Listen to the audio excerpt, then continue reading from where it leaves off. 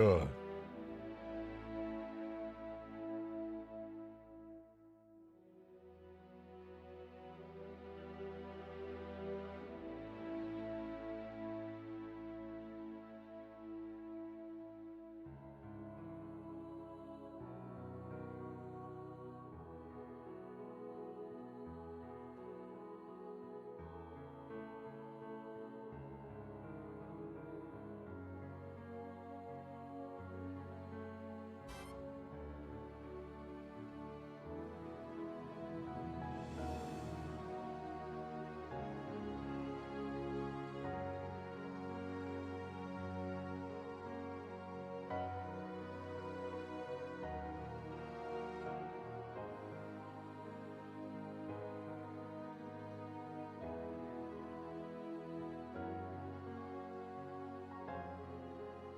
Want to play Permafrost so bad and haven't been able to find a lobby? Just join the Discord server at the custom games role. Ping people. Be like, hey, you guys want to play Permafrost? But you know what?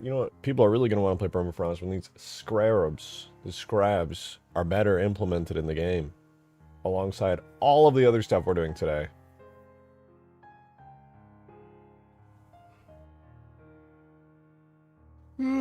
Speaking of which, I'm going to go run downstairs real quick before stream gets started.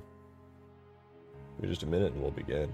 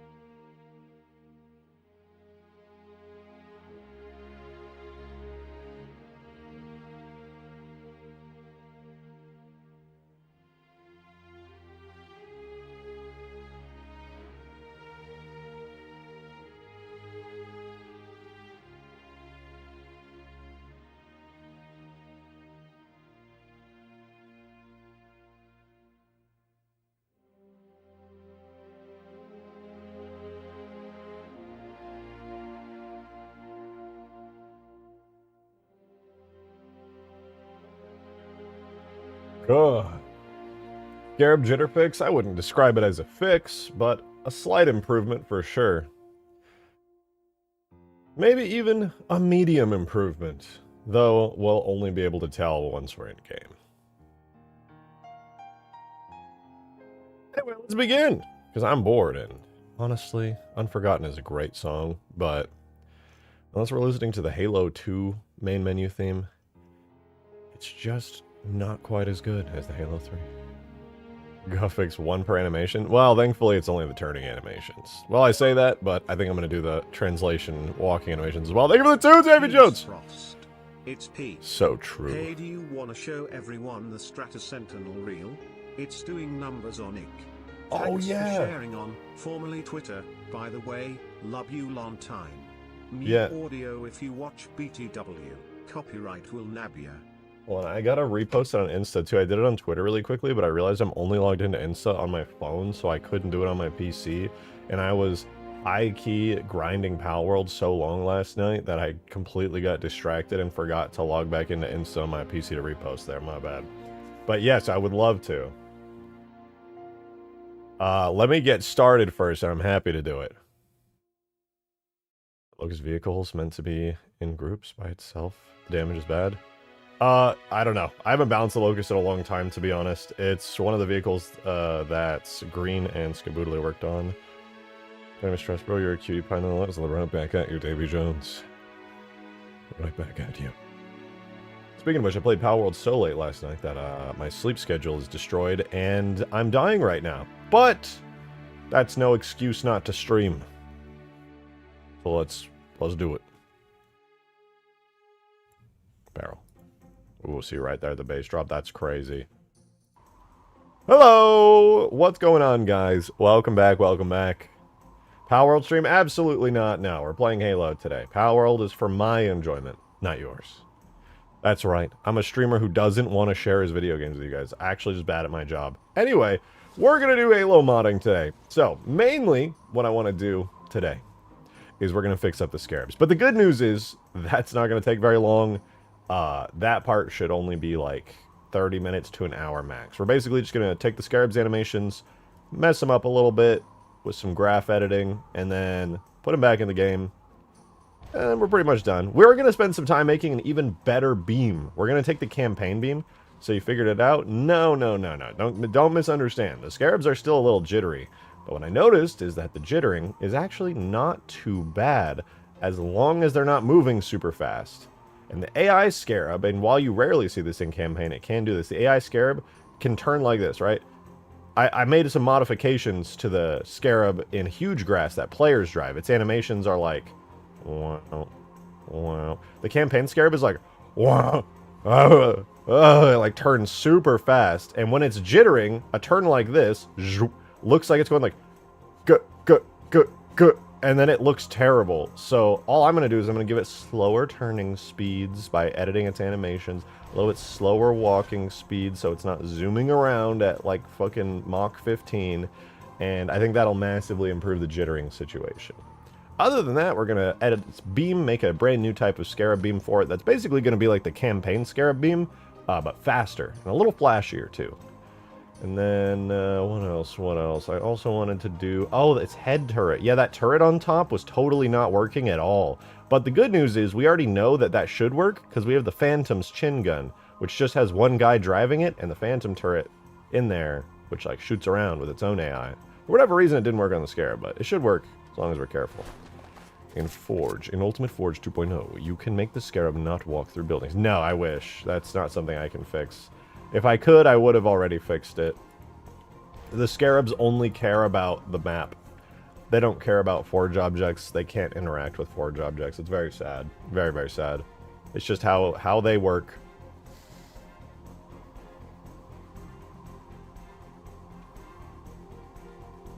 Now, the Scarabs did work reasonably well. Green would hard disagree with that. Even Davy Jones had his opinions of them not being so great. However, let's take down the dome. There it goes. However, I think they worked reasonably well, but not well enough. I'm not satisfied with them. I think if they jittered less, I would be pretty satisfied, though. First of all, we got to take down Red Team's dome here. And then, on top of the Red Team's dome going down, we also need to wait for the Albatross on the other side to come down. At level 1, we'll get the Scarab. I was playing Permafrost yesterday and was going against the Falcon. What are your thoughts on the Falcon's chin turret?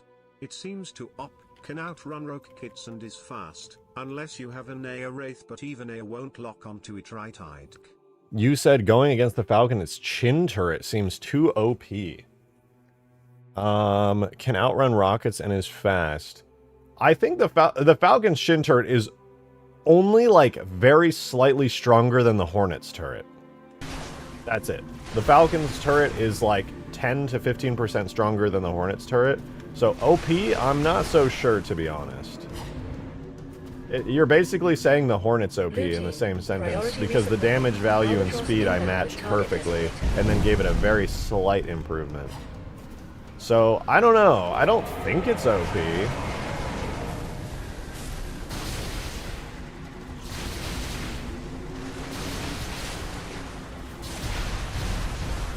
Look at it. It's beautiful. He's running around and doing Scarab stuff.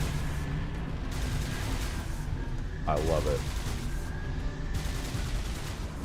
Now all we gotta do is fix up that turning. You remove the Sentinels for performance? Yeah, though I might be able to get them back in. Oh god, all the music's back on because I rebuilt the map last night. Good god, man.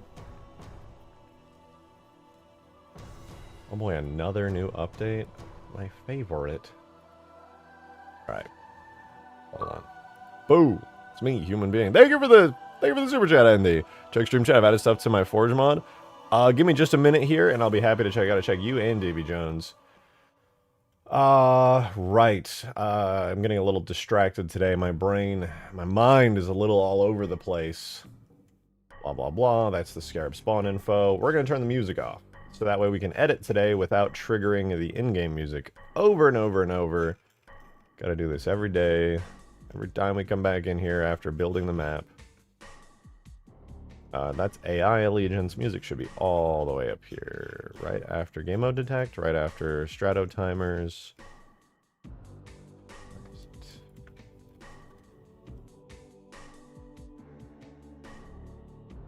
Cool. Do this. This. This. Done.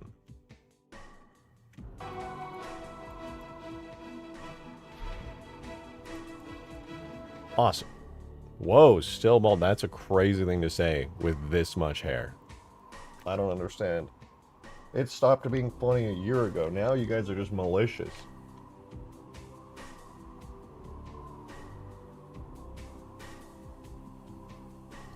Oh my god, thank you, Stream Elements Bot. That is a great Discord server. I love it.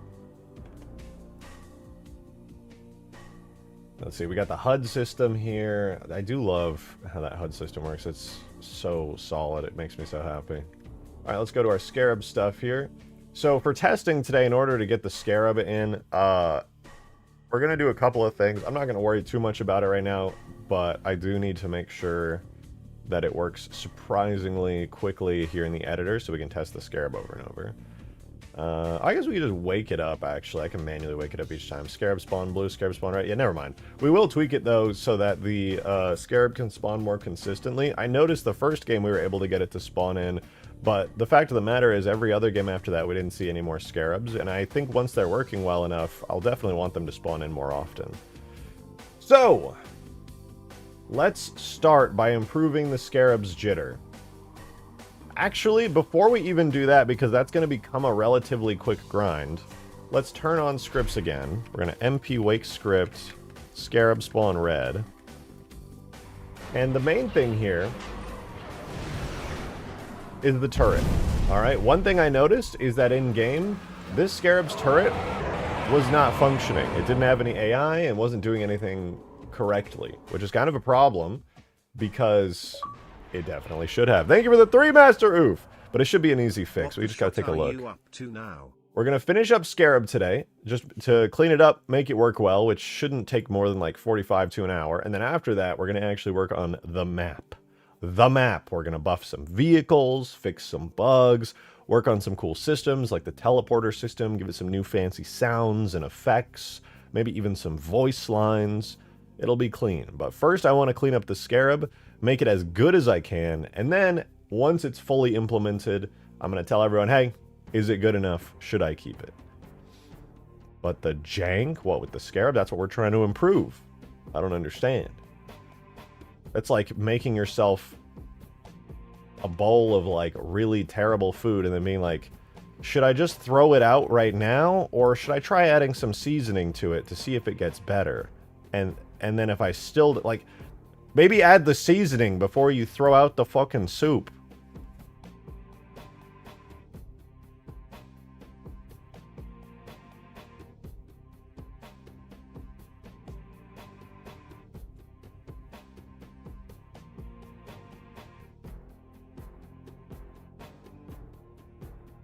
One second.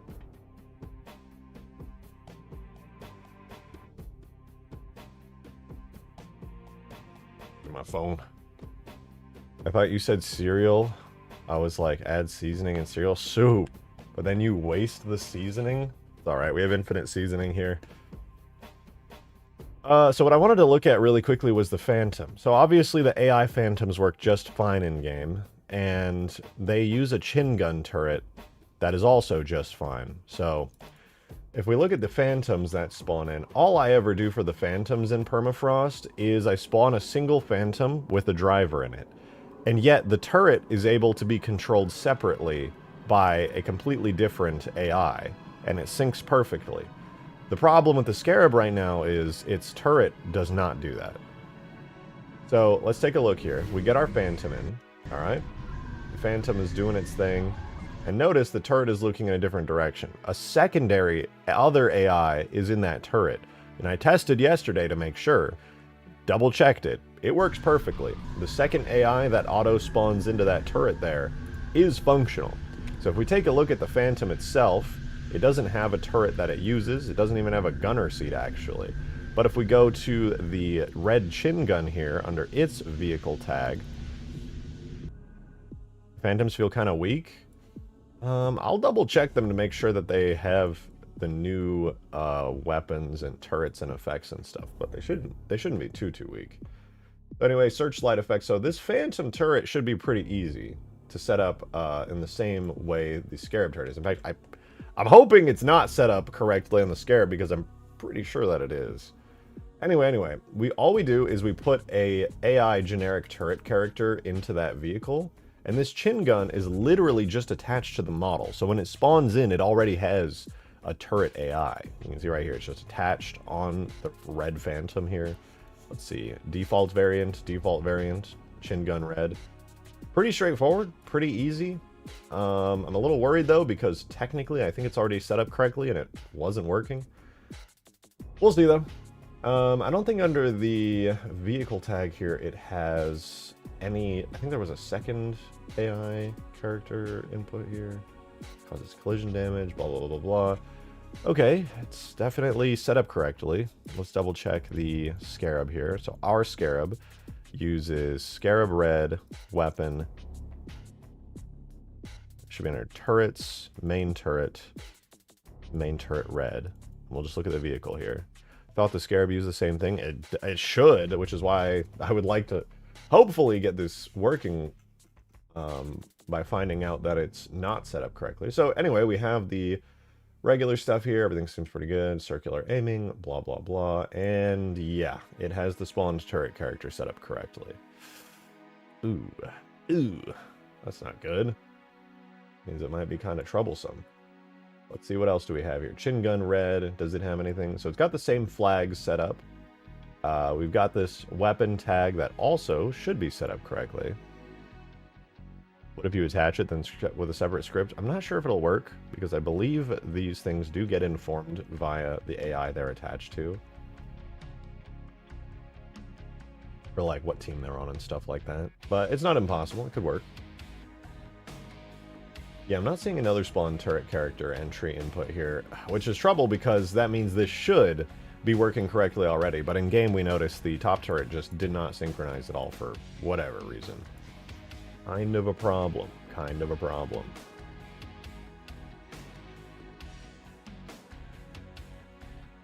The only way I could see it being non-functional multiplayer is because the way that we do the Scarab spawning in multiplayer, and the way you spawn a Scarab is ever so slightly different from the way you spawn a vehicle tag. The Scarab itself,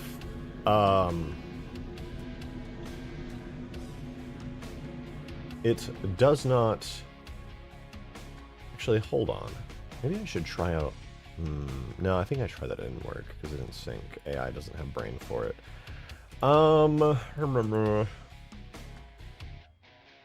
Is there another... I know in assembly there's a second spawned turret character input, but I don't think it exists here in... Wait, this doesn't have a vehicle type. Does this one have a vehicle type? Maybe it needs to be vehicle type turret.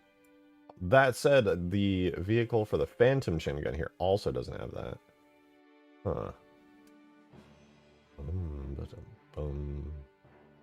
Enter seat string, don't need that. Yeah, it doesn't look like there is a second input for that. Can't wait to hit the Scarab reactor before the landing animation is done, causing a bug where you get yeeted out of the map. Hey, that happens on huge grass on the player-controlled Scarabs. Just saying. But it happens every time it gets back up.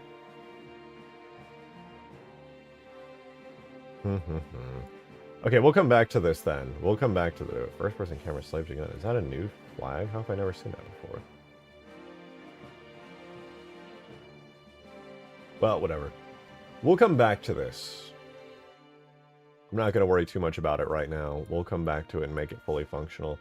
Instead, what I'd like to do is to take all of the Scarabs animations here and just tweak them to be more functional and to replace the existing animations. Technically, I think I did this for most of the animations present on the Huge Grass Scarab. Except, actually, maybe I did fully do this, because I think I had to cut them in half, because they doubled, right? They didn't half, they doubled. You know, it's an easy way to test this. Easy way to test this. In our Scarab Red model tag, we're currently using the basic Scarab animation graph. Let's go ahead and put this into here. Like so.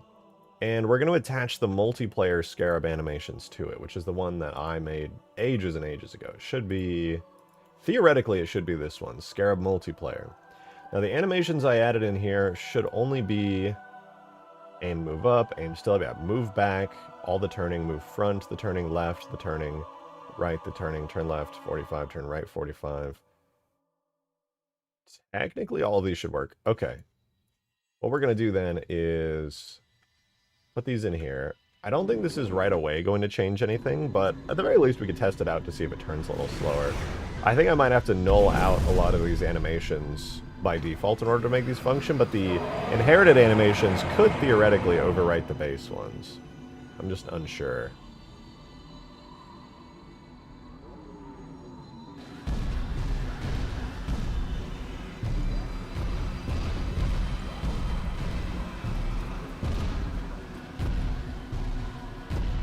No, the turning is still massive.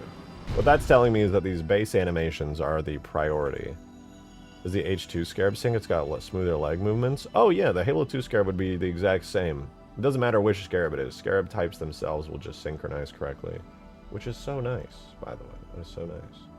It's combat, any, and then we want to do... I'm not going to edit buckle, death, or front, but I will do move back.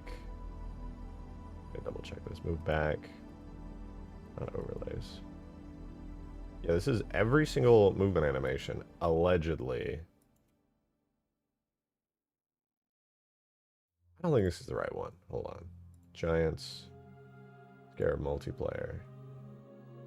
Maybe Scarab MP? Wait. Let me just double check. I think Scarab MP might be the actual correct one. Giants, Scarab multiplayer, Scarab MP. And let's see what we got here. So, animation-wise, it's got... Nope, that's everything incorrect. How about Scarab multiplayer 2? What do you have? Once again, it's got everything... Okay! Clear that, save that. Whatever my multiplayer Scarab has, I'm just going to check. So, it uses... Scarab multiplayer uses the Scarab MP model animation graph, which hijacks and inherits the Scarab animations animation graph. This is the actual one we want. Scarab animation, but the only ones I edited were the move front, turning, move back, move front, move left, move right. But I didn't edit any of the basic turning animations. I probably didn't edit most of the basic ones because, one, animations used to take forever to export out into the game. And two, mostly that, actually. Most of that. But I think it should be a lot easier to pull off this time. I mean, how jittery is it with the exact same jitter? The jitter is only caused by the fact that, like, synchronization with players and multiplayer is not easy.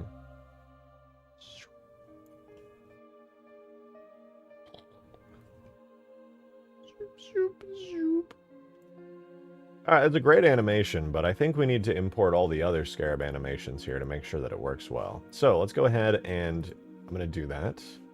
I have every Scarab animation already exported thanks to the hard work of everybody who spent a bunch of time, whoever exported all the Halo animations into that awesome GitHub project. So, Scarab, and then we have all of these. But we don't actually need all of these. At least, I don't think we do. We should only need...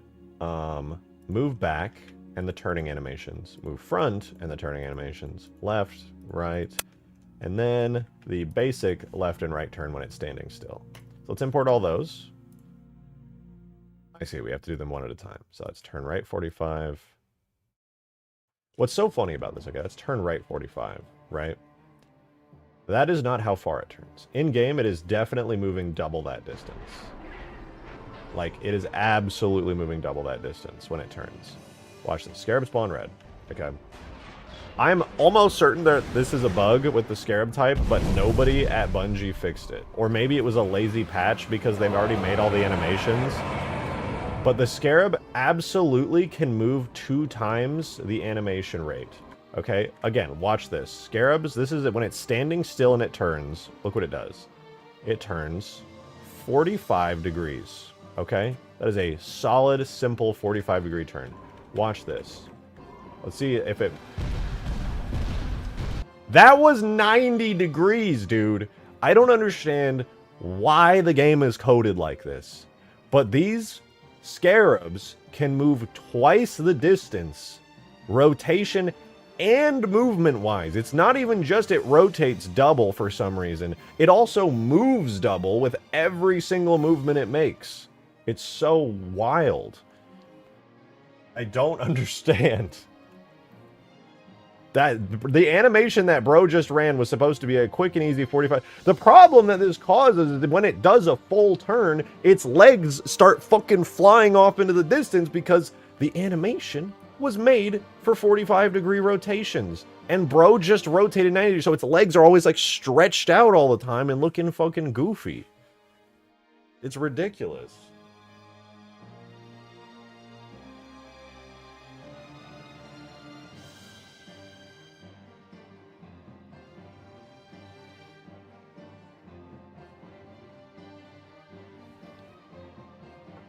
Thankfully, it's an easy fix, right? All I gotta do is edit the animation graph on its, like, main rotation, and then just cut it in half, scale it down to 0.5, and we're done.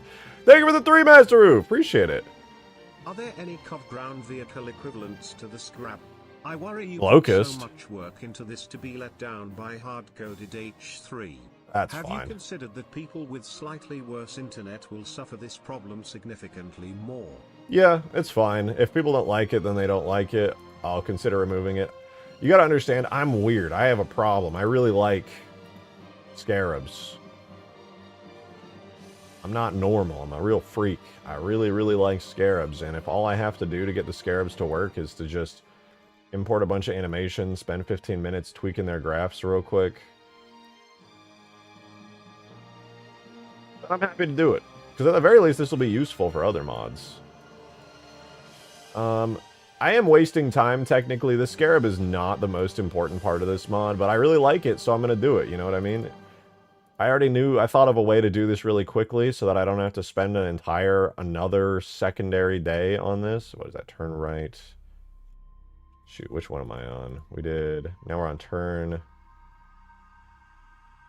We have move, right turn, move right. Then we have the first left turn. Keep track of which one I'm on. I'm a little frazzled today. Left turn, left, and then we on move left. And we're going to do front, starting the front animations.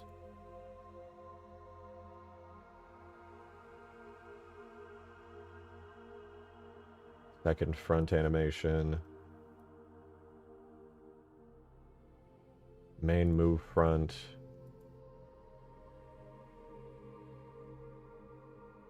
And then we do the back animations real fast. And these should be the last ones that we need. The 3 back animations. So back turning. Massive walking platform is pretty cool. Exactly. And if I can get this working correctly, then I think it'll actually add a lot of cool cinematic appeal. That's the real reason I'm doing this, is not just that I think Scarabs are awesome. I do. They are awesome. I don't feel like that's up for debate. The real reason that I think this is great is because Permafrost is a very cinematic map. A very cinematic, large-scale battle map. And I think that having this increases that, like, large-scale, awesome cinematic feel of everything. So I personally want to fully take advantage of that by making another cool cinematic part of this that people love from Halo 3's campaign, the Scarabs. I mean, how often do people say, oh, hey, why hasn't Number Company added Scarabs into any of the new Halo games? Even Bungie didn't add them into Reach. So how come? How come? Why? I think this would be a pretty big improvement to that. For people to be like, oh shit, that's fucking cool, dude. We actually got Scarabs. Permafrost is so detailed and perfect, there's a lot less way Scarab feels so out of place. We'll see. God damn it, guys. I've said this 1,000 times. If it's still too jittery, I'll remove it. How many times do I have to say this?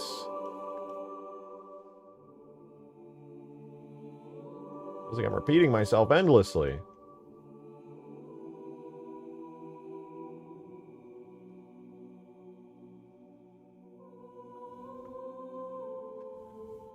Okay, so let's do a very quick and simple test here. So for our turn right animation, it does this. 45 degrees. Theoretically, a 45-degree turn should move 45 degrees, but like I was just complaining about a whole bunch, that's not how it works here at all. So we're making Reach Bungie messed up so the AI can't walk around in the Scarab now. Yeah, that's what the devs did say. To be fair, it's been such a long time that it's hard to say with absolute certainty that that's correct. But, man,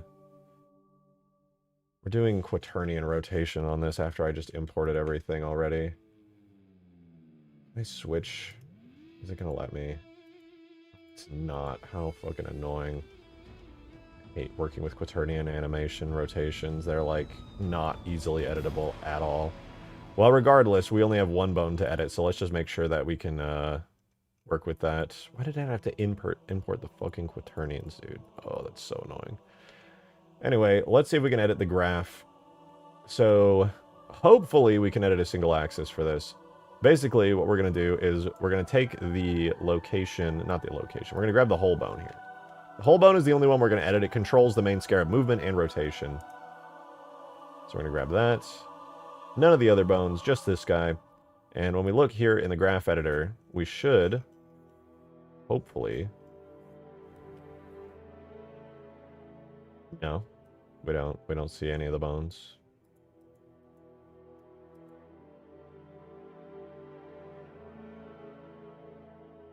Oh, right. You gotta select it here. All right, so this is what our rotation looks like. So what we are looking for, I believe, is going to be the... Why do I not get quaternion stuff here? What are you? There we go. Yeah, so we need these rotations. So it might be Y. Let's try Y.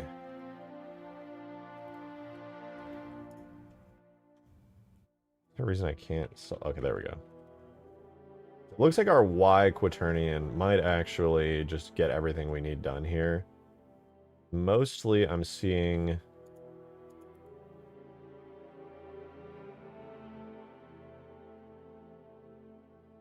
If we look through the animation, let's look at the rotation values. We do see some slight adjustments to the Z quaternion, but it's extremely subtle, so I don't think we need to worry too much about that. I'm just glad he found a way to get pathing to work. Surprisingly effective pathing, no less. I might even improve the pathing further by giving it a patrol route that it goes on to kind of regularly patrol outwards. However, I'm not really against it staying at the base, playing a defensive role. It's kind of sick.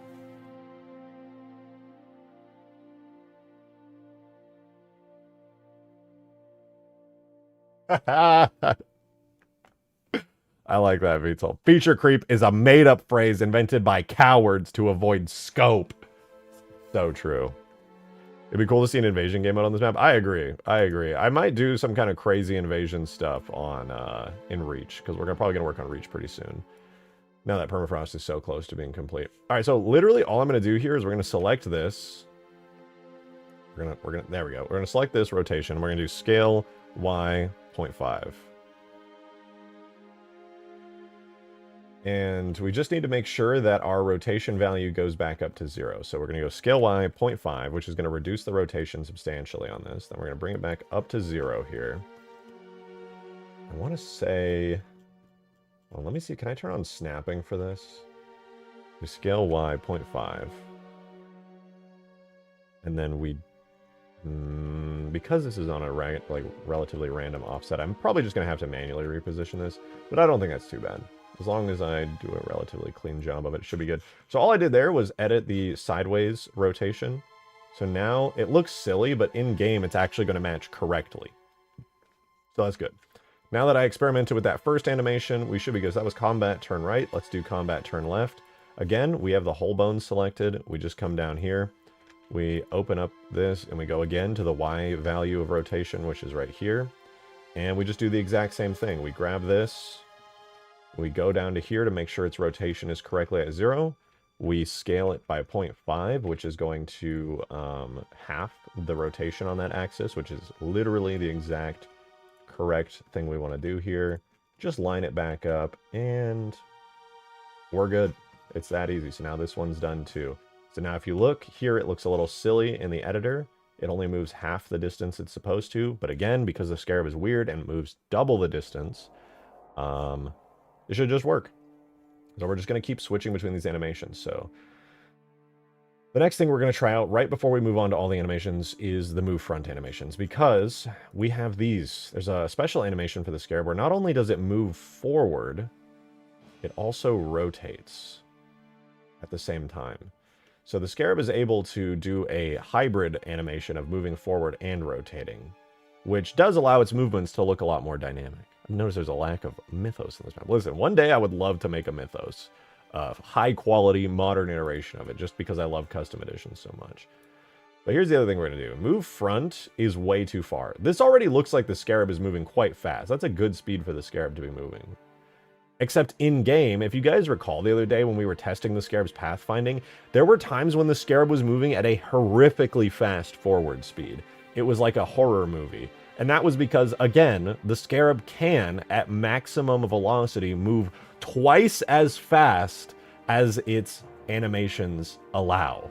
Which means this is actually half of the Scarab's max speed. So we actually need to fix that quite a bit. The main thing here is its X position, which is forward, the forward direction. All we have to do to fix this, again, is just half its X location value, which should be, where is it? X location is, where is X location? Oh, right, because X location is on like a ridiculously large scale here.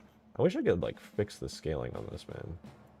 I have to keep like manually going in and reorganizing how this works because Halo scale is so absurd in the Blender engine. But yeah, basically to fix its forward movement, all we do, rescale our timeline so we can actually see this absurd number. And this red bar right here is actually the Scarab's forward movement, where you see it moves from here, steadily goes up as it moves to a higher position on the x-axis. Nothing too crazy about it. All we got to do, again, grab our X value here, which it looks like, weirdly enough, starts at this value. Probably because the bone just isn't set 100% perfectly. And that seems to be about, what, 25.4 as its value. So we just take this, scale Y.5 to cut it in half. And then we drag it back down to 25.4. Wherever it went. Yeah, right there. I guess it's just a big value. So we'll move it back down to 25.4. Should be roughly around here.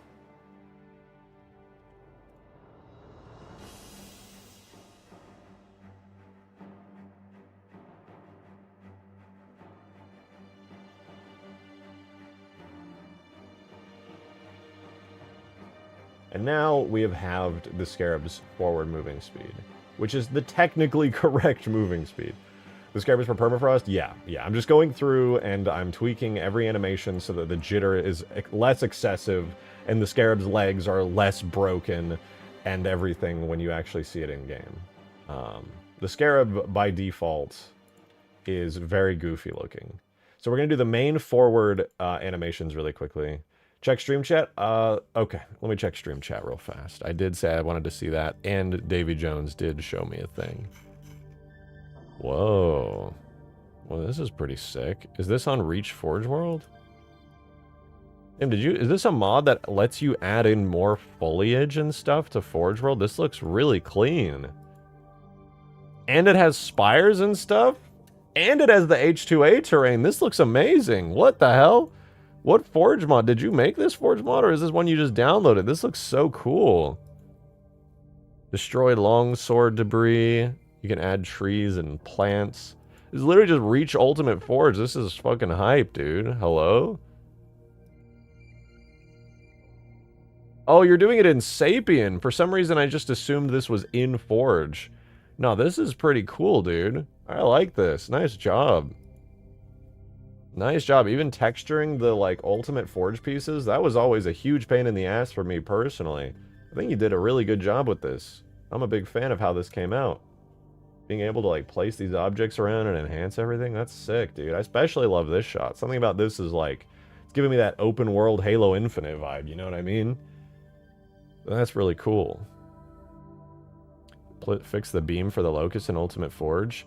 If I'm remembering correctly, the Locust, I believe green set up the damage value, so the Locust doesn't really affect AI and players very strongly, but it affects vehicles and melts vehicles really fast because that's how it works in Halo Wars, and green wanted it to work that way as well in game. So I'm pretty sure that's why it probably seems weak, but I didn't really make the Locust, so it's hard. I can't say with 100% certainty. All right, this was what? Negative. Okay, this one weirdly starts on its own value too. What is it? Negative, like negative 12.7. Scale Y 0.5, so we half its values. Let's put it on negative 12.7.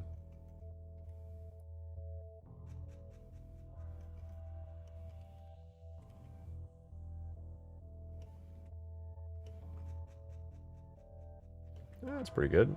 Roughly got it. All right, now the backward walking animation is fixed. And for the record, okay, the Scarab mostly seems fine in campaign. I do think so. It feels very agile. But I still am unsure if this is just actually a bug in Halo 3. Like, I don't know if the Scarab is supposed to do this. Because one time I actually looked out of curiosity to see. This is what, Z-axis now? Or I guess that's technically Y-axis. Y location. One time I looked out of pure curiosity to see how it worked. Is it Z location, weirdly enough? It shouldn't be because, well, it's maybe on its oh yeah, because the bone is rotated as its local axis. The Corvette on that mod is the real high quality Corvette one. Is it? Probably not. This is more than likely the LOD one, because it looks like, for the most part, these are scenery objects being placed down in Sapien to create all of the new terrain and stuff. So my suspicion would be that's the low-quality Skybox Corvette. In order to get the actual full-detail Corvette, and it's a hugely annoying technical process that I can't imagine a ton of people are willing to do.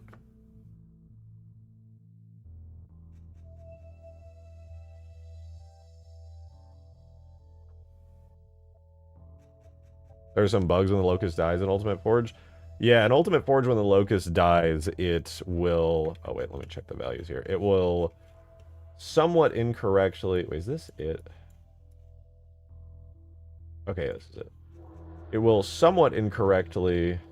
12 point... Oh, no, this one's also slightly off. That is so odd. 11.85. Okay.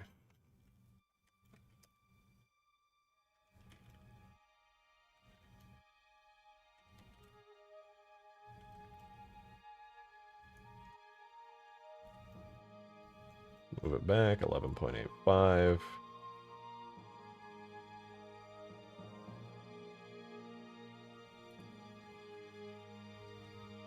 Okay, this animation's fixed now as well. And the last main moving animation is combat move right. Where, again, it should be its local z-axis value, which looks like the blue line here. And then we just, again, double check its starting position to ensure we get it correct.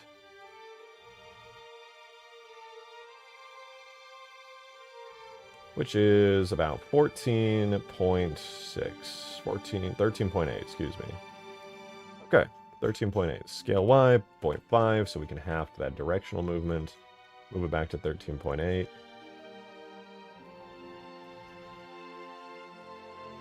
And now our Scarab is correctly and cleanly halved in its movement values. All main movement values are now correct, which is good.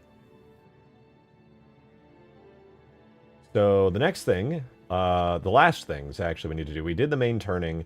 Now it's going to be up to these animations here, which are the double turning plus movement animations. Now, me personally, I actually don't even want to move, or not move. I don't, yeah, I guess I don't want to move the Scarab. I think its movement values on these are probably fine and not really going to cause too much trouble, because compared to the main moving values, these are relatively mundane in how much they actually move. Well, I'll be the judge of that once I see it in game, but I think for the most part, the turning and moving, the distances it moves are not that crazy. It's mostly the turning value. So all we're going to do, just like we did with the other turning animations, is just cut them in half. Literally just cut them in half. So we're going to go down the list. That is a total of 8 turning animations. So we're just going to slam these out real quick. It should be the Y quaternion rotation again, if I'm correct. All of these animations are mostly the same. We have this one, which is Z location and X location. It's for our turning stuff. We probably got to zoom in super, super far. Or actually zoom out, technically. We got to zoom out on this axis. Oh, who am I kidding? I can just click Y quaternion and zoom in on it. Pivot point, no. Right. We just got to manually zoom out, like, insanely far. Okay.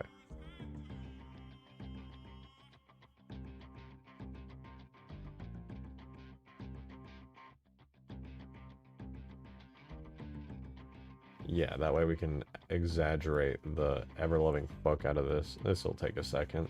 Thankfully, like I said, we're not going to be working on any translation values right now, so this should be fine.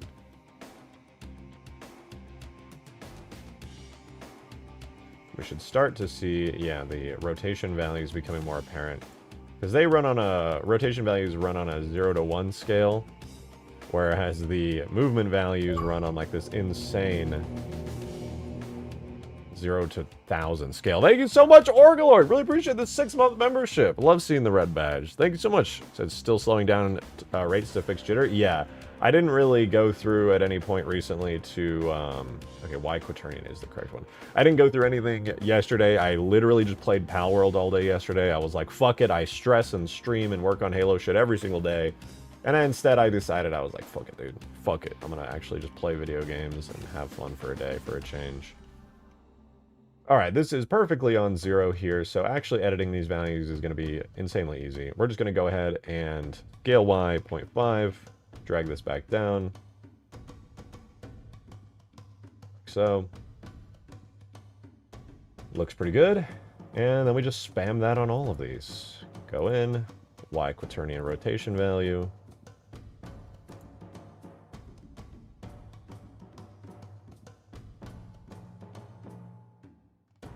Sure it's the right one. It sure is. And we put it down to 0.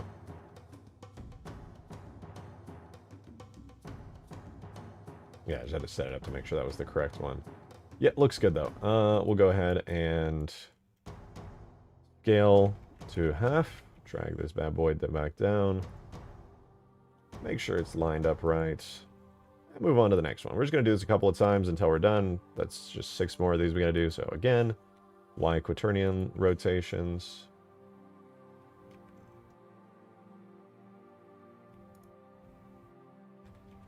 Looks good. Bring it back down to 0 after we half it.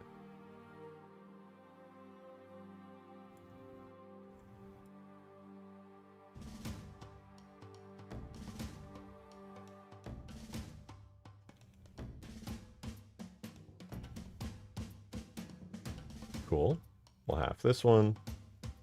Or no, we already halved this one, right? I just moved it down. Make sure that I'm not tripping. I am tripping. Scale Y 0.5.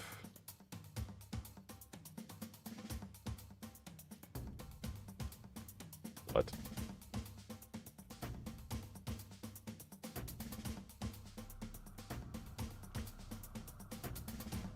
Oh, right, because I didn't move it yet. Yeah. I'm just being dumb. Cool. That one's good as well. That's turn right 45. Then we just got a couple more to do, and hopefully we're good. Don't forget Power World 1.0 if you aren't going to share first impressions. I'm curious now. Dude, the game is super addicting. My first impression is because I played a lot of early access survival games, especially growing up.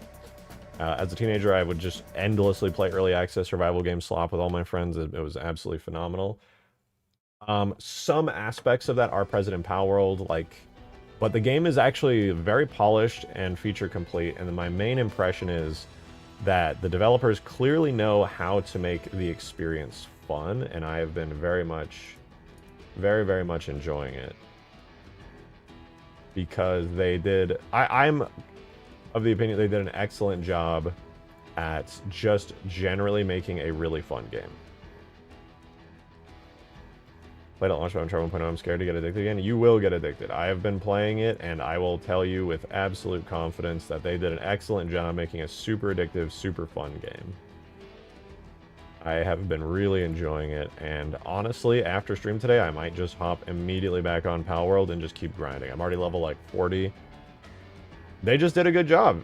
Yeah, I'm all too familiar with, survival game slop, and I can see aspects of, generic survival game stuff, and the crafting system, and the way that you gotta, objects kind of, crafting continuously takes more and more time, and you gotta, upgrade your skills, and go through the system, but it's all just clearly expertly designed. It doesn't feel, terrible. I feel like they did a damn good job of it.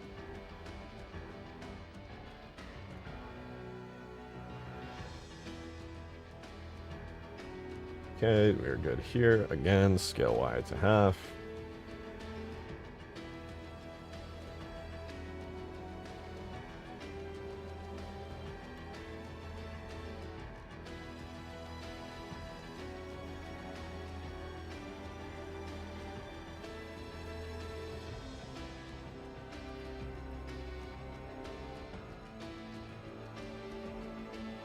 Alright, there we go. We're good. We're done. I think. What are we down for a frontline playtest? Definitely later. Later into the night, a couple hours from now. But yeah, I'd be down. If you're still doing a playtest in a couple hours, I'll definitely join. I've been really behind on Permafrost and just playing so much Power World instead of working on the mod for the past couple of days that I want to catch back up as much as I can tonight.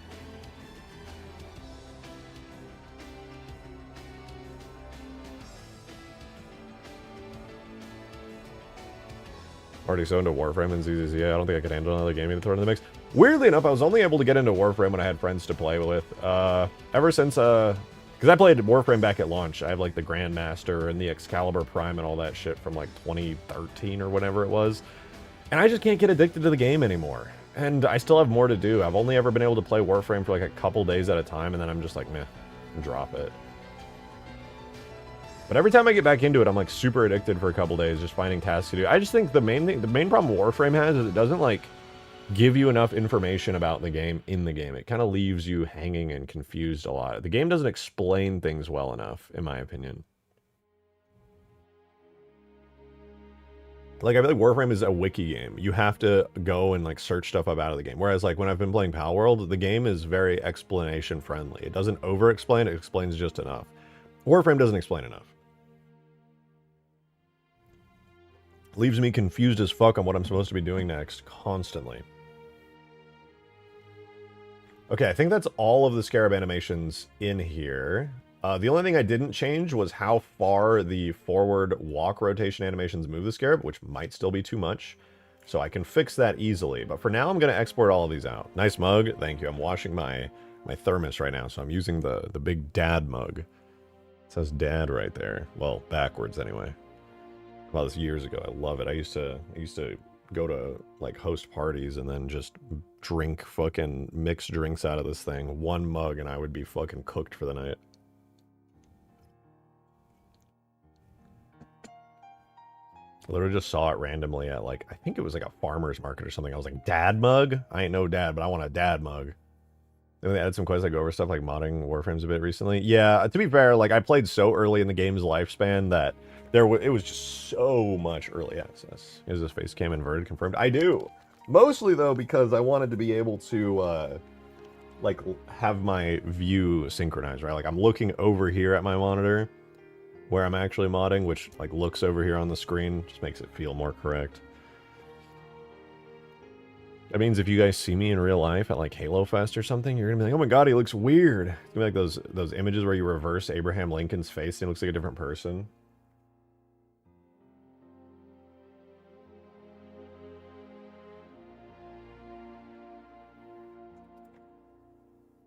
Anyway, yeah, let's export these animations now. Might switch up the combat turn left and rights, but for now, this should be good. So, let me double check really fast. When I export or import these, originally the animations are... The move fronts are JMAs, and move backs and turns are JMTs. Got it. Okay, so combat move back, export... This is a JMA combat move back. JMA. Combat move front. JMA.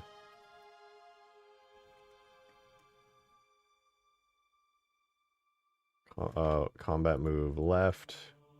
You know, doing the graph editor was such a better way to do this. My god.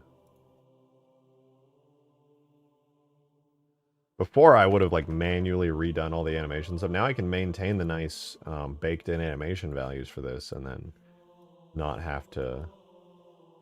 Oh, and, like, I don't have to rebuild all the crap with this. So move right, and then that's good. Let me make sure the turning animation are also JMTs, like the base turning animations. Turn right, left 45. Yeah, okay, so everything that has any rotation values is a JMT, and then the base 4 I did were JMS. So everything now is going to be a JMT that I export. Cool. So we'll take this, which is combat move back, turn left 45, JMT. And then we have move back, turn right 45.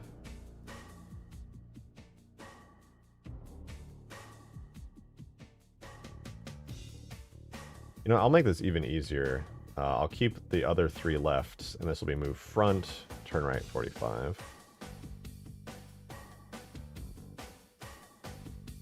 Move left, turn right 45.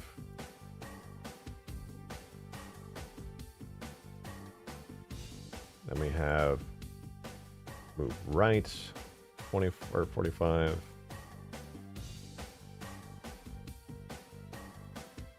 Then we have the 3 left turn ones to do now. So we did the first one. Now we're going to do front turn left 45.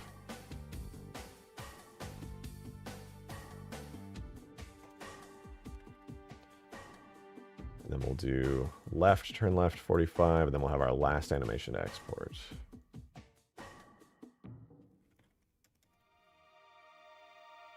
Right turn left.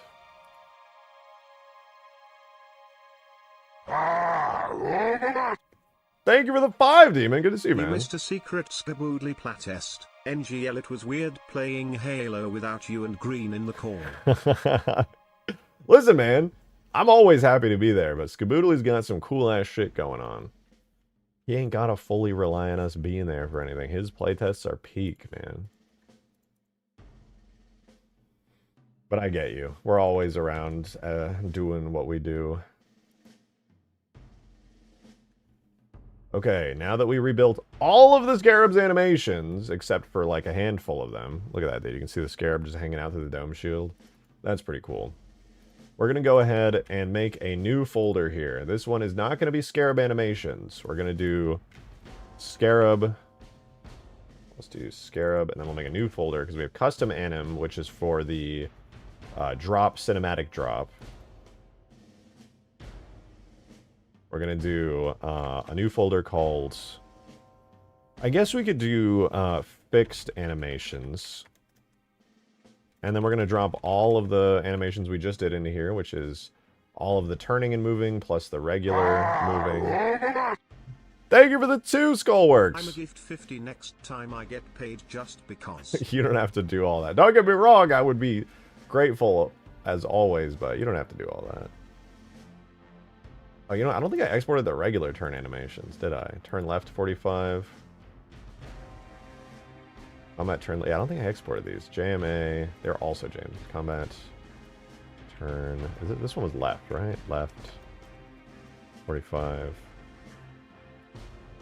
Yeah. And then right.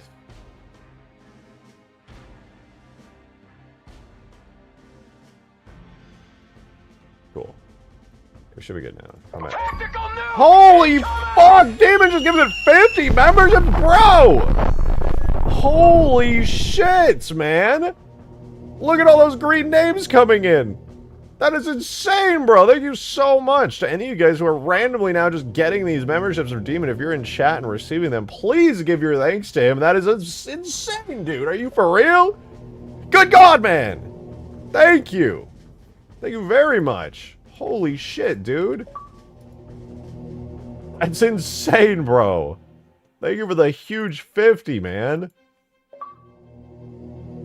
Jesus.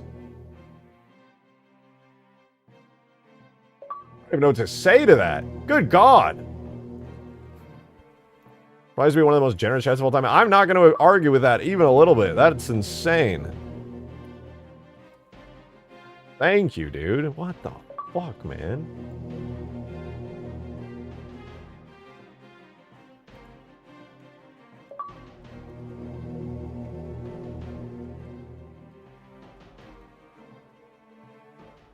Holy shit. Demon's a good dude? No kidding. His insane generosity will always fucking blow me away. Thank you, dude, for the 50 gifted. Are you fucking kidding me, bro?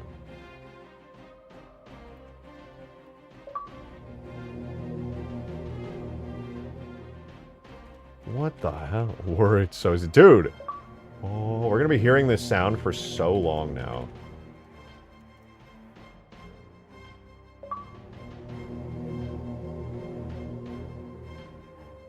That's absurd. That's absurd.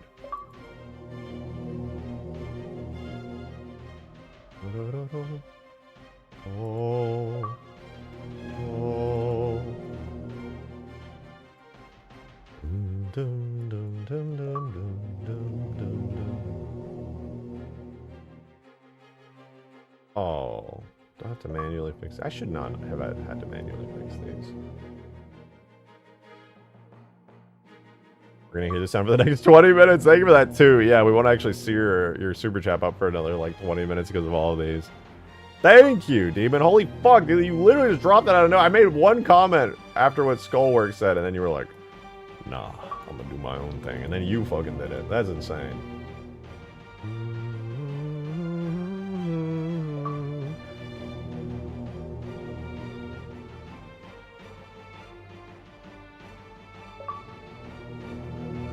Oh, you know what? I just misnamed them. That's what happened. You know what? Let me do that again so I can save myself the trouble. Yeah, I totally just misnamed them. Oh.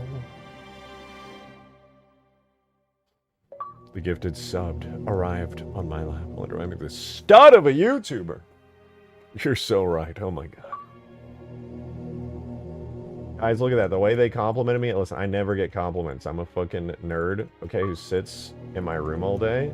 All right, so I don't get a lot of compliments. So be more like Gur. Give me more compliments. Thank you. This bald of a YouTuber. Bro! I have a nice head of hair, okay? I looked at some pictures of myself from 2017 the other day, and you know what I noticed? My hairline hasn't moved at all. It's been perfectly stable. Yeah, okay, I'll be the first to admit that maybe my family does have an atrocious hairline. But you know what? At least it's stable.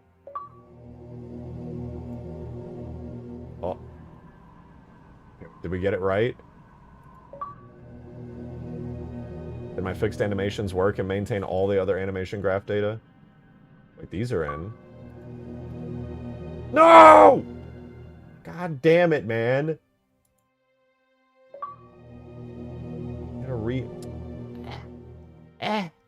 Okay, fine, whatever. We'll go one by one.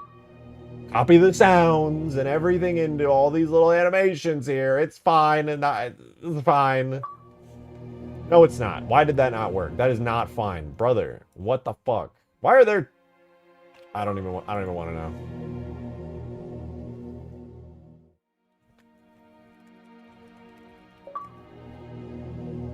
We take this, right? We put this in here.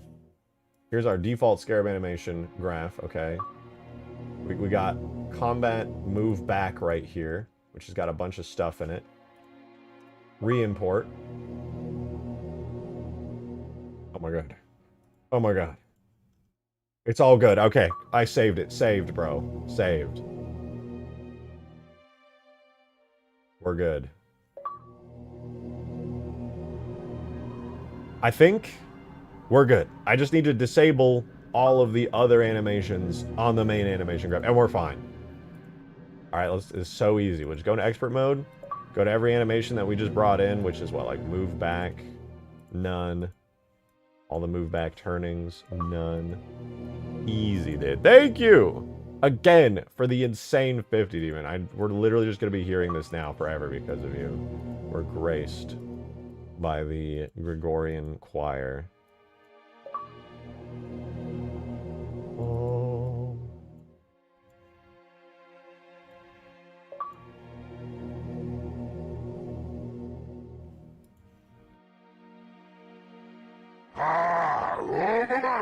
There it is! Thank you for the 2 skullworks again. Hear sound for the next 20 minutes. My god, they were complimenting me and calling me a stud, not you. Get it right? Fuck! My point still stands. In fairness, my point still stands.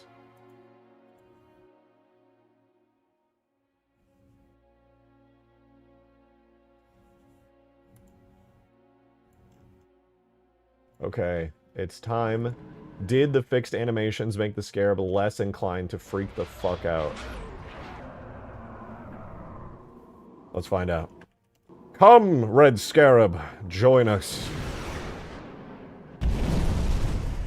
Took a minute to get all those animations in, but honestly, that was probably the fastest I've ever done that, and it's not even close. Alright, let's see.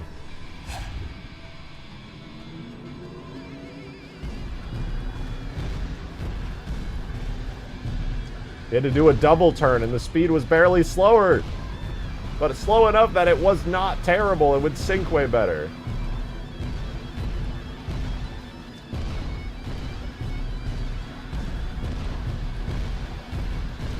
Okay, he's turning very slowly, and I'm not gonna lie, I kind of love it. Thank you very much for the 9 months, Promethean. Appreciate it.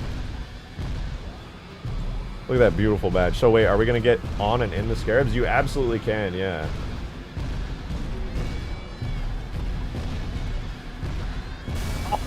Oh my Jesus!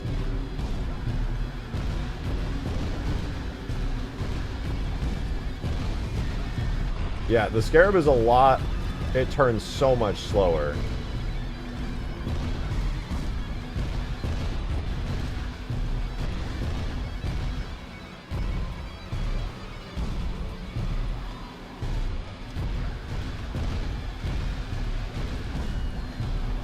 Should be way less jittery. Alright, as a blue team member, what's the experience like with the Scarab noticing me?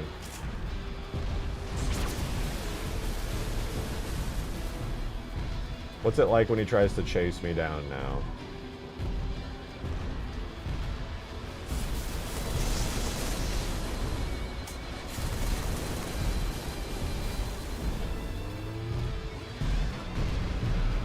He's slower, but he's got speed still. Speed enough, anyway. How about over here?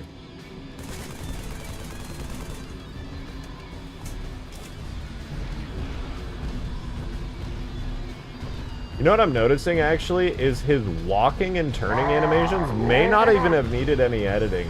When he walks and turns, it's so slow. Fair to play against for once. How that's very unlike you. Thank you for the fight. What do you mean it's unlike me? I like game balance as much as the next guy.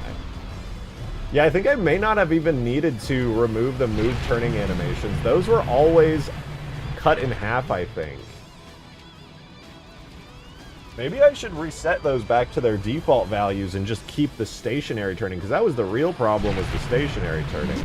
Look how slow he moves when he, like, okay, when I do this, alright? It should, look at this. He now turns stationary at a really good rate, you know? He's actually turning 45 degrees per turn. But when he moves and turns, which we should see here in a second. Oh. Can he not get to me over here? He's getting upset. He's trying to do a, like, pathfinding all the way around now. Wait, I moved a little closer. Maybe that'll make him want to try and get to me. Why is bro pathfinding all the way around? Okay. I just wanted to illustrate my point that I noticed, but basically if he's moving and walking forward or in a direction and then turns, he's insanely slow. But when he, like, is regularly... Why is he running away from me?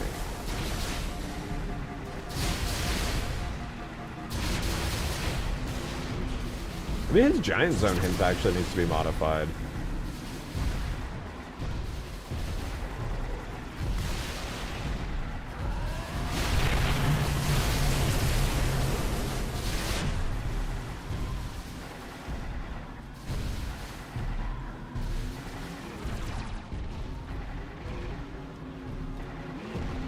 Well, he's a lot better, I'll say. At the very least, he's a hell of a lot better when it comes to rotating at insane speeds. He feels a lot smoother and calmer as an AI with these enhanced animations.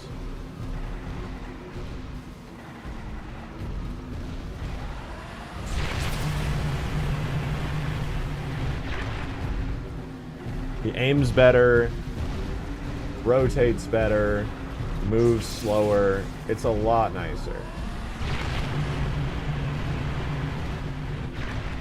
I'm a big fan. Well, the plasma turrets, the Scarab overload the game.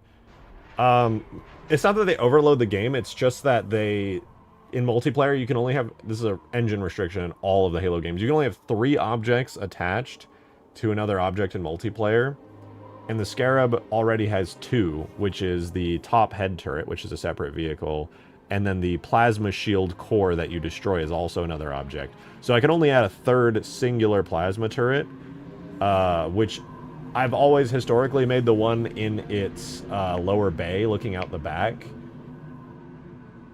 But I kind of just want to not add it anyway because there's not really much of a reason to. Nobody's going to go in there and actually see it and use it. I'd rather have turrets on the Phantom, you know?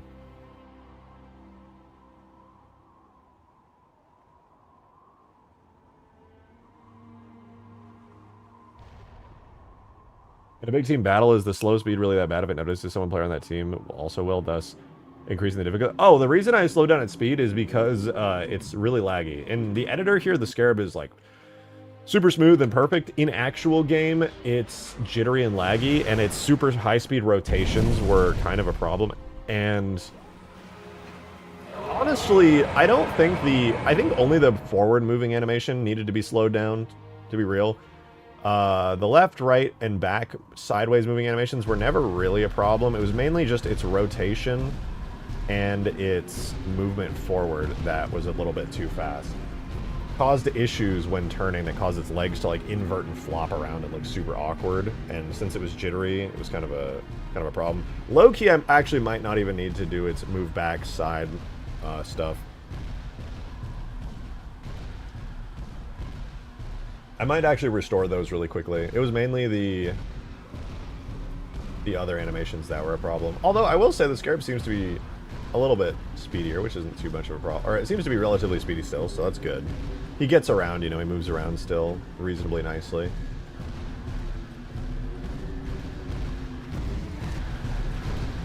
He just keeps turning. If he wants to look in a certain direction, he'll get there. He just takes a second longer.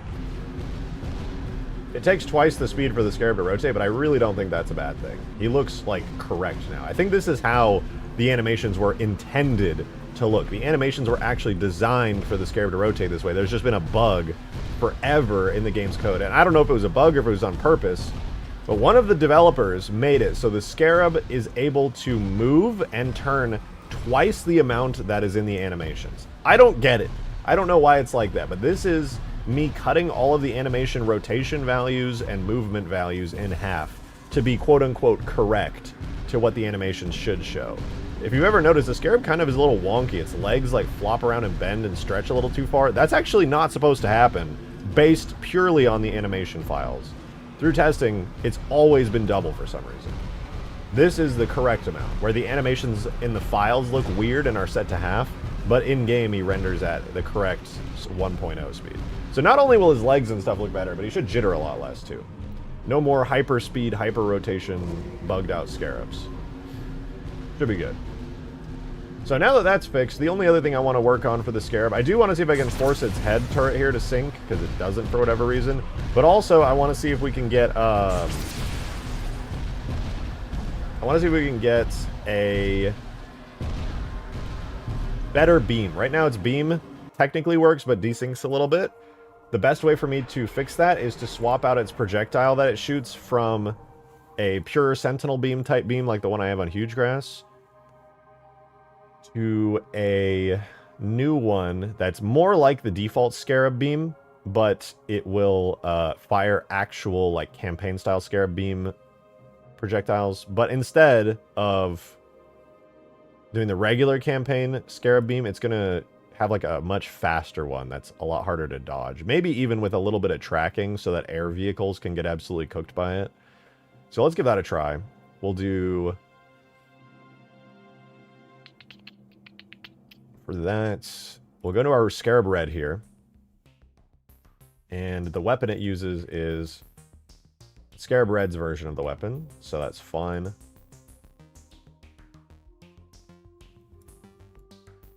Currently, the way that the Scarab Beam works, like I said, it's a lot more similar to the Sentinel Beam than anything else. But its rate at which it fires is absurd to account for that. So we're going to go ahead and we're going to compare this to the default Scarab weapon, which is this one right here. And remove the instantaneous travel? Yeah, I will. The default Scarab weapon in campaign fires 8 rounds per second, where I have it on 30 for the instant beam. And the shots per fire is set to 16, which is good. Actually, I was at 30, which gave it a 3-second burst. Might do it at 24 shots per fire instead. And fire recovery time, it didn't have one in campaign because the AI already has a built-in fire recovery time, so I'll set it to 0.1 because the AI itself controls that value. So the other thing, because it doesn't even care about that, to be honest. So this looks good, actually. This does look good. What we're going to do is we're going to make copies of the campaign style of projectile. Right now, it uses my new Scarab Beam, which, again, pointless to even have that. I believe my firing effect might still be the default Scarab firing effect. Pretty sure. No, we're going to keep this firing effect, actually. Except, instead of we're going to do new firing 2, we're going to move this into Scarab FX weapons. This is going to be set to firing MP. New one. And the only thing I'm going to remove is the beam. Right now, the way that beam weapons work in the game is that the actual firing effects creates the beam. So I'm going to delete the beam system, and then it'll have all the usual stuff, the lens flare, the light volume, and I think I even included the firing drool in here, but I set it up in such a way that it actually renders in multiplayer on the weapon. So yeah, light, lens flare, light volume. And then, is this my new stuff? Firing, lens flare, fire. I don't know why it's double. Why is it double? Firing light volume. Firing light volume. Why do I have it double? Scarab firing light volume. Scarab firing light volume. What the fuck? Why do I have it double? That's literally just going to overload the light volume stuff more than it needs to. Okay, delete light volume. Fuck. Oh! I broke it. Hold on, retry. So the Halo community loves and hates air vehicles. I mean, you gotta love them because they're so cool. Then you can kind of just hate on them because they're fucking overpowered. Why did I double the lens flare and light volume? I actually don't even need the first event here.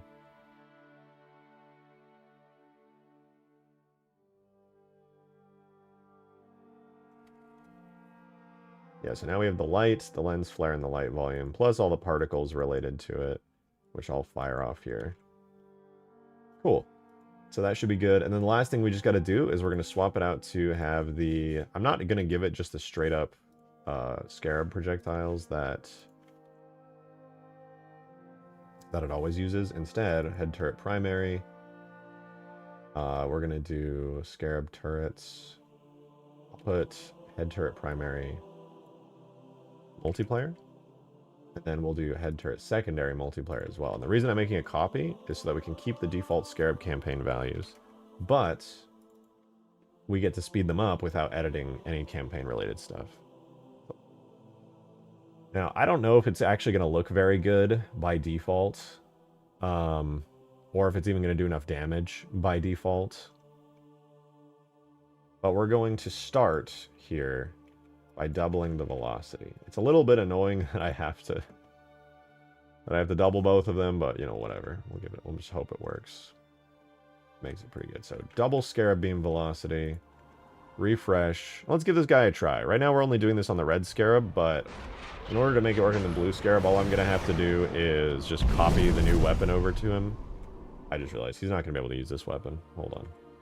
None of the AIs in the game have the ability to use this new weapon I just created. Every time you make a new weapon, none of the AIs know how to use it, sadly. So I'm going to go ahead and switch that up so that they all know how to use it. The generic AI that every AI takes from.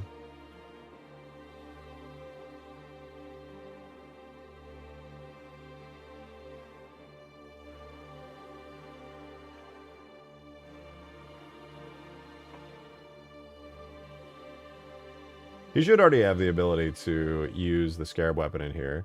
I don't believe it's set. I lied. It is in the Scarab AI. Okay, we're almost there. Scarab Permafrost. He already can use the beam super well, which is great. That's not good enough. Scarab head turret.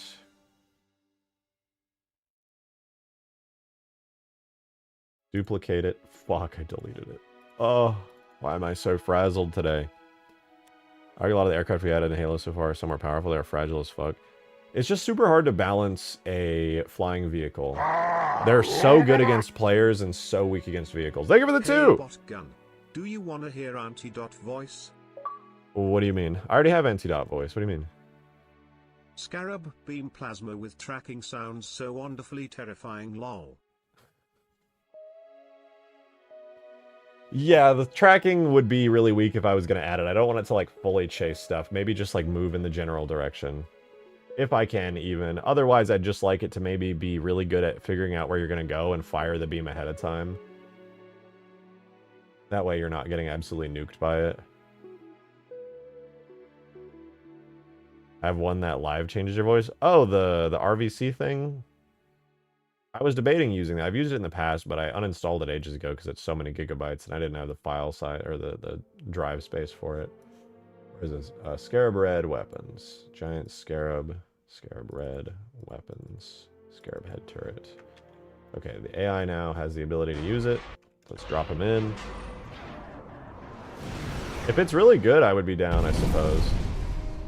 I want to hear Auntie Shotgun say, hold on to your teeth. Maybe. Let's see if it shoots it correctly.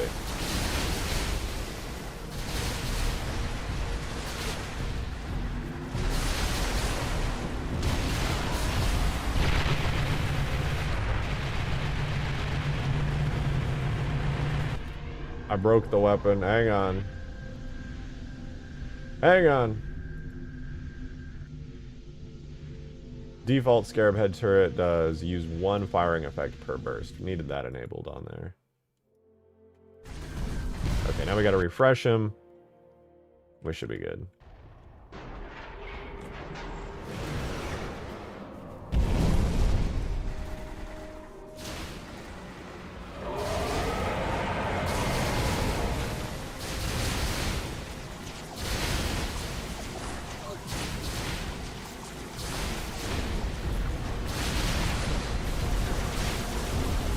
Let's see how it looks.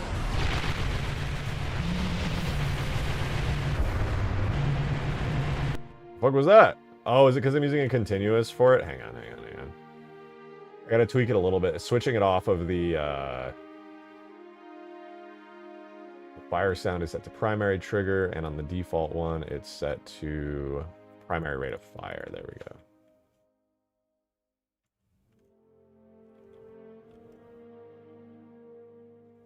I had made a lot of modifications to this to make it work with the Sentinel Beam style beam weapon.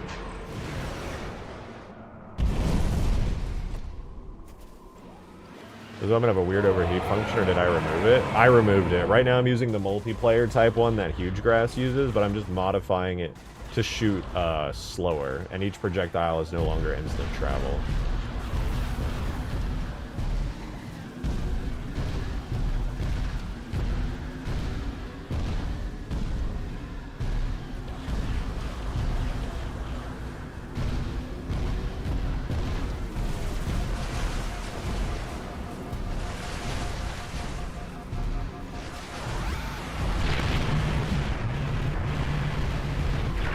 I'm not sure if the beam is going to be going fast enough.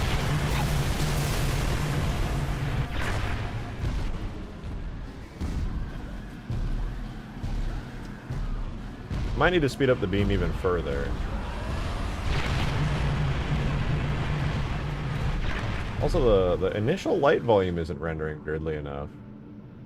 It definitely should be, right? Scarab head. Maybe that was a bug in my editing kit, actually. It's definitely working correctly, but the visual of the light volume, the beam is supposed to start with a glowing, like, a glowing tip. It's just not.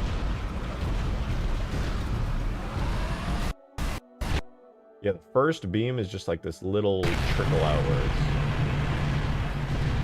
Let me modify the effects on it really quick. I'm going to do a little bit of modification to its charging effect too, because the charging effect looks really cool, but I believe the particles don't render beyond a certain distance, but on a map like Permafrost, I definitely need to enhance the distance at which they render. Let me see really quick though. The main parts of the charging effect are the lens flare, light volume, another lens flare, and the sound, which is good. But then the actual particles, I believe they're set firing bolts, charging spark. None of them have an LOD. Thank you for the 3, Nick. I know this is going to be annoying. Just wanted to ask about my beloved plasma launcher. Oh. I can't wait for its tracking to come back. Gah. Yeah, I'm going to add in the plasma launcher and a bunch of other fixes right after this. I'm just doing the final fixes on the Scarab here really fast. We already did the animations. Now I'm just tweaking the effects in the new weapon. And then after this, I'm going to do a bunch of stuff, including that. Halo Meister, thank you for the super generous elite tip, dude. Cheese rode a bicycle through a puddle of moons while 12 marmots knitted thunder. A pickle orchestra applauded backward, and a sock crowned itself emperor of waffles. Well, it does then that. Tuesday sneezed confetti, turning every shadow into a polite cucumber. Oddly. Thank you, Shiogorath. Your cheese, Shiogorath. There you go. For you, Shiogorath, your cheese. There you are. It's beautiful. Soon there will be a rat. Soon there will be a rat with a fancy little chef hat. Enjoy your cheese.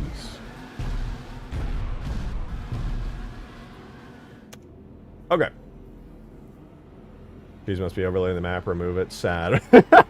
Never remove it. I don't care. I don't give a fuck if the cheese overloaded the map, dude. I would keep it. I'm just crazy like that. 30 defaults to 10. Okay, we're gonna change these to 50 and 150. Yeah.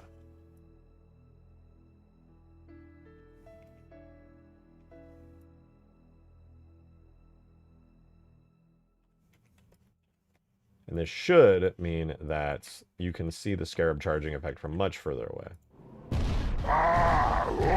Thank you for the 2 skull words. Appreciate it. Don't forget the whiner. The mouth that was so long ago. Oh, I have not forgotten that. I didn't look at the firing beam, god damn it! Also, I just noticed the firing effect doesn't seem to play, does it? Let's watch it one more time. Fire your thing again, Scarab.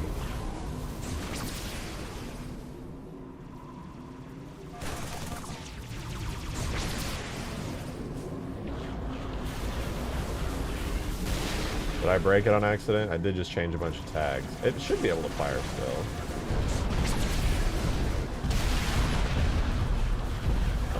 Okay, charging effect is there. Let's just give it back its default firing effect, dude, but then just modify it. Why do I even bother doing a firing effect that's custom that's barely gonna render if it's not even gonna look that good?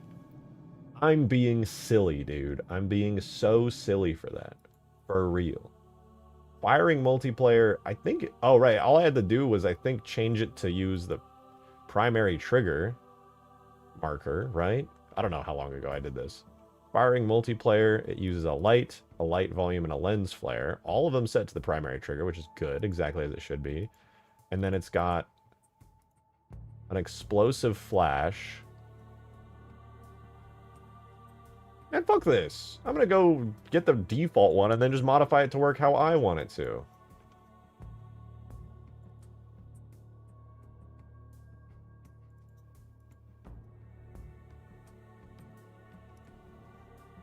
Where's the default Scarab charging, right? Like, where's that? I'm gonna just steal that. Weapons, Scarab, head turret.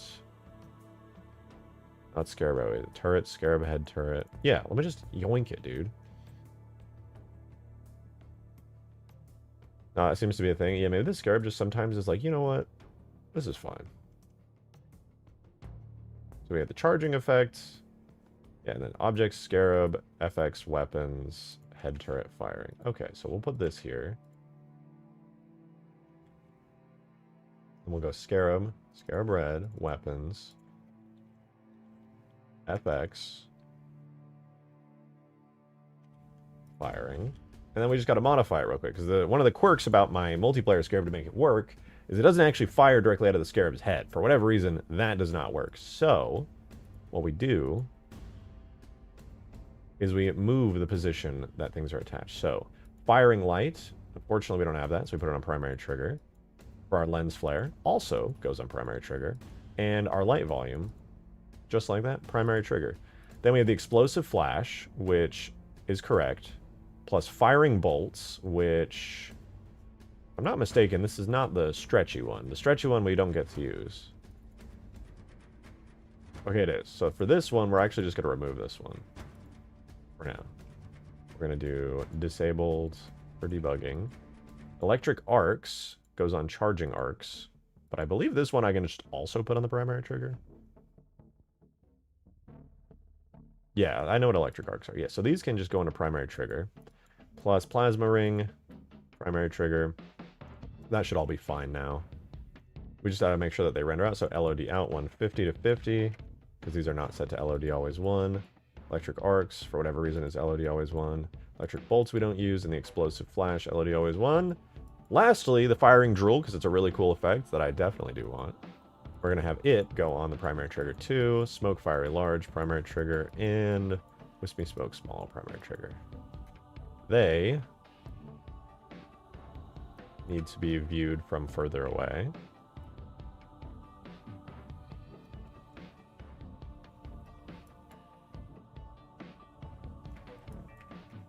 Okay. Theoretically, this effect is modified enough.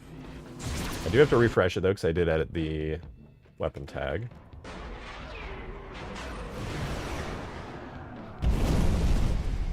Let's see.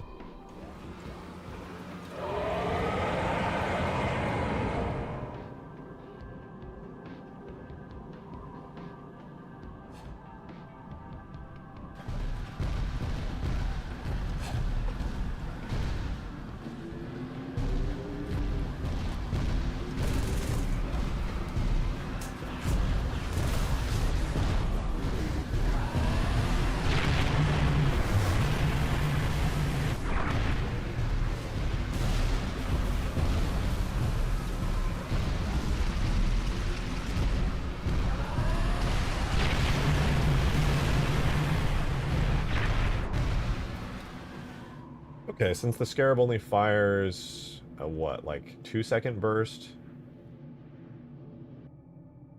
I think I edited manually the Scarab's AI to fire for a little longer. I'm not... Go over here real quick. I just want to make sure the sound effect stops at the right time.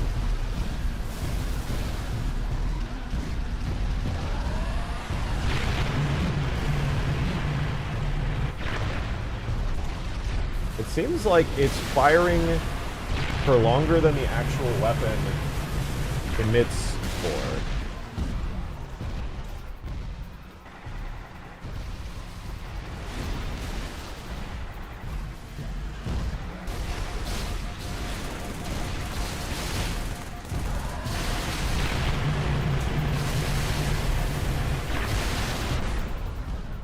Yeah, whatever. I think it does that in campaign too.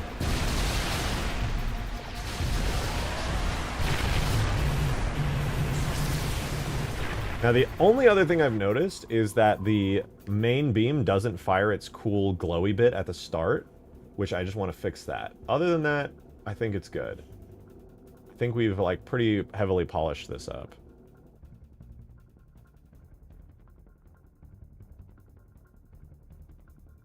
So let's quickly, I'm going to do one last thing to its AI, which is going to make it extremely accurate. Since this is using a projectile that has a travel time, I'm going to make this Scarab terrifyingly accurate. Scarab red. Looks good. Here, it should be under firing pattern. Oh, you know what? The Scarab red doesn't even exist under... This is it, right? Scarab red. Yeah, we'll add... Actually... Yeah, we'll add in... This. Boom. Super accurate. That way it's actually going to be able to shoot you from a distance. Oh, wait, I saw it that time. Wait, why did it render that time?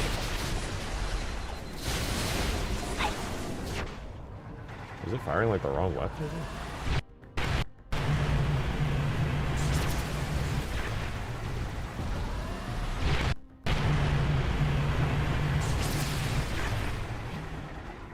Wait, if I'm really close to it, does it render?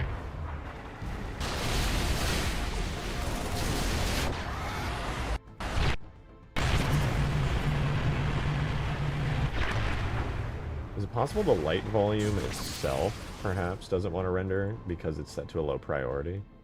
That should be an easy thing to check. This primary... projectile primary effect is standard. Perhaps if I set its light volume to be a high priority instead. So it's got its contrail, which looks fine, but its light volume priority, let's set it to high.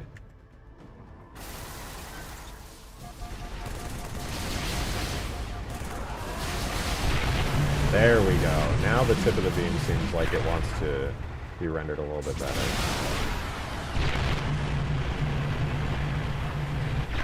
That's better. Now, this is what I was talking about. The tip of the beam, when it very first starts firing, should have, like, an initial kind of green blob to it. Oh, it didn't render that time. We ran out of light volumes. Should optimize the light volumes more on this map. The plasma turrets at the base use a lot of them. See, there it is. Now that time it renders. It's got that, like, blue, or sorry, like that greenish blue glow at the tip.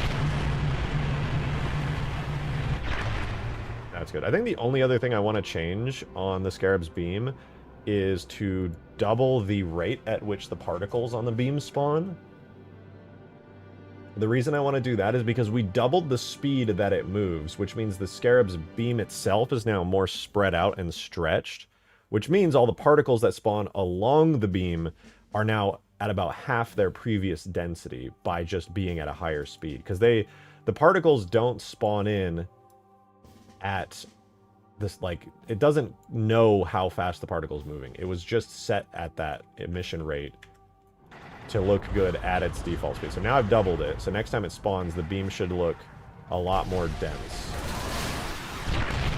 Yeah, now the beam has a lot more of like the, let's slow it down. Now the beam has a lot more of those like electric particles along its duration, along the actual beam. You can see, now it makes the beam look a lot more dense, like it should look in campaign, but with the super high speed.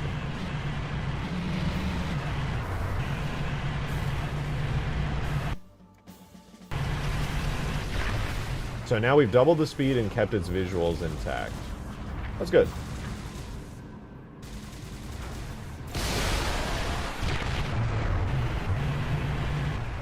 I think that beam is pretty quick too. Like, I think the best way to test if this is actually hard to fight against still is to just grab a Hornet and test it out. We'll try to like fight this thing.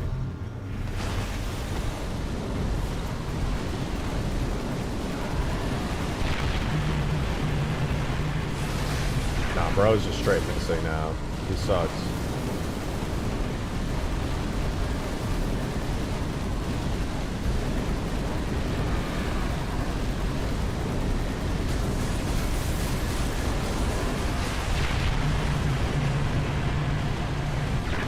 He can't hit me for shit. Hello? His AI should let him be an absolute monster. No, no, no. We can't have that.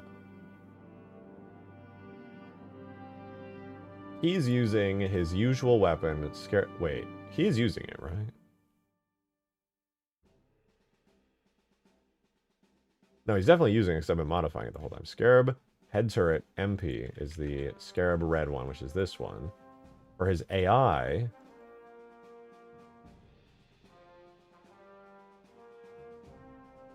I'm just going to remove the other ones that are not literally that one. Scarab red, Scarab Head Turret MP. Weapon properties, delete, delete. Make sure it's that one. Maybe we could up his firing range a little bit, so that players can't cheese him as much. As for his target, so he has target tracking. We'll duplicate that. How well our burst track. 0 is fire where they were standing, 1 is fire at current position, and then target leading is how much we lead to moving targets. 1 is predict completely. Burst origin, how far away from the target the starting point is. I'm going to go ahead and make it 0.5 units so that it's very, very accurate. The angle, the range from horizontal that our starting error can be. We're going to reduce this down to like 5 degrees, which is still a lot because he's going to be able to fire at a distance. How far the burst point moves backwards toward the target. We can mess with these. How hard, we make sure that the horizontal angle is also not super far, and his burst duration can be about 3.5 seconds. Which, doing the math, technically is incorrect. It should be about 3 seconds. Maybe that's why the Scarab's burst always bugs out, even in Halo 3's campaign. How long do we wait between bursts? Let's do 6 to 9 seconds. That way he can fire more often if need be.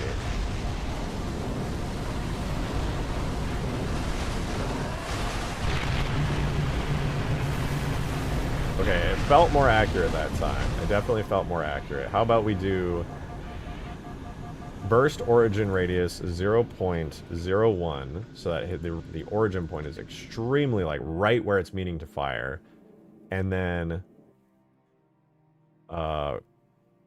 burst return angle, we're going to do 2. Burst origin angle. How far the point moves backwards to the target.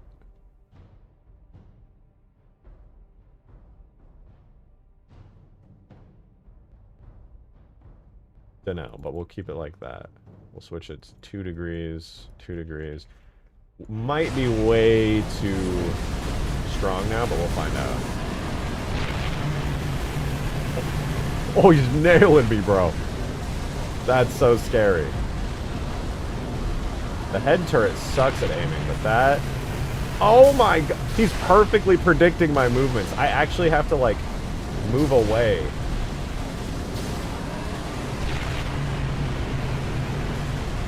I actually have to go out of my way to avoid the beam. Otherwise, if I just keep moving in the same direction, it's over.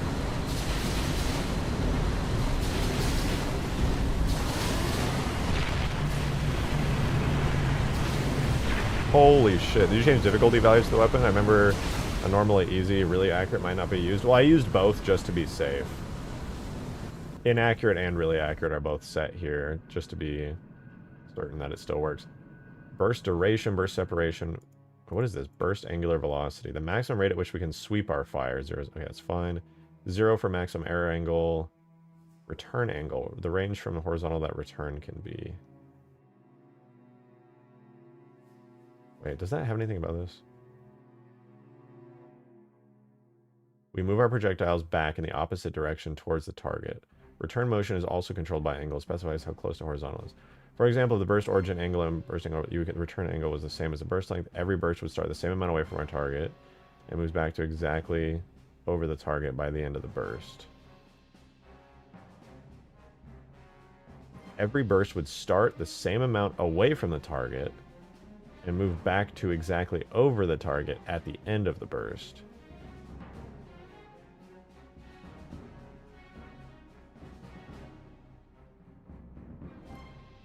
I see. That's interesting. So it kind of starts at off, and then it gets more accurate, technically.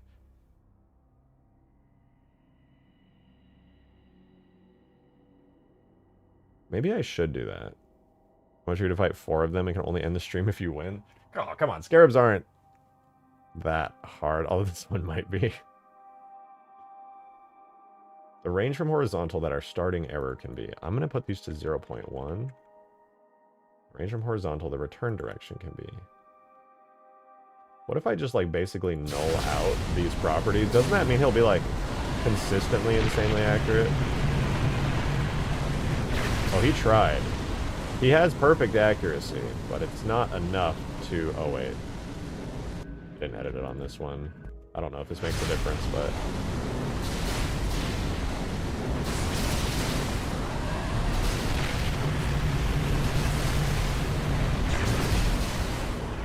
I'm not sure if the beam is fast enough to effectively, like, take out me all the way over here. I low-key might need to speed up the beam even more. Okay, hold on. Let me try this. This might be a terrible, terrible idea, but I'm going to speed up the beam even more. It's still not going to be instant, okay, obviously, but it might be a little better if it was up to, say, 60, which is triple its original speed.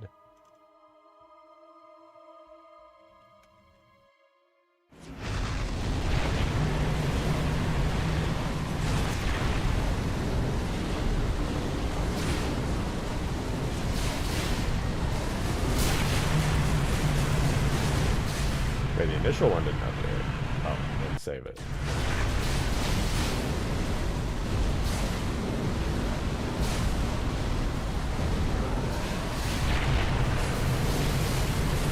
Dude, oh my god! Master Oob, thank you for the 3! Scrab. But as a fact in future, if you want something to progressively become more accurate, AA canon, it's good to set all the diff modifiers all from 0 to 1. That way it fully uses inaccurate and really accurate. Where's the difficulty modifier located? Is it within... Because I don't mess with these AI difficulty stuff a lot since I mostly do multiplayer mods. Oh, normal accuracy bounds 1 to 1. Legend. Oh, they're all 1 to 1 accuracy bounds here for the weapon. Maybe that's just a Scarab default time. Dang. It seems as if Scarab might have the same accuracy on all difficulties.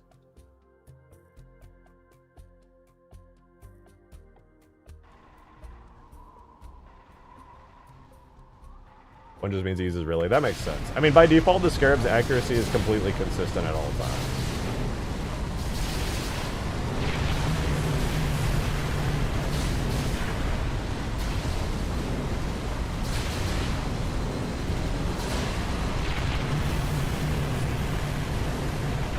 Dude, that's actually strong and, like, genuinely scary.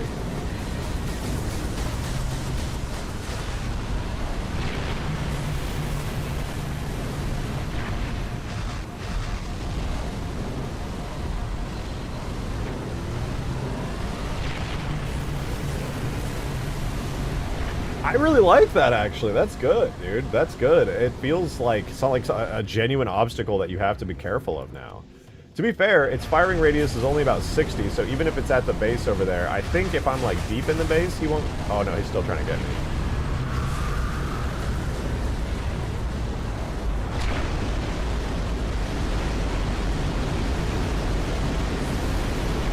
From far away, he can only be so accurate, especially if I'm moving around a lot.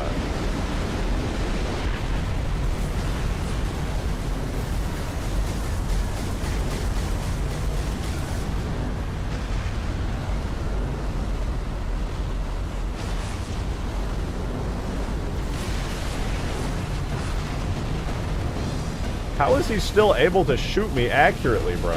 Hello? What is the radius on this? Right now its collision radius is 0.1. What if I up it to 0.25? That theoretically means it's going to be a lot easier for me to get hit by these beams. Might be the move to make them a little bit more... maybe it was collision radius. Where is it? I just had it.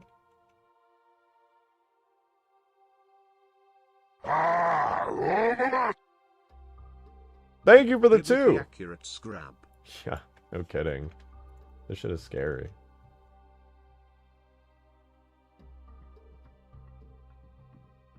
Oh, is it because I'm in expert mode on this one?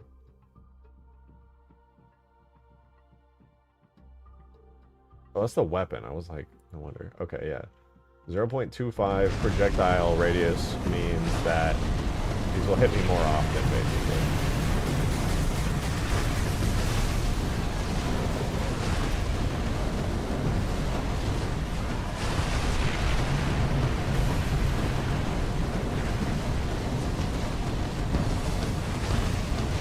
Okay, I'm gonna be brave. I'm gonna up their collision radiuses to 0.5.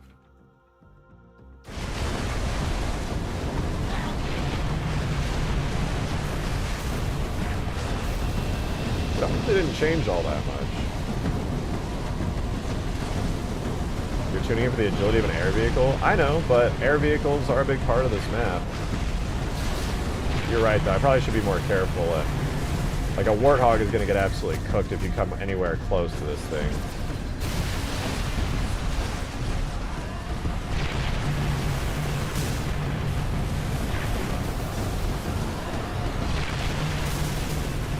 Oh my god. I'm dead. That's me dead as fuck.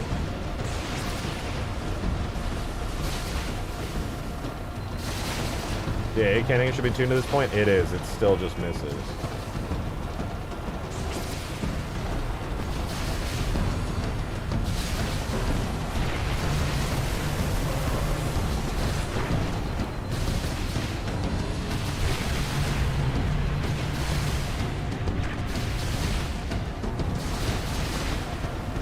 Wait, let me take down MP, Wake Script, Spire, Dome, Red.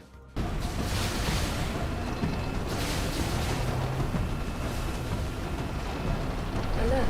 Red Team Spire Shield has been disabled. What's that fucking Strato? Holy shit. Oh my god, does the Scarabs impact always send you flying like that? I'm dead. That has killed me like 3 times over. The Scarab is insanely terrifying.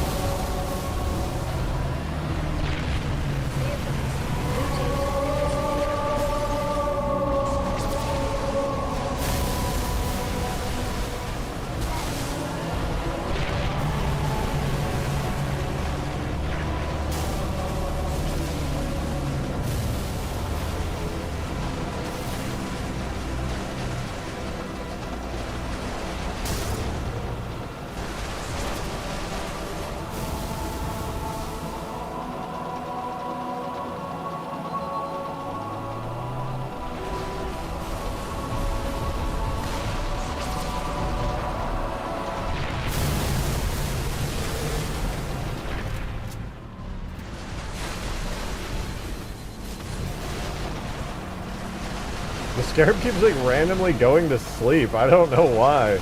I don't think I can change that either. Oh, the Banshees now are scary. Why is the AI cooking me so hard right now, bro? They're all on my ass. Jesus!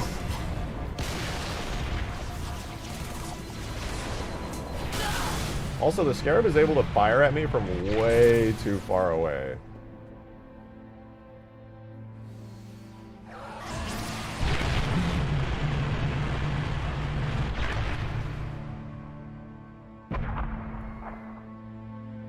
Let me make sure I have my weapon properties set right, because it looks like it fires a beam and it like cuts off extremely quickly.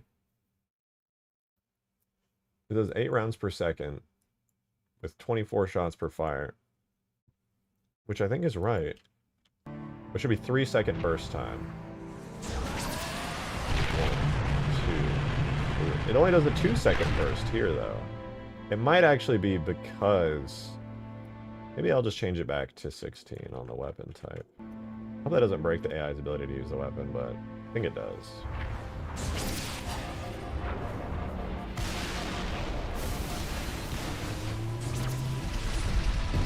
Okay, yeah, that breaks its weapon every time I update that, like I expected. It should be able to fight from a distance, just not quite that far. You know, I agree. Oh, you know what it is? I think I used the weapon properties of the default Scarab, which puts it at... Vehicle property Scarab, yeah, don't care. That shouldn't actually affect anything. What I want to do... What is this? Max steering angle. Ultimately controls turning speed. Does that mean I could have just turned that down? I don't care, actually. Firing pattern is good. What I want is the weapon's distance. Oh, maximum firing range is 300 world. How about 100? Even that's probably excessive. I think I had it at like 65 before.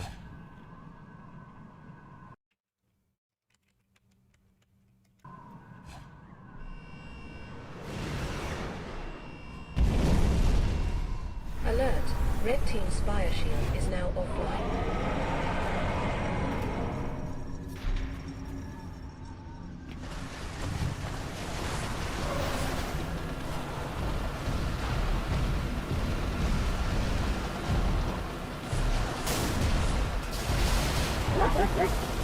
Thank you for the 5 Dragons Raw! Anyone else see Master Chief wiggling out in the front seat of the water chassis Priority resupply. Albatross inbound with target designation. I didn't notice if he was doing something weird, but I can't say I'm surprised. Ow. Ow. Ah! Okay, I fixed the sound with that as well. I think the weapon was just not accommodating the Scarab's built-in burst timing. So it should be good now. Yeah, that beam is a hell of a lot faster. Genuinely terrifying now. You like really have to focus the Scarab's legs to take it down. Okay, so the Scarab I would say is really good, but mainly the issue with it now is the top turret. Right now, I'm not even worried about the top turret's balance or anything like that. What I'm actually worried about is the top turret's its AI. In game right now, the top turret doesn't work. For everyone except the host, it's just sitting there doing nothing, basically considered that not even alive. Which is a little weird because it works on the Phantom. The Phantom has an identical setup, but finally AA gets some love. Again, it's already gotten love. It's got insane perfect accuracy, but that accuracy is always slightly off by a fixed amount.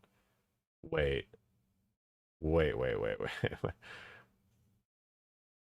May have just had a brain blast on the anti-air cannon.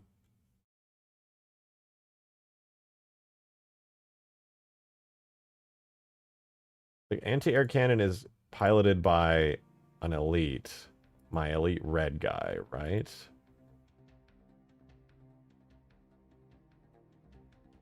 Hold on a second. Where's the AI for him? Style, yes. Okay, let's just go here. Bigger projectiles? No. It's not bigger projectiles. I think it's what I just understood and learned about the burst radius.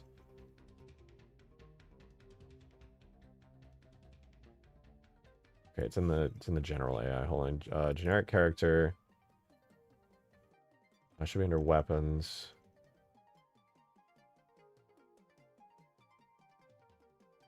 Firing pattern for the Cub Gun Tower. Thank you for the 2, Halo Meister. Good to see you, man. That Scrab is globbing your sneezy bog. Concerning. Thank you for the 2. Listen, if he wants to glorb my screeny bog, he can. I'm not gonna. Drake help Green is abusing his power and timed me out help oh no is that Green with his shitty ass computer a wow ow. That is a plasma pistol. Thank you for the 2, Sid. Timed me out. Why did he time you out? What did you even do? Did you just call him lame or something?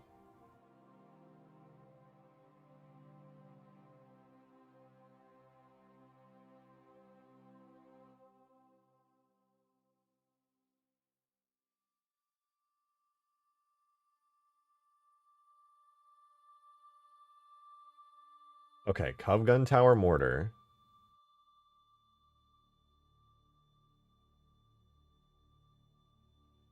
It has accuracy 1-to-1. Let's make sure, because I thought maybe I had a Brain Blast, but it's possible I already did this. Inaccurate to really accurate. Yeah, they all have the exact same burst duration, burst separation, perfect burst return, this and that. Okay, never mind. I thought maybe that would fix the mortar a little bit, but watch in awe as I stand directly in front of it and it does nothing.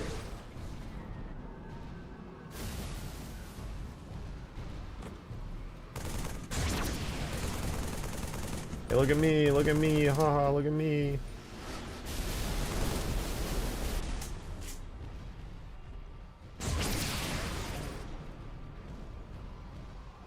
It always overshoots ever so slightly.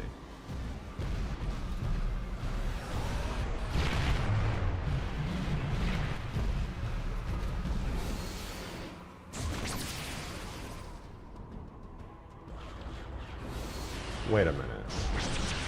Would that even change anything?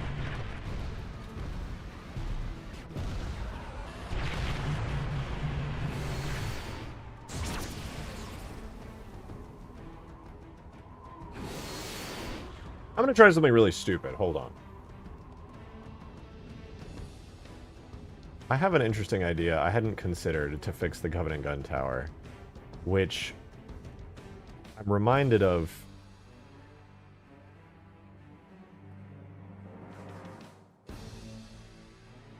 Has it got aim at feet enabled? It does. I enabled that after it wasn't working, and it still didn't change or fix anything. I'll tweak that on and off, but that's not really what I'm interested in right now, actually. It's the driver seat translation scale. I'm going to manually edit this in-game so that I don't have to go into Blender for it, but...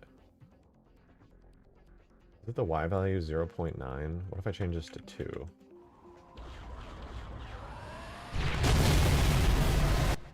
Does that move him up or down?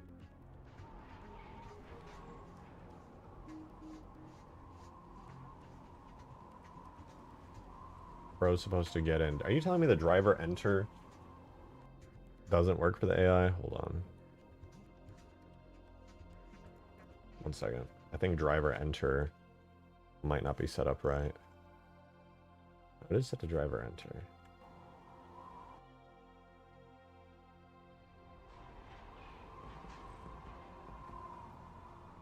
Enters through driver enter. Moving that up made it so he can't get in? For real?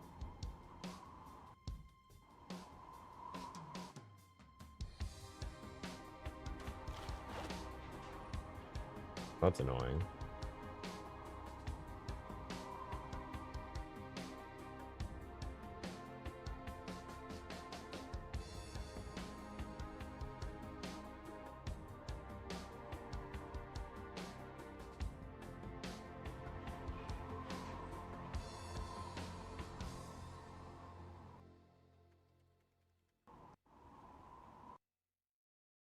Try to disable ballistic, yeah.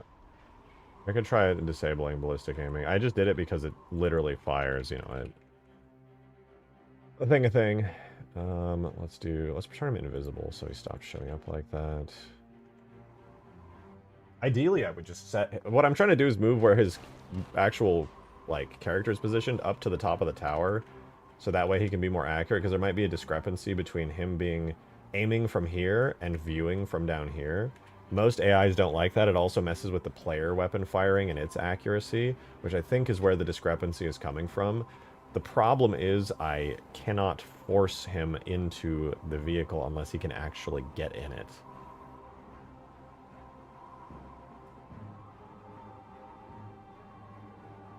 Unless, maybe. Let me try one thing. If I put him on tower red, starting position. If I put him up here, and then set driver to be translated up to 2 world units, and set both of these to be driver to get in, and ensure that it's radius, yeah, radius of 360, refresh.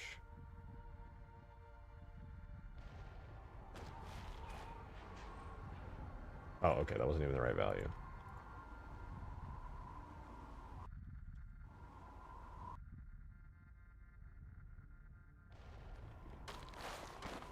Okay, I moved him up a little. Let's move it up to 2 world units.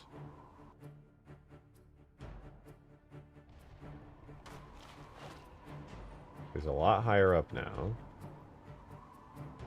0.9. Let's put that to 0.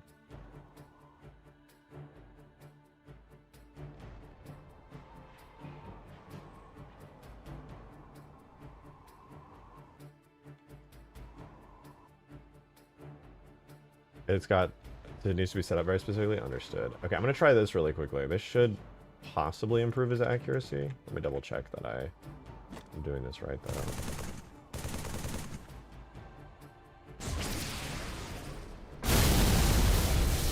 Wait, I think that was actually more accurate.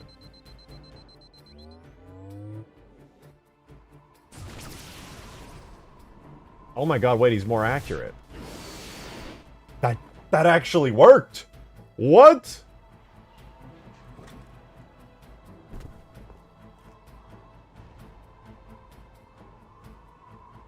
It was the discrepancy between the two. Between his firing position, where the projectile comes out, and where he was positioned. Of course it would be an up and down difference, because the difference, like, distance, firing at your... I think this works. Hold on.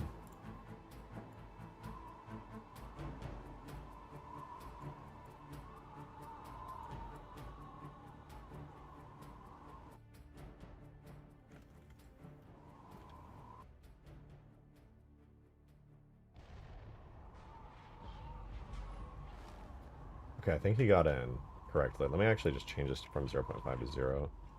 Okay, try that again.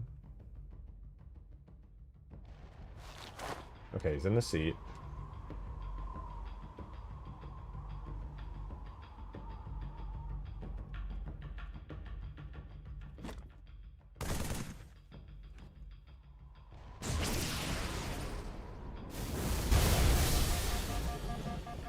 He's actually hitting me.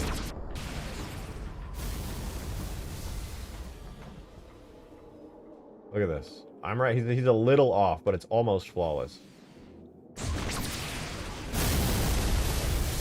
He's actually fucking hitting me. What did I do?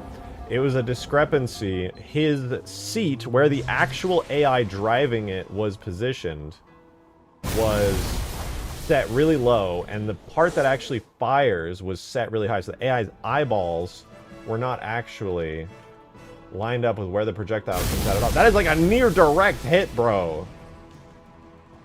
I have to make him like less accurate now, because that's way too good. Now if I try to drive anywhere near him, it's going to be terrifying.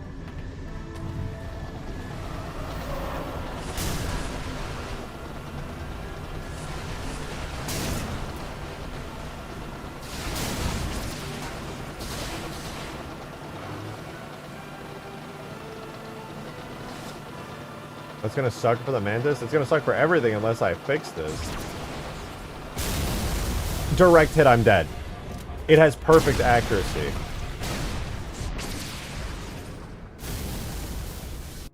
We fixed it, but now we created a new problem by fixing it. Bro's too good.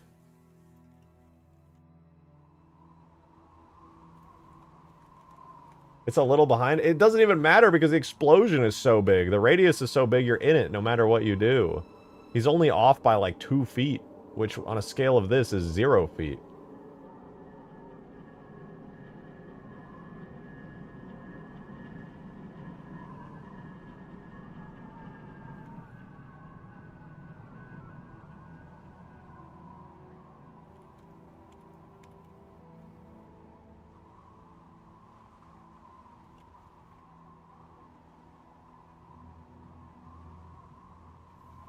Any progressive aiming? I think I just need to now give it a relatively large offset through which it can 2.5 aim at, because the way it's set up right now, he's definitely too good, right? Like he's had pinpoint accuracy forever, but he was just offset by distance forever, which made him, if you were up in the air at around his height in a flying vehicle or something, or you had a really big vehicle, then it would be not a, you would basically be cooked, but if you were on the ground, he would always shoot behind you. Now, that's fixed. So now he always has perfect accuracy, not just sometimes. So we need to give him, like, a range in which he can aim. His perfect accuracy is absolutely way too much. Let's make sure blue guy's good now, because I just moved him up. Oh, and let me make it so he is invisible, so we don't actually see the elite bro, like, up doing stuff. Maybe make his turn and aim abysmally slow. No, because even if you're like, I just don't want him to be able to nuke you all the time. Like, I just don't want that to happen. So what I'm going to do is now that he can actually aim at you, I'm going to manually give him aiming error within a certain radius. Okay, is he in? Okay, he's in. So now he works too. Let's test his accuracy. Oh, he's on my team, duh. Blue team is now at power level 2.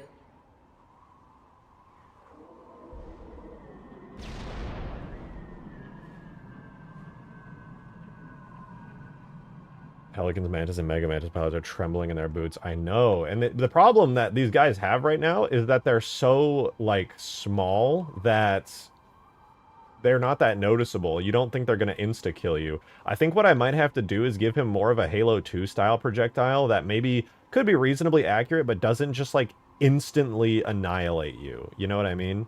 It should still be strong, but maybe it's, like, fast-moving, sharp projectile should be swapped out for more of, like, a Wraith-style Halo 2 E3 mortar, rather than this, like, insta-kill, nuking projectile. Because now that I fixed his accuracy, like, watch this. Bro's looking across the map right now. He's looking across the map. To make it a bigger Wraith shot? Exactly.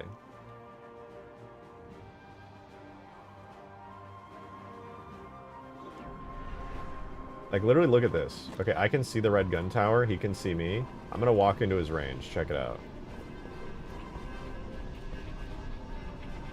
I'm on the red side of the map now. Lovely weather on red side. It's so good here. I hope there's not a gun tower off in the distance with the ability to see 30 miles away.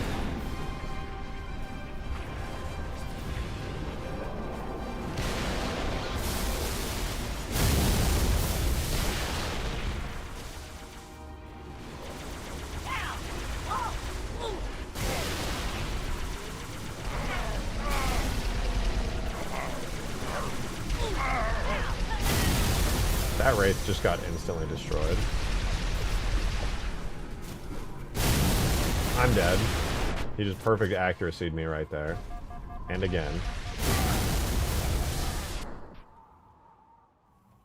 Same issue with adding the stanchion will always be the solution is to give it a bigger charge-up timer? No, I'm not gonna give it a bigger charge-up timer. But bro is absolutely cooking me.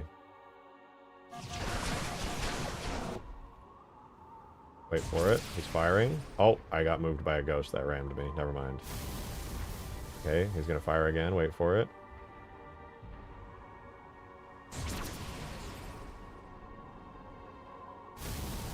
Technically slightly off still, but so much better.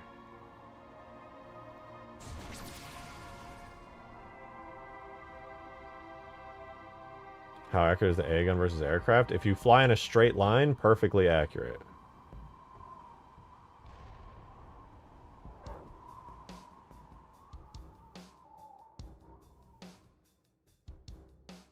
probably obliterates dropships. Yeah, more than likely.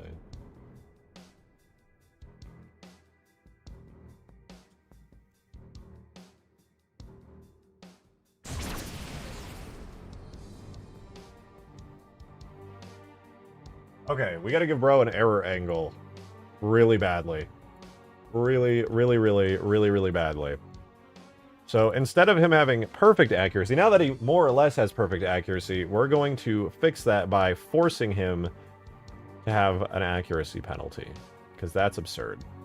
Very cool, but very absurd.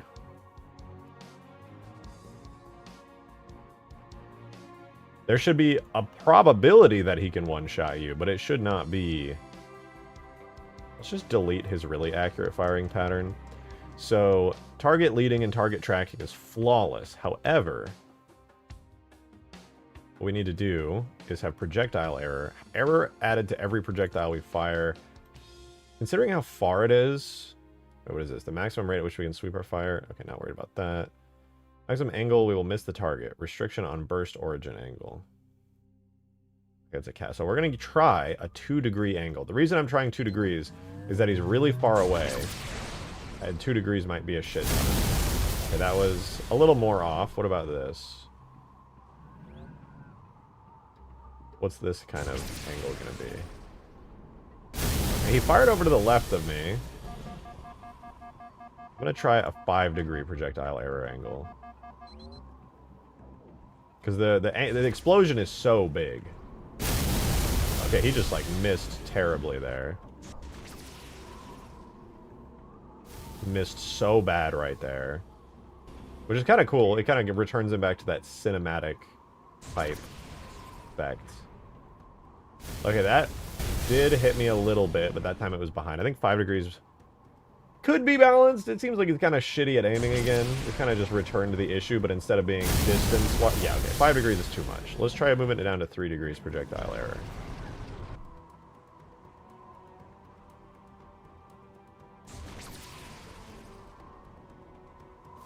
That's me dead as fuck.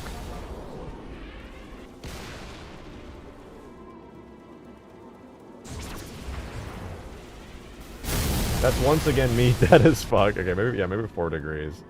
5 felt like a little too much. He was just like missing every shot. 3 was still deadly accurate. That might be me dead as fuck. You know what I could do as well, though, really fast, is editing the projectile. Right now, I don't know what the status of the projectile is. I don't know if it, like, has how its damage is calculated. So I want to look at that really quickly. So detonation damage. There's impact damage, which should be like an insta-kill. So the radius is 0.5 to 5, which is 500 damage all the way down to 0. And it's plasma type damage too, to be fair. Doesn't projectile error constantly increase? Projectile error constantly increase. What is... I'm not sure what that means.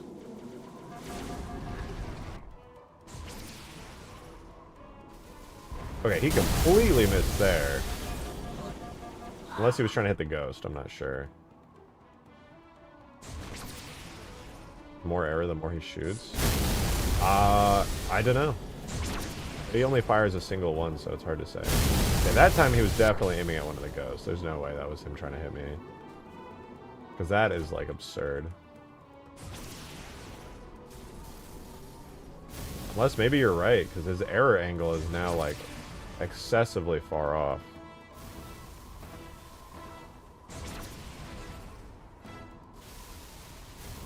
Okay, bro can't hit a shot at all. Maybe you're right. More error the more he shoots.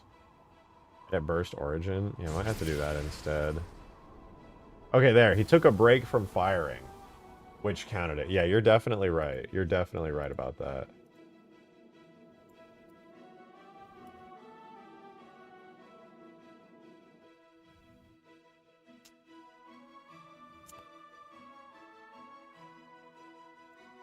Do within... Let's try 2 world units. There's no more error, but his burst origin is within 2 world units. And I'm dead.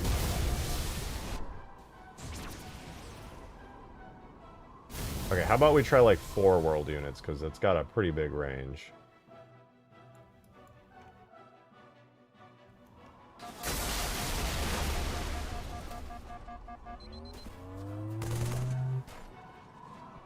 I was locked on to something else. What is he looking at?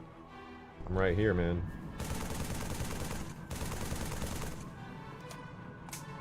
Might have made him brain dead on accident. How much for a lock of your hair? Asking for a friend. $1 more billion. Okay, that is an insta-kill. I'm dead. There's another insta-kill. I'm dead again.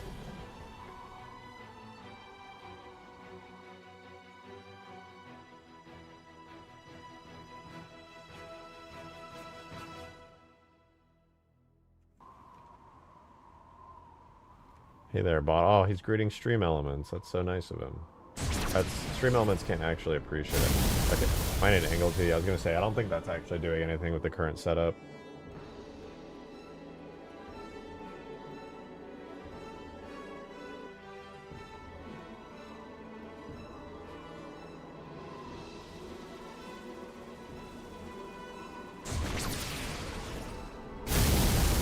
Still perfect. Maybe it needs the burst return setup.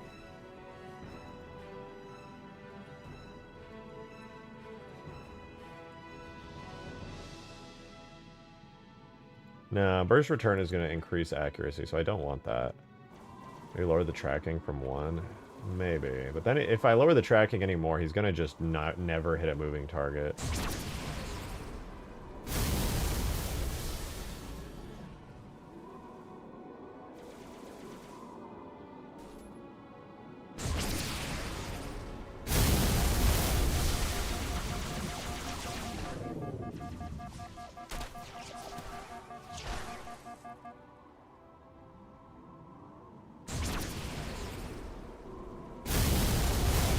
His accuracy is flawless again. Why? Burst return angle.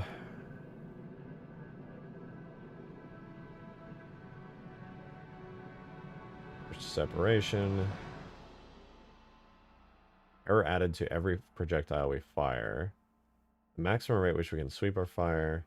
Cap on the maximum. Oh, wait, I should just do this instead. I'll add the 4 projectile error and then we'll cap it at 4 as well. Thank you for the 2, Davy Jones. Hey man, nice work on Permafrost. You watched the reel yet? Smile. Thank you for the 2. No, I forgot to. I've been meaning to, but I didn't want to have to sign in to Insta on my PC. Holy fucking error. Wait, what was that? So I added the error bag, but it's capped at 4. Or it should be. So that is a very high error angle. Is now even worse than it used to be. Thank you for the 3, Modded Gamer. The feature creep master.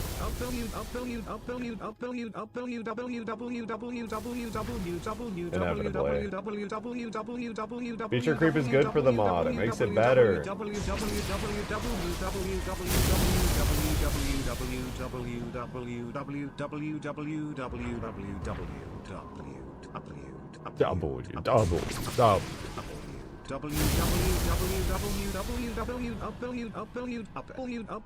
Restriction based on origin radius, not projectile error, I think. W!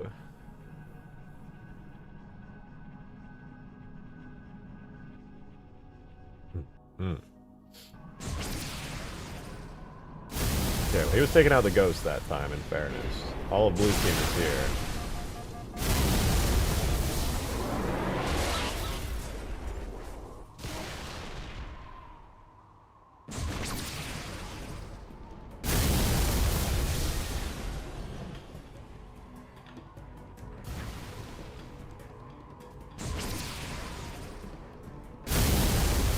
Well, the error angle is working now. He's definitely doing better error-wise. That 1 has got to go if you want some inaccuracy. Restriction based on origin. Wait, what? Restriction based.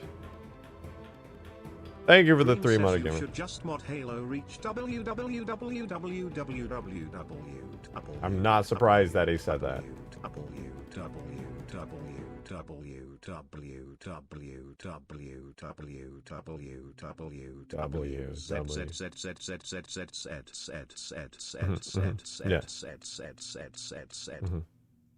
It didn't even read the M's? Okay, fair enough.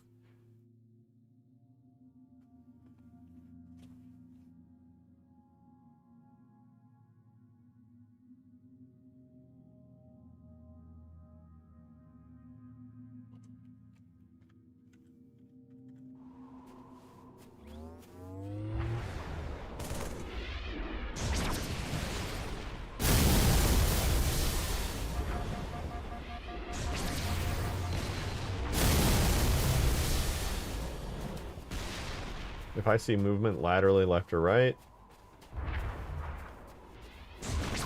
Okay, good. The error, angle, and radius is working.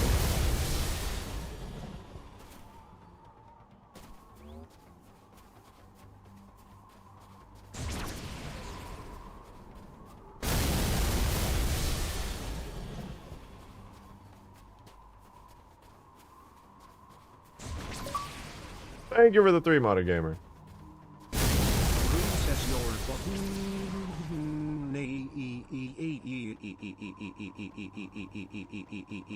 Thank you for the 3.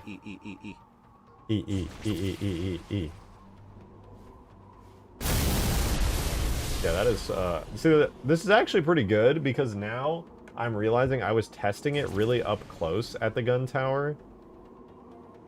But obviously, since it's an error angle, the further you get away, the larger that angle ends up being.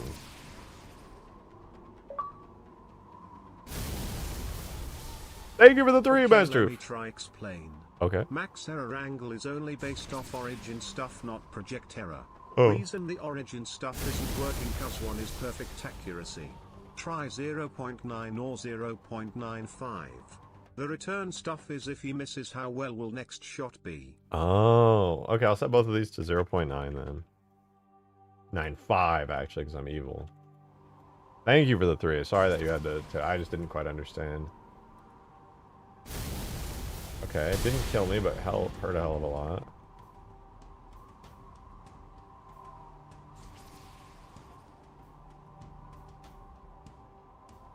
Okay, good. Accuracy was reasonable, but didn't insta-kill me again.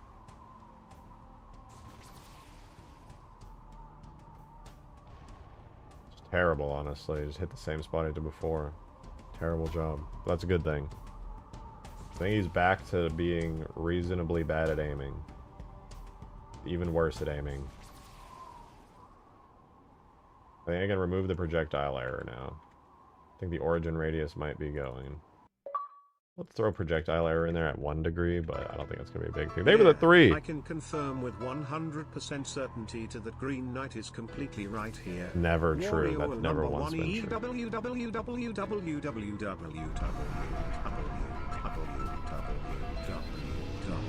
Oh.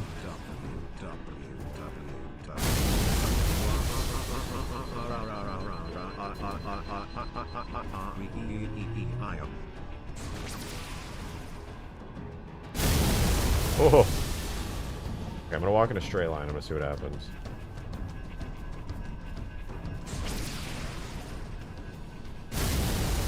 This is a good amount of accuracy.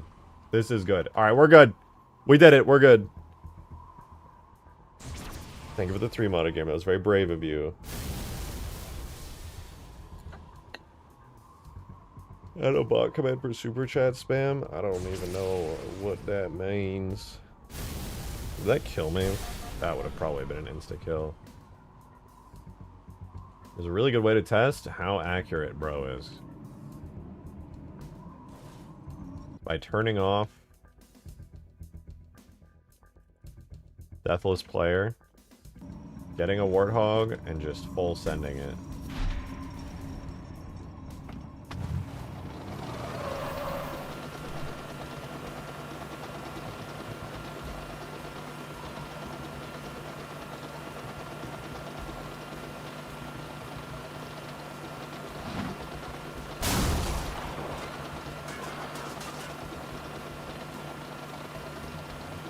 How's the Scarab AA turret looking? I gotta fix it still. Thank you for the 420, Mono Gamer. Appreciate the generosity. He's making me do this. Can confirm, and he secretly really likes Planet Side 2. Oh, I believe it. Green has always told me that Planet Side 2 is his favorite game. He just can't admit it.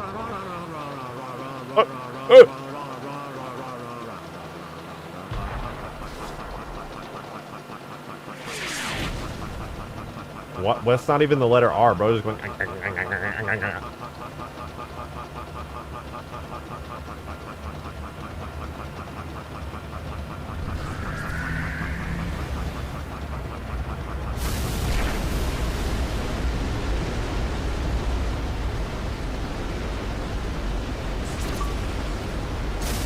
Oh!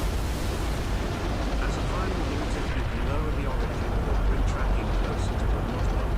Always remember that if it sucks at first, you could add a reactor after 3 seconds, for example, with 1 tracking and 0 origin if wanted. Hold on, I will read that again and... Oh, you know what? He's not supposed to be able to shoot over by the base. That's why I put the rock there. Over here, technically he was supposed to be positioned roughly here, but I didn't put the rock in the right spot. I remember my initial thoughts on that. Actually means that red base guy here is perfect. He's not supposed to be able to... He's not supposed to be able to shoot at the base, whereas blue guy here can literally just nail you if you're at the base. Okay, you said, as a final tip, you can lower the origin or bring tracking closer to 1, but not 1. Always remember that if it sucks at first, you could add a really accurate after 3 seconds. For example, 1 tracking with 0 origin. That's true. That's true. If he's got a target, he's like locked on too. I think he's at a good spot right now that he's set up this way, so I like how he looks. Okay, before we move on to adjusting the teleporter system and making it look and sound and function way better, we definitely need to see if there's a way that we can get the Scarabs turret to work correctly, because as of right now, the Scarabs turret is definitely not working correctly. But I think I have a cheat code to make it work. I just need to ensure that I'm right about how it will function. My cheat code is, to make this Scarab work, I'm going to spawn the Scarab head like I do with the regular AI. I'm going to have an elite get into it, pilot it, and then I'm going to teleport, attach it to the actual Scarab to force it to sync. It's cursed, but it probably works.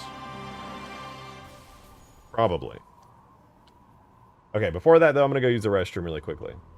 Finally, Scarab A. Yeah, it should work. I'll be right back, though. 1 sec.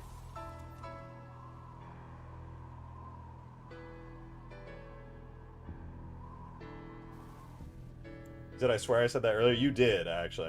I'm using your idea for sure. I didn't want to do it that way because I knew it would technically be possible, but after experimenting and thinking through it, your way is probably the only way. Okay, be right back.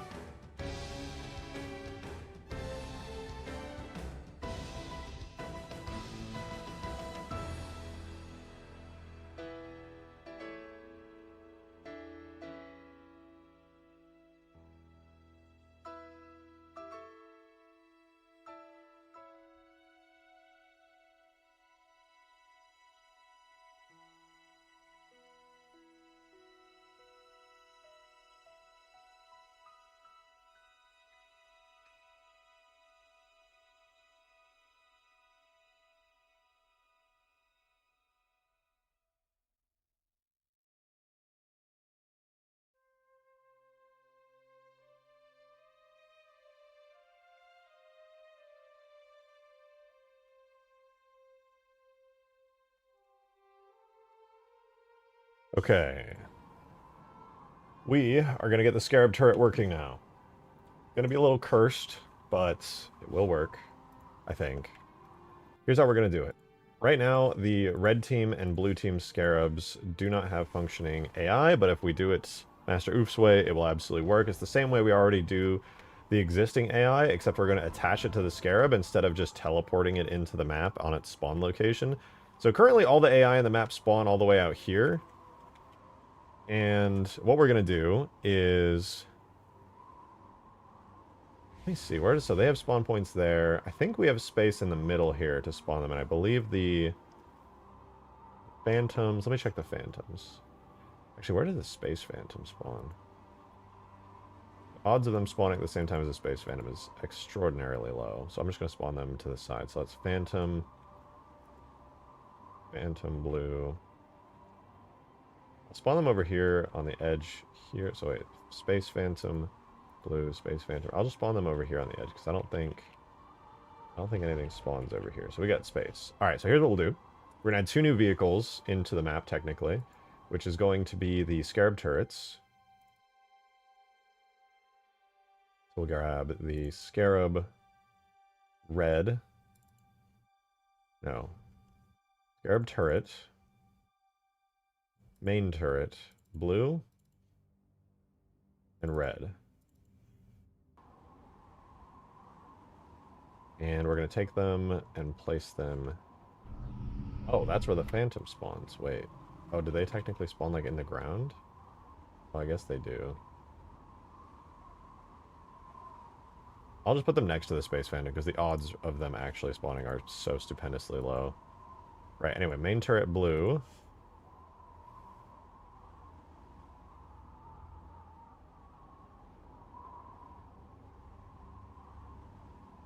Lock placement. Scarab turret. Blue. And then this one will be main turret red. Scarab turret red. What we need to do is make it so that you can actually drive it. It has physics. Odd, right? Isn't that weird? I think it... No, because even attached physics. Don't know. It's also possible I added physics to it at some point. I'm not sure.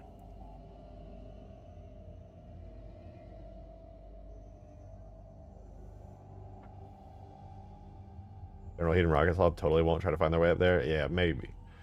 Maybe.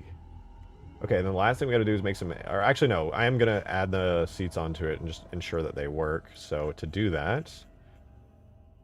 we're simply going to edit them. So instead of going to our vehicles, we're going to do our Scarab folder again, which is under Giants.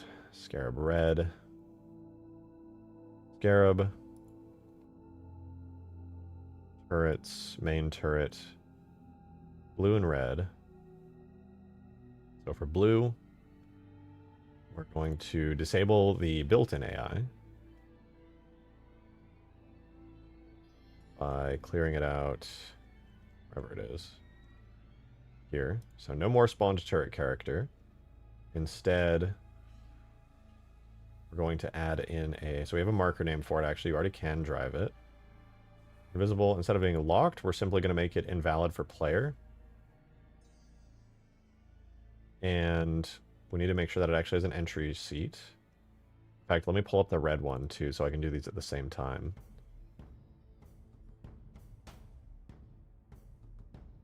And for the animation, instead of Gunner, I don't think that's a real one. I'll just do like Warthog D, or a Ghost D for the animation. So yeah, we basically just do no turret character, not a locked vehicle, just not valid for players, and it uses the Ghost animation. Then, in order to get in it, we do entry radius of 3 with a 360-degree angle, which should make it a lot easier for characters to get in. Is there a boarding seat set on these? That's interesting. I wonder if that maybe Bungie was experimenting with that. Anyway, again, entry radius is 3 to 360. And that means technically an AI can get in this and control it. So with these here, let's try an AI squad for it. We'll do a new AI squad called Scarab Turret Red. Scarab Turret Red is going to simply have, on every difficulty, a single AI who will be an elite red. Will be on the human team. Initial zone will be Scarab. His team will be human because that's what our red team is. And again, we're making a new fire team for him. It's just one dude on every difficulty. Again, elite red. Not going to have any vehicles or weapons or anything for that matter. He'll simply start... I'm going to try just putting him on top of it to begin with. Then we're going to make another instance of this for Elite Turret Blue. Or Scarab Turret Blue. He will also be exactly the same, except he's going to be player team, which is blue team. And he's going to be an Elite Blue. His starting point will be right on top of the Scarab over here. And we're going to quickly create a script for them to spawn in, but it's going to all be tied to the Scarab's script itself. Actually, technically not true. We're going to go all the way down to our AI spawners, to our command scripts. So this is the Wraith command script that the Wraith automatically has upon spawning. So what we're going to do is make a new script, but just for the Scarab guys. We're going to go here. Command script is going to be Scarab enter blue. Scarab enter red. And we go to the vehicle with animation Ghost D. And the vehicle is Scarab Turret Blue. We'll do 01 actually. I'm going to rename it. Scarab Turret Red 01. And then lastly, I just need to rename them in game here.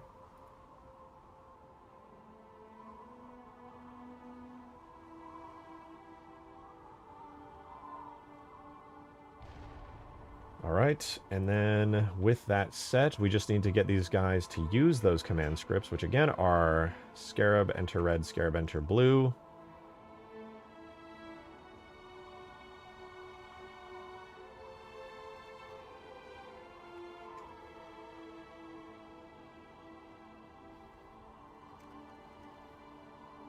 And now we spawn them in and have them attached to the Scarab.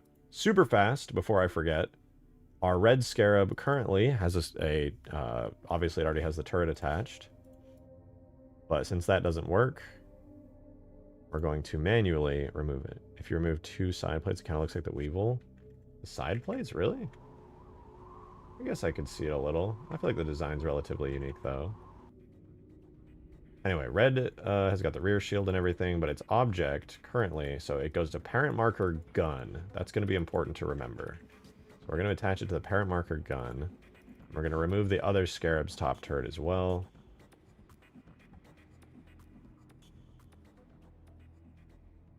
On the parent marker gun. Okay, so now the Scarabs won't spawn with it. Now we can actually create these turrets, let the elites get inside, and then attach. So let's go back to the Scarab script. So for Scarab spawn blue, the way it works now is it plays the animation. We sleep until the Scarab driver is done with everything.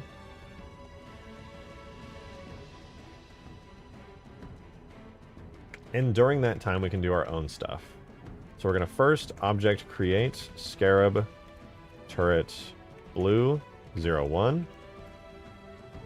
Then we're going to AI place Scarab turret blue, which is the elite. And he should automatically get in. We're going to do this usual thing where we sleep for 30, which is 1 second, and then we're going to run objects. Is it objects attach? Object 1, string 1, object 2, string 2. Let me make sure I get it right, because I always get it backwards. Objects attach. Attaches the second object to the first. Both strings can be empty. Second object gets attached to the first. So, object 1 is going to be Scarab Blue, which is the name of the object, onto the gun marker. And then the object second is going to be Scarab Turret Blue with no marker set. Let's see, we're probably going to somehow have some script errors because of this, but screw it. Let's just see what happens. Make sure these guys are set to not automatically. Save. Turn on errors so we can see. And let's compile. View our inevitable errors. There were no errors, shockingly. Okay, let's run this Scarab script. So that's Scarab Blue. He got in. But it did not attach.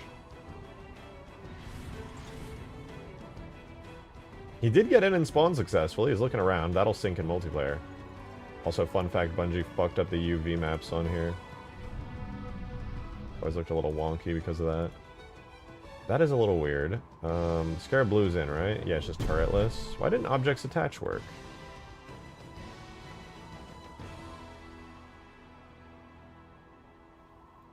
Is it because... Wait, Scarab Turret Blue is the name of it there. Oh. Scarab Turret Blue 01. I got the name wrong.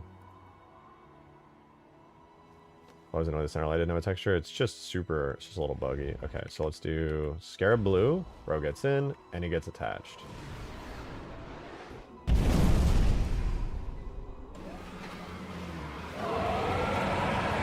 Seems to have worked. He's on there.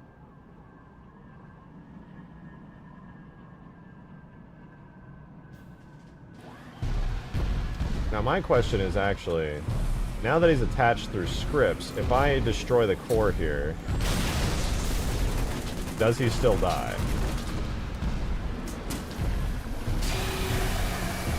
All the other attached objects die, but I'm just curious if object attachment or script attachment still function the same. Because when he dies, the death function where attached objects get destroyed may not necessarily apply. Yeah, it didn't apply. Attaching it as a script object is different. Looks like he's still attached.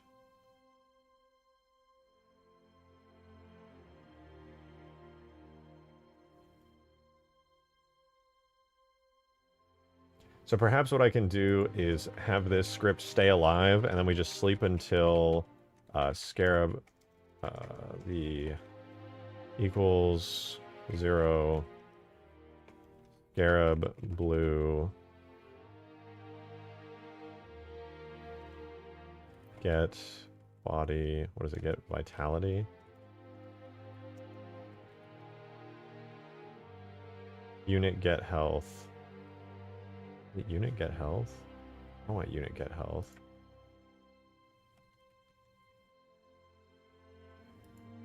That's for the AI specifically. Unit set current vitality. That's for when it spawns. What is it called? Get health. Is it all just unit get health? Oh, it is object get health. Okay. So yeah, what we do is we're just going to do object get health. And when the Scarab itself has died, its health is at 0, etc. We will object destroy Scarab Turret Blue 01. Let's see if that works. I was a little worried that would be a thing, but with a little script extra, it should be super easy. Hey, what up, A1? Good to see you. Welcome, welcome. Okay, we get the turret attached, and it looks natural. Looks exactly like it would be attached via an object. Since it's running through the mpwake script command, it should also be guaranteed to sync no matter what.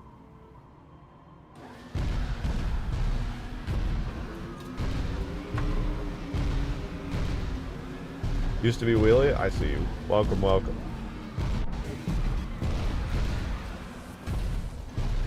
Testing out right now to see if I can get the Scarabs to perfectly sync in multiplayer.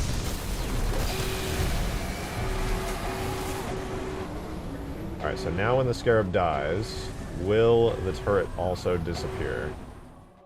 Wait for it. Does the Scarab get bigger? It's a weird animation bug. I think the way that the animations are currently exporting, it did not destroy the object. Maybe because it doesn't have HP?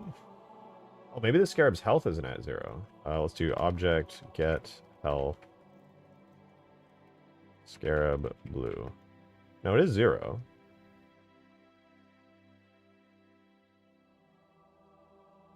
Wait, let me try again. I'll just grab the health while it's alive. So it's not existing, so it's -1. I spawned it and it exists. Now it's 1. So we're just waiting. We literally just do sleep until object get health Scarab blue is equal to 0. I didn't even compile my scripts, bro. What is wrong with me? This is destruction. No, literally, I'm not even going through destruction states. I'm just an idiot and forgot to compile my scripts.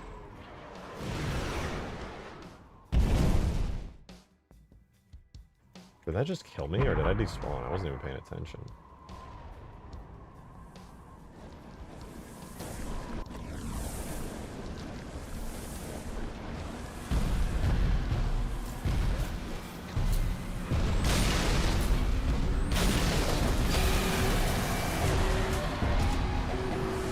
Oh wait, its health went to 0 there. So it instantly... So the despawn did work, but once it buckles and is technically dead, it runs a delay.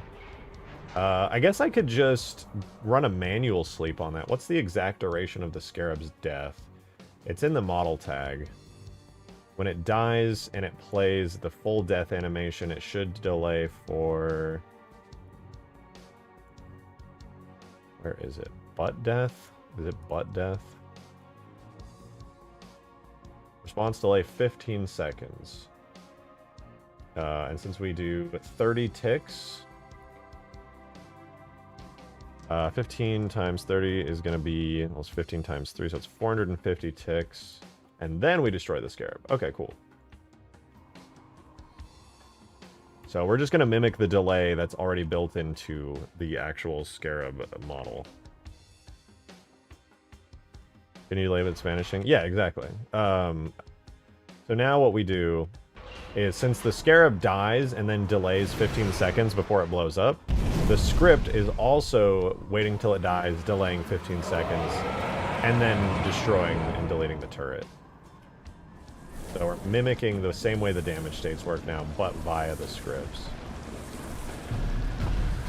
A little wonky, but it works.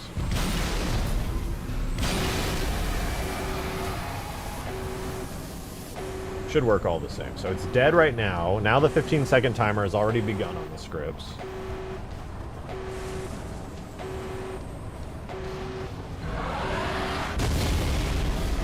And it's gone! Perfect, perfect, perfect. All we had to do was literally just mimic the death timer. Easy peasy. Now we're just going to do that for Scarab Red, and we're good to go. So as of right now, we got to add... So after the animation plays, we insert this. And this will be Scarab Red turret. AI place the red type. We're then attaching the red turret onto the Scarab Red. Then after we play the animation and force it active, we add in the other stuff waiting for the timer. We wait for Scarab Red's health to go to 0, we sleep, and then after the 15-second delay, we delete Scarab Red turret. So let's compile our scripts and refresh, and just make sure that it works. Need the Gibbs colors. I was debating it. Mom also, like, since this is a multiplayer map, I have the garbage collections set really high. So you might not even ever really see them for longer than a couple seconds before the map decides to delete them. Okay, Scarab Red turret did function correctly. He's on there.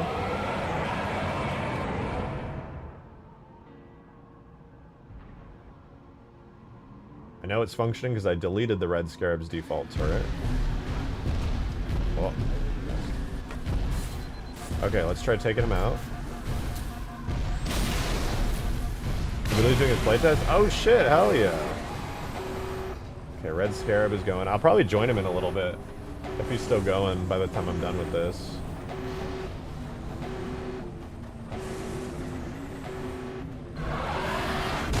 Close up, and red turret is gone. Hell yeah. Okay, the script worked, like, perfectly. That's awesome.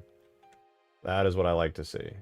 Okay, so we fixed the Scarab's turret. We completely changed the way that its beam works. We reduced jittering massively by adjusting its animations to not be the standard buggy values. I pushed a new balance update to Halo Wars Frontline. Want to play? I do. Give me just a second here. I literally just finished Scarab time, so the timing is perfect. Scarab should be massively improved now. Literally just finished it 2 seconds ago and tested it to ensure it's good. So, okay. Good news, guys. Scarab is way better.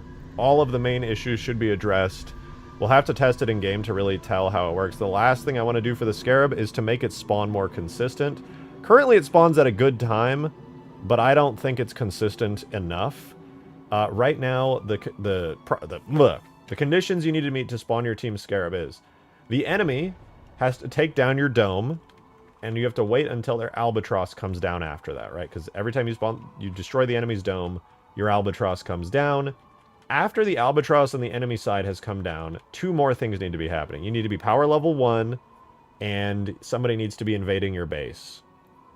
Personally, I might reduce it so you need to be only at least power level 2. So you can be power level 1 or 2, and they're invading your base while your dome is down. That will trigger it, because it's actually pretty rare to be down at power level 1 if you know what you're doing. If you're a noob, yeah, you could be at power level 1. But if you're, I'm thinking if you're not at max power and they're invading your base post-Spire, I want the Scarab to come down. So I'm just going to change that, and that should make it, like, almost certain that that happens. Plus, if you're at power level 3, I'm like, why would you need at least, like, what? So we're going to do less than or equal to tier 2 for both of these.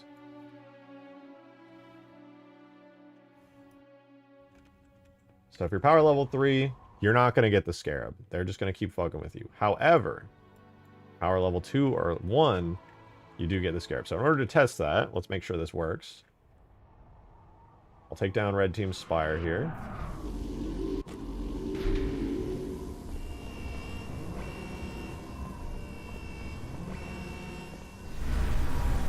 Alert. Red team's Spire shield has been disabled. Alright, I'll delete myself. Pretend like I've left the area. We should get our Albatross coming down here in a second. Mr. Booley needs you. I'll join in, though. I might be a little late. I want to touch up a couple last things. Be advised. Blue team target designator deployed. Oh shit. It startled me. I didn't know it was coming from. An unsub resub mod? Okay. Like I said, I'll be there in a minute. I might be delayed, but I'll join in.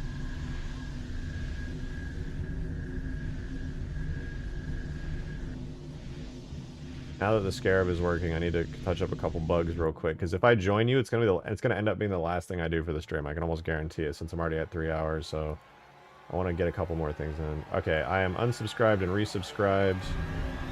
Alright, so now just to double check that the Scarab logic works, I come over to red base, and nothing. What? Once again, I got my symbols backwards.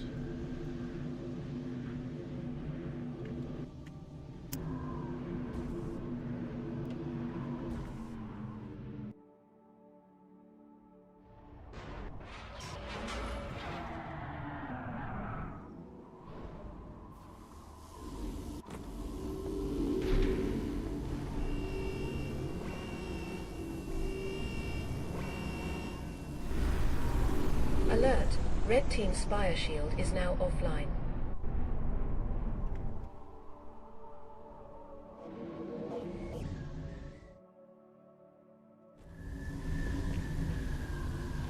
Let's let it cook.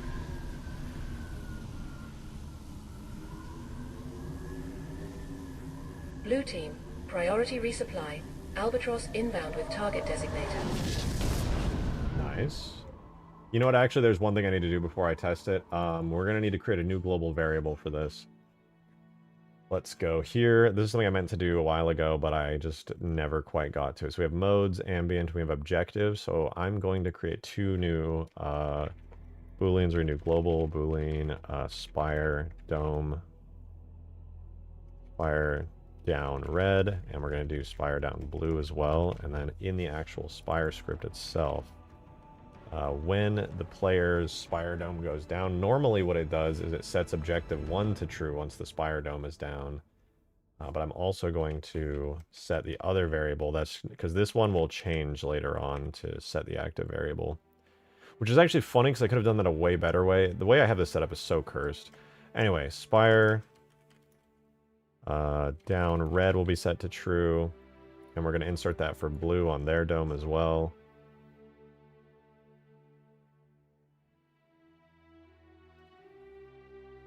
I would change that variable around, but I don't know how it'll affect everything, and I just don't feel like it.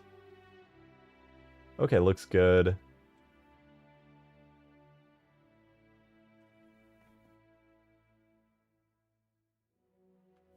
Is there anything else I need?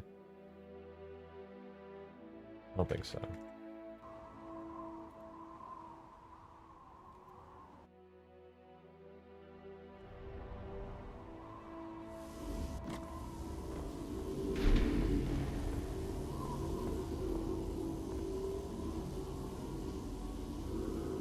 Did I break the scripts?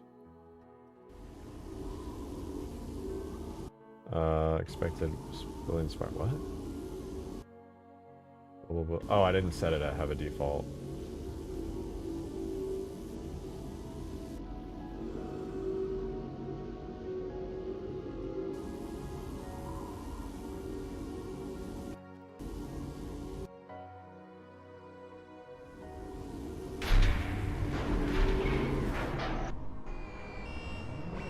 Blue team is now at power level 2. Alert! Red team's spire shield has been disabled.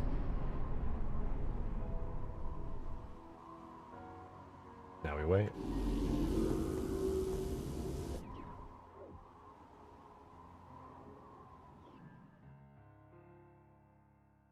Wait for the albatross, it's coming.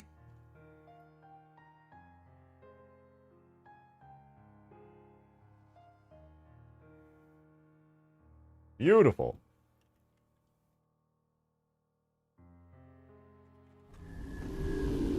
Now I'm in here. They're at power level 1 or 2. Now we get a Scarab. Perfect. Perfect, perfect, perfect. The logic checks out. If you're at power level 1 or 2 and an enemy raids your base, you get a Scarab. So that should be way more consistent. It was good when they were at power level 1, but the problem is when you play this game enough times, the chances of going all the way back down to power level 1 at the exact moment that somebody decides to raid your base is pretty low. This means you'll almost guaranteed get a Scarab, since power level 3 is pretty hard to maintain for long periods of time. So the second somebody starts raiding your base, you'll get the Scarab. Feels good. Feels good to know that's working. The main thing I need to do is fix the button system so that it actually prevents players correctly from not sabotaging their own spire, and then we need to do the teleporter system. It's really like lame and weird and doesn't work as well as it needs to right now for capturing, so we're going to tweak that too. Honestly, I think I can clear a bunch of stuff off my to-do list, off my do-do list. Let's see. What do we have on the to-do list? What can I clear off here? So, I wrote down a lot of stuff from the playtest we did last stream. Elite HUD needs to be done. So, slow down Scarab turning and walking. Done. Add a dome-specific toggle for this. Done. I need to do that later. Blue Team Spire. Change Beacon can glitch out Assault Bomb. Check weapon boxes. Phantom. Buff Phantom. Scarab drops are pretty rare. Fix that. Frigate-related stuff. The Spire, we gotta go there. Shield validation. Blah, blah, blah. Shield validation will be big. I think everything else is pretty standard here.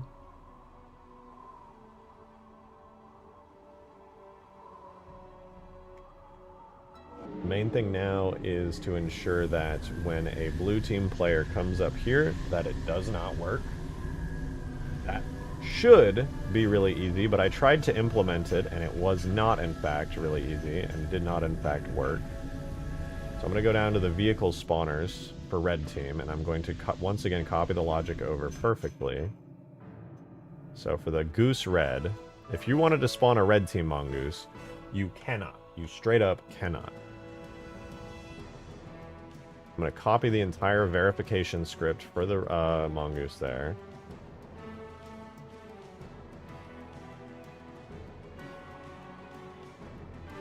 We're going to go back up to the dome. Here's what we're going to do.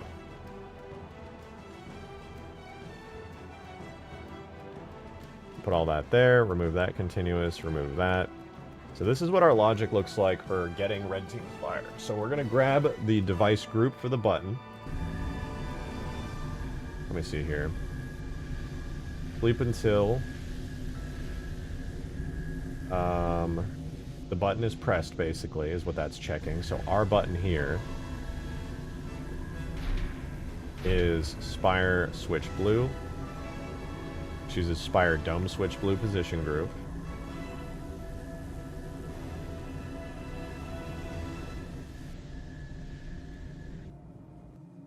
So we're going to wait until the button is pressed. Then we're going to calculate the distance to it, which is Spire Switch Blue.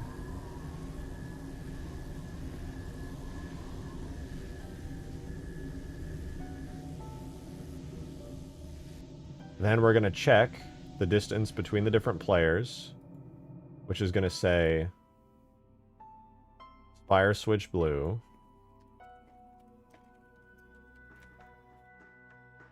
Red team allowed, or Spire Switch Blue, blue team denied.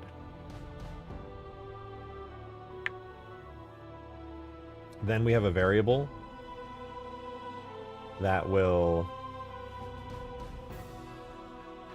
get set, which I did put at the very top, which was V Switch Blue.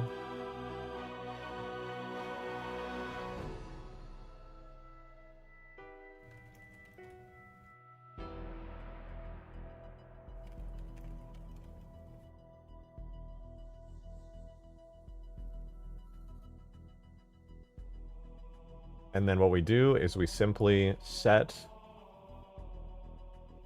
the Spire shield to go back up. So Spire Dome Switch Blue.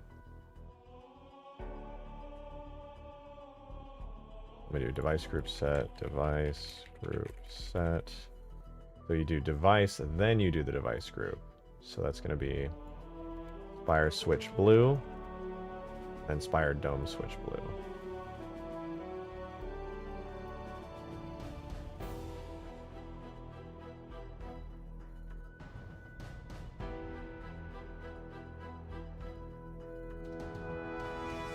Okay, the trouble arises that I cannot test this because I have a failsafe in this script that says, hey, if I'm the only person in the map, that it'll just work anyway. It'll give me red team allowed regardless. Get in the lobby. Get in now. Thank you, Joe, for the 2. Where is Hang on, let me cook. I'm trying to fix this real quick. If I don't fix it now, it's not going to get done for another day, and I want to build the map. I gotta do this, man. Red distance temp, blue distance temp, so that technically should work. Maybe, possibly. I'm just going to double check this between this and the red one.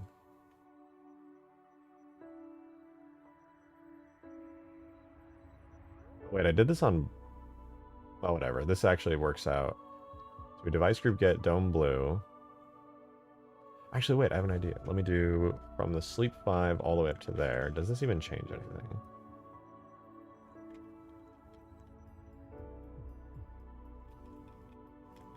Literally exactly the same.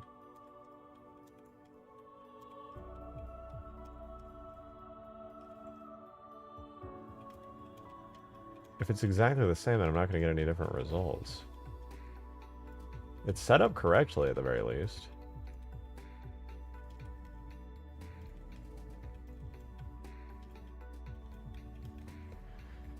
What the fuck?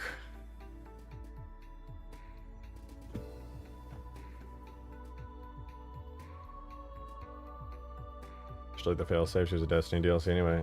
But it should work. The dome should only go down if the switch is set to blue true.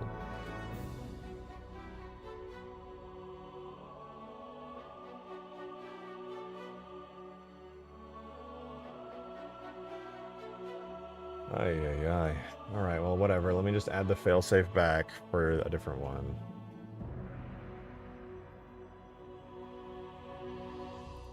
For the red team, at least, because I accidentally destroyed red team. So, Spire check, red gets this.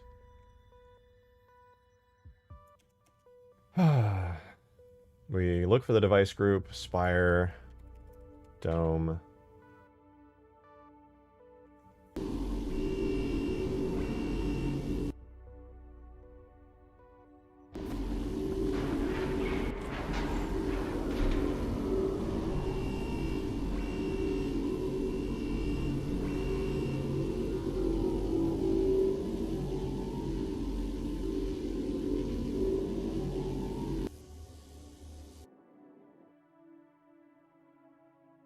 Wait, I don't even need this double check here. I literally just do this.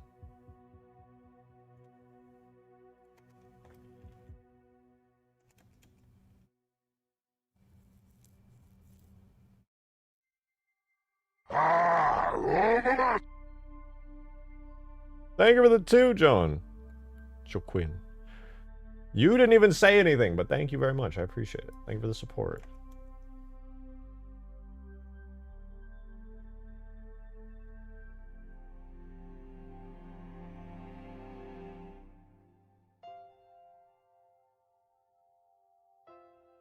Okay, this is way more like well put together and optimized. We'll do it this way. The red team one is broken still. I'm not going to leave this. We have Spire, Dome switch red. We check between Spire switch red.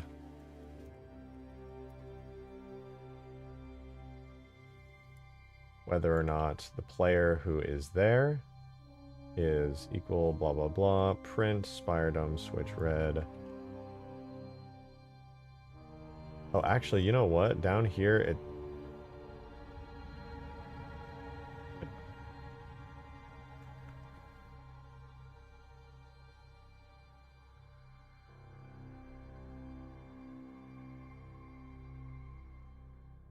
No, that's not right.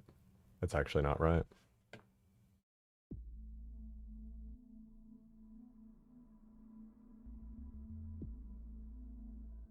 The verification here is on red team. Red team allowed is the top one. And the for blue team verification, it uses the same check but inverted. So blue team switch, weirdly enough, needs to be facing left on that.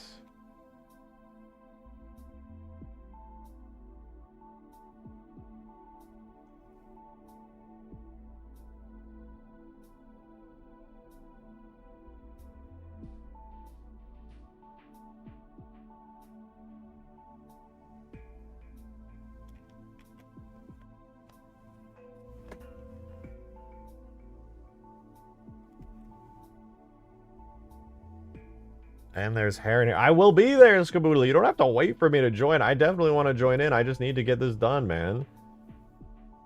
Fire Dome blue works. And then I'll just do the inverse on red. Literally just doing the inverse on red.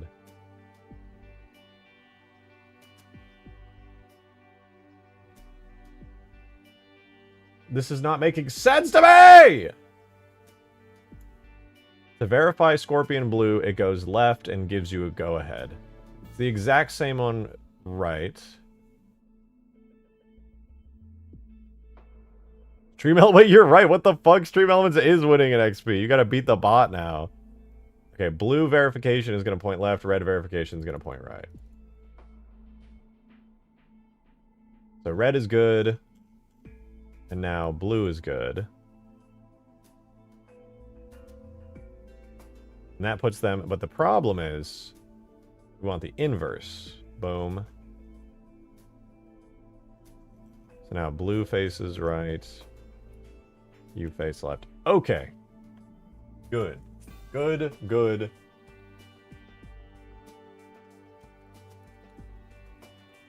I think I had them inverse before, which is where the problem arose.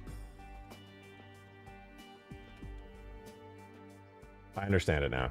I think. I mean, it should work.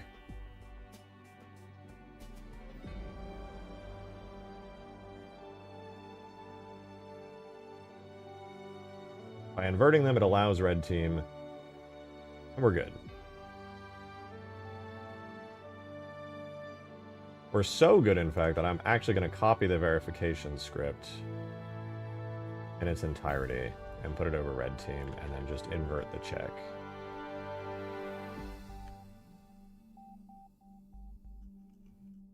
What the fuck did I just do?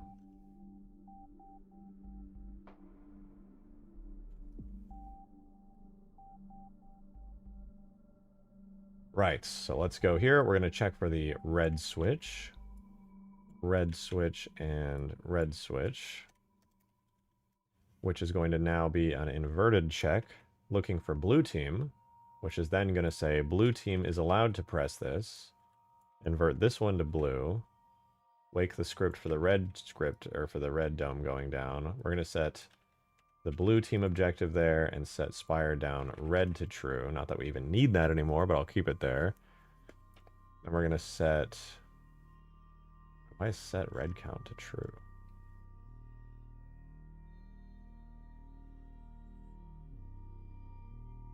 Weird. I think it might be left over from a long time ago. Then we wake Albatross blue summon since red thing is going down. And then at the off chance it will say spire switch red.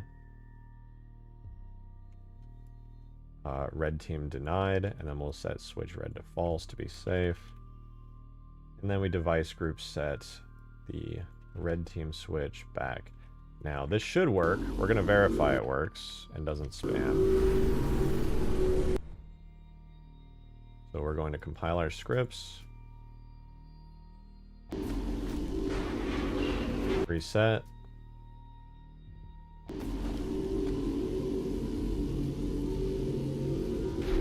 Okay, we got successful compile. Let's turn off errors. Let's run game scripts. Now, I don't think I can test it in-game like I said, but we'll give it a try anyway. So I am at my own team, but because I'm the only person in the game, it probably will still work. It does say red team allowed, button activated, script activated. So I will have to verify that this works in-game, but the logic is perfect.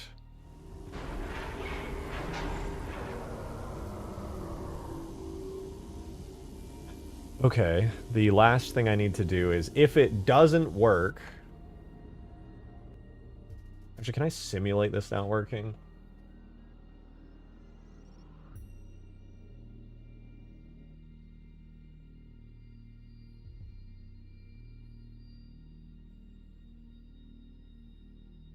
Okay, what I'll do to test this, I'll copy the main if statement.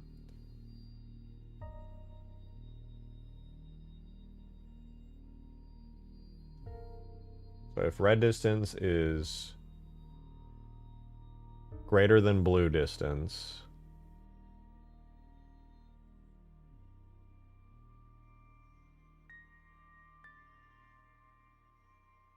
to hijack this, I'll just simply check if the blue distance is really close. If blue distance is greater than 10, which it won't be, it should deny me, but I just need to make sure the button doesn't disappear.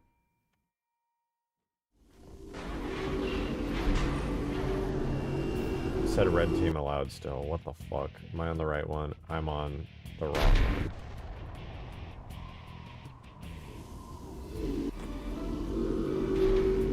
Red team denied. It spams it.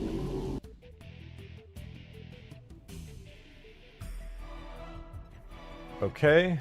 So it spams it and the button stays down, which means that the cheese will still occur. even though I am setting the device group back to 0, let me check the actual button tag for this. So glad the Scarabs are done. Let's check the actual button tag for this, which will be under objects levels, multi, huge towers. Where am I? Oh, here, switches. And we're looking for, I think it might be an equip switch. Equip switch. Fire shield switch.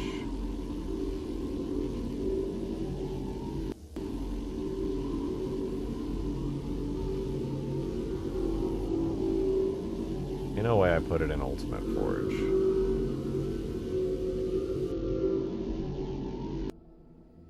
I did.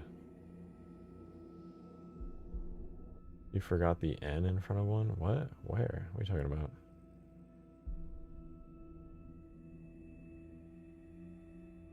It's a... Oh, because it's a toggle switch.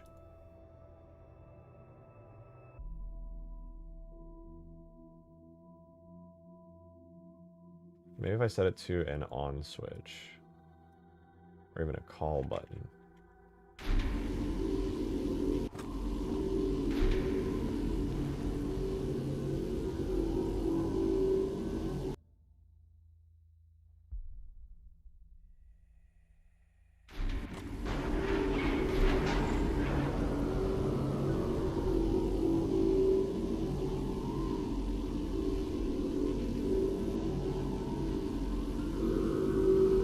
What are you guys talking about?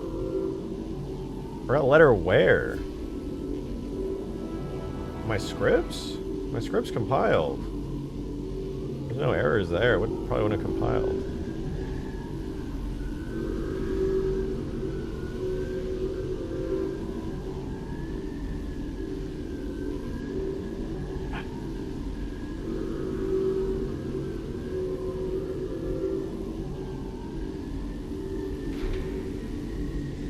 Okay, what kind of buttons are in my other ones? Because I'm just going to copy them.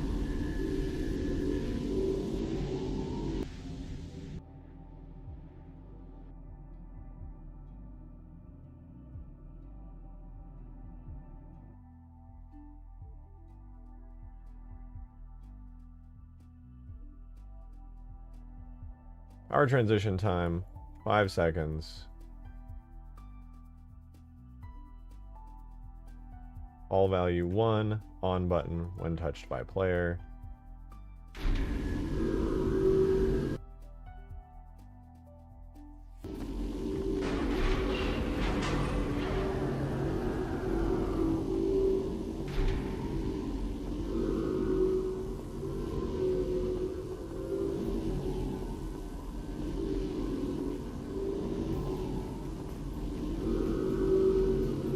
It says red team denied endlessly because the button is still pressed. We make sure there's no differences here other than that. We have a bunch of sounds, blah blah blah, 0 0. It's a on button when touched by player 1. Lots of different sounds.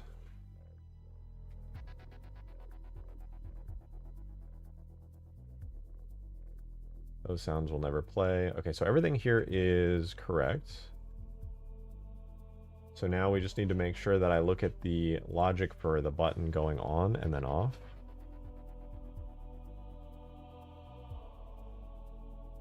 I'm just fixing the dome switch right now. So we do the following. When verification is not allowed... Oh wait, last thing I need to check. I can almost guarantee this is going to be something in Sapien. When we compare one of the spawns, they are set to be not automatically. They have a position group with nothing checked. Here, these are the same, but they are spawned in automatically, which means that one of my scripts here is creating the button press, which is called button underscore blah blah blah. So I'm looking for object create here. So we object create the button. We set it to 0.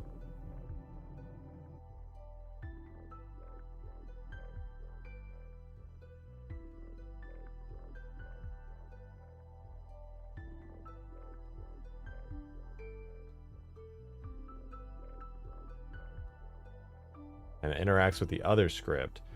Okay, that's pretty good.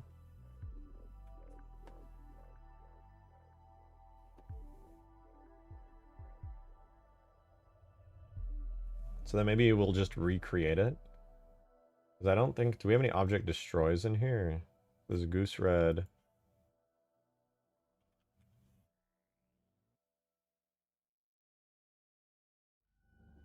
If it's pressed, but not allowed, we do object destroy.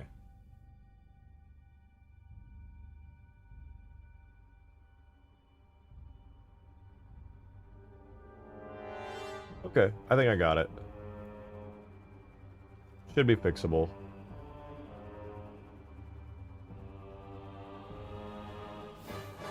It'll do all of that when it works, but when it doesn't work, we're going to do object destroy, spire, switch, red, sleep for 1, I'll sleep for 5, object create, spire, switch, red.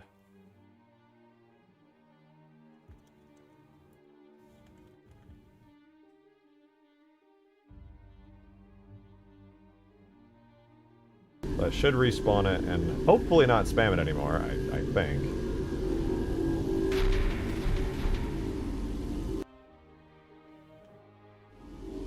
Let's make sure I don't have any errors like I always do, because it loves to just not tell me if there's errors because I have so much debug spam. Okay, so we deactivate Spire Switch. It is not correctly setting the device group back to default at all. We need to fix that. Again.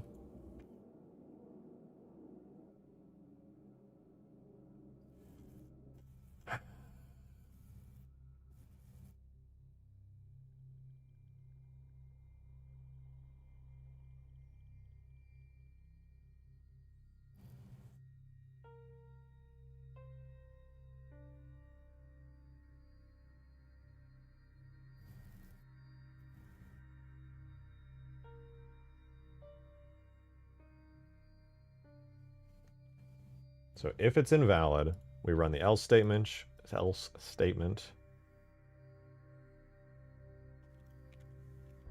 To sleep for 5, maybe? Maybe it just needs like a sleep of 5.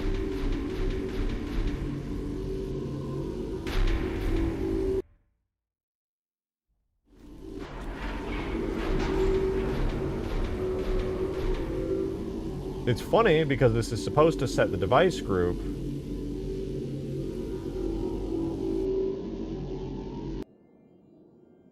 Maybe it goes for 5 seconds? No, it's longer than 5 seconds.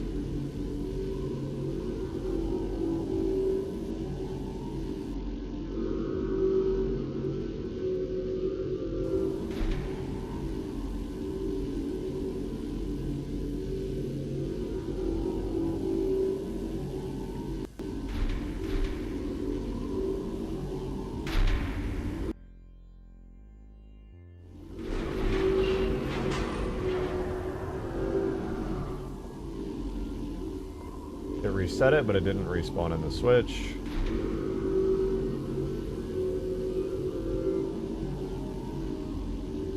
We'll set it to not automatically. Now it should be automatically. This should be really easy, man. I already solved this once before. What do you have to now? I'm just trying to fix the Spire button so that players on the same team cannot deactivate it.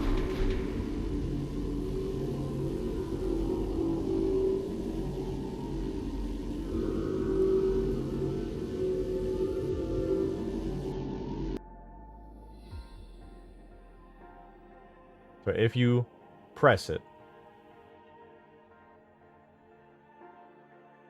I'm going to wait 1 second. I'm going to forcefully set it back to 0. I'm going to wait 1 more second, destroy the object, and then recreate it. Okay, I'm going to put a whole second between all of these. It's going to be a 3-second wait just to make sure that my logic works. Baby-faced? I'm a 28-year-old man. Strong and powerful, man. I don't know why it gave me Jimmy Neutron here when I did that, but I'm a strong and powerful man. Deactivate. Red team denied. Pops back up. It's still set to 1. Brother. What am I missing here? Spire switch red. Group. Spire dome switch red. Very simple. Very easy. Set spire dome switch red to 0.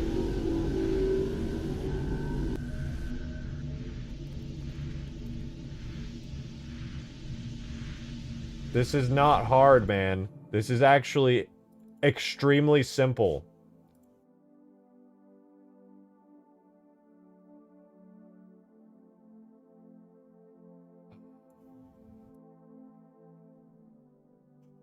Power transition time. These are all exactly the fucking same. Everything here is the same. On button, touched by player 1. Everything's the goddamn same.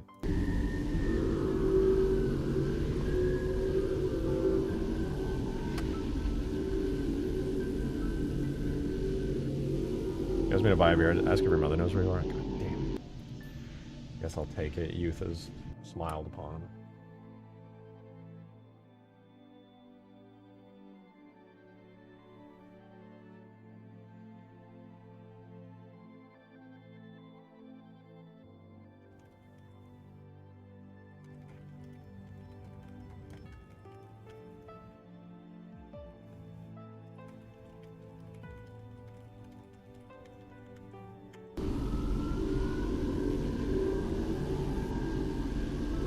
Again.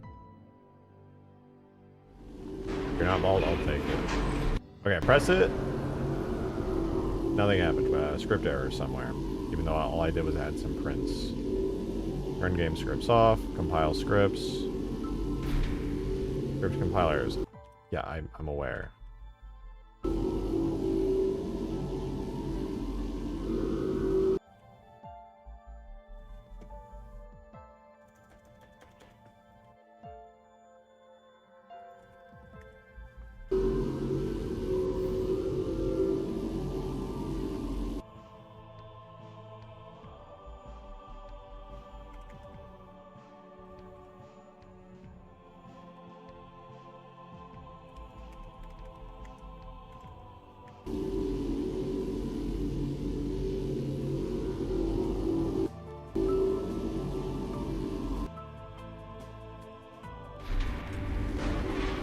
Deactivate Spire Switch. Go. Red team denied. Switch destroyed. Switch recreated. So when I hear that cha-chum, that's the switch being recreated. And now it's in a loop of being recreated, denied, and switched over and over. Because guess what? Device group set is not working for some reason. Needs to set it back to 0. And it's not.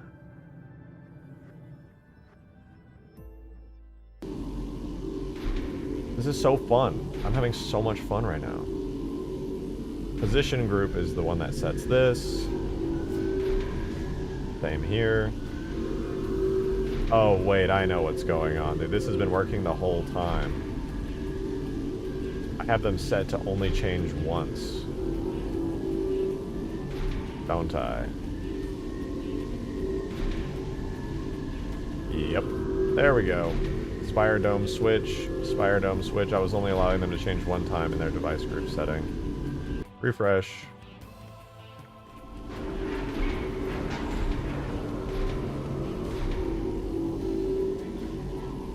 Easy. Okay.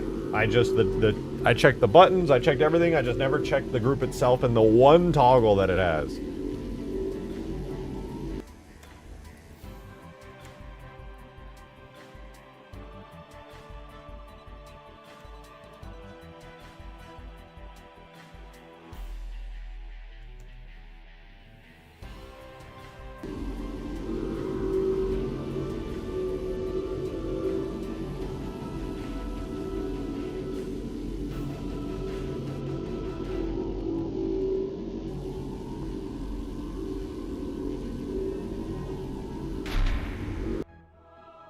Watching the streaming, hearing him say AI is impossible. Risk my feeling like that scene in Interstellar. I mean, it could be. I don't know. Multiplayer allegiance doesn't work, but if there's a red team default AI that exists, if one of the campaign teams in Reach is assigned by default to red team, then it would work.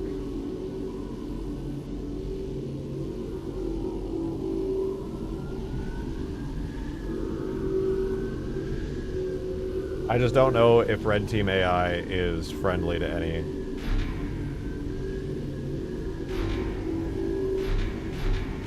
It works. Red team denied. Beautiful. I've seen the AI, it's there. Oh, sick. You wouldn't have to worry about that.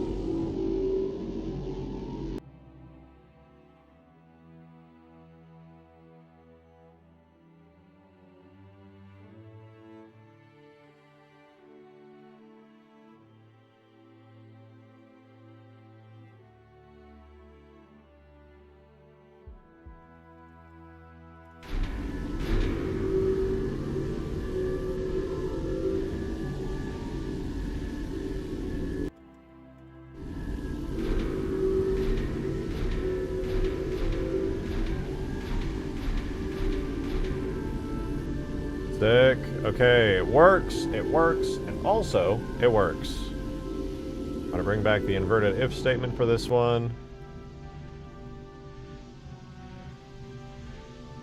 And the only difference now is nothing, actually. We just set it back to 0. Everything else, I believe, stays exactly the same up here. Let me just paste this in to be sure that I didn't have any extra lines. Yep. It's all the same. So, blue team, red team allowed, red team, blue team allowed. Only the enemy team is allowed to sabotage this. Let's make sure my scripts fully compile, even though it's 100% certainty that they will. Good. So now, because I'm in the editor, though, I'll be able to do it, because there's a check to see if you're alone in the game. It says red team denied, even though I'm blue team.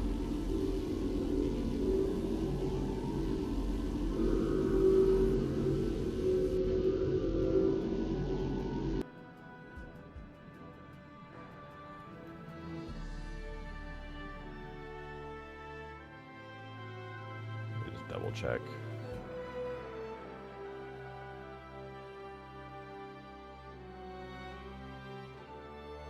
Okay, yeah, cool. For a red team, or for a blue team check, red team is there. Alright, let's save. Recompile, refresh. And this should be the final thing we do here. The button is guaranteed here.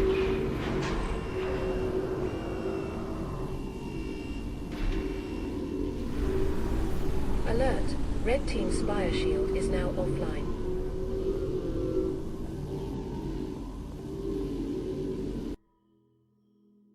Hold on, wait, what was that?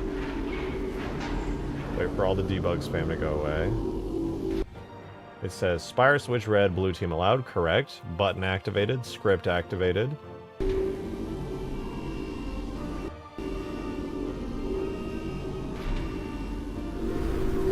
I think I just never destroy the switch.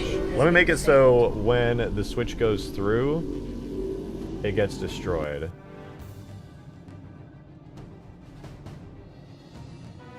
So we destroy the icon for it.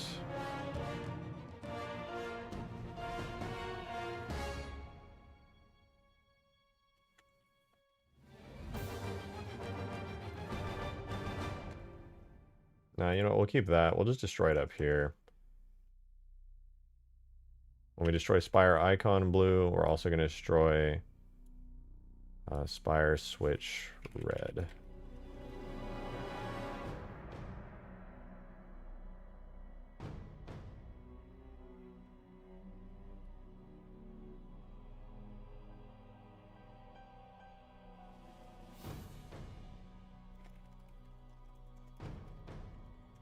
Okay. And then this should be it.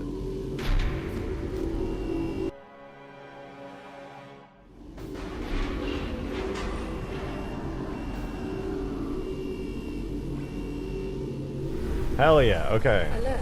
Red team spire shield. You can now no longer roll your team. Spire switches back to functioning. We're good. We did it. No new scripts required, just some fancy checks and making sure our device groups are set up right. That took longer than it should have, but honestly it was a skill issue on my part for not just double checking my device group was allowed to be switched back and forth. We're good though. Domes are no longer trollable. You can try, but it just won't do shit. Hell yeah. Cool. Dome is good. So let me write that back down on our list. Let's see. Red team and blue team spire. Don't have to worry about that anymore. We can fix it. Beacon still has the ability to glitch out. I'm not too worried right now. And check weapon boxes. Shield validation, also good.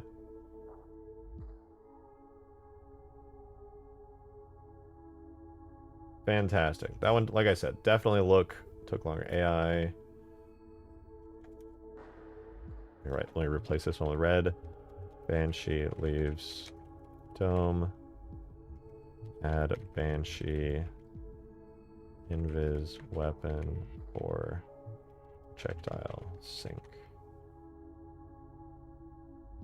Alone. Okay, sick.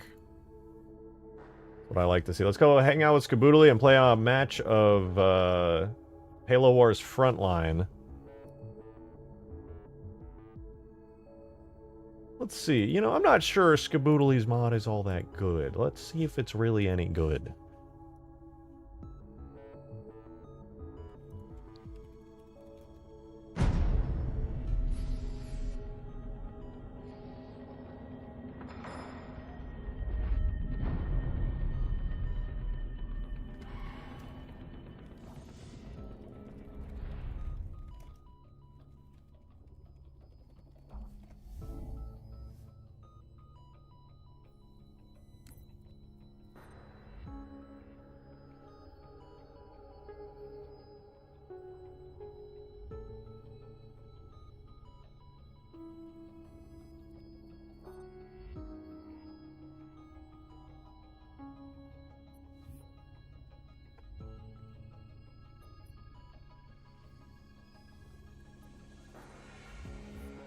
I'm in.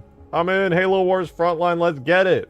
I'm excited, man. They should now have the entire setup going for capturing like resources and objectives. That way you can spawn in your own weapons rather, because now you just don't even have to wait for a vehicle to spawn and hope you get it. You literally just have to collect a bunch of different stuff, a bunch of different resources for yourself in the game mode, which then you can use to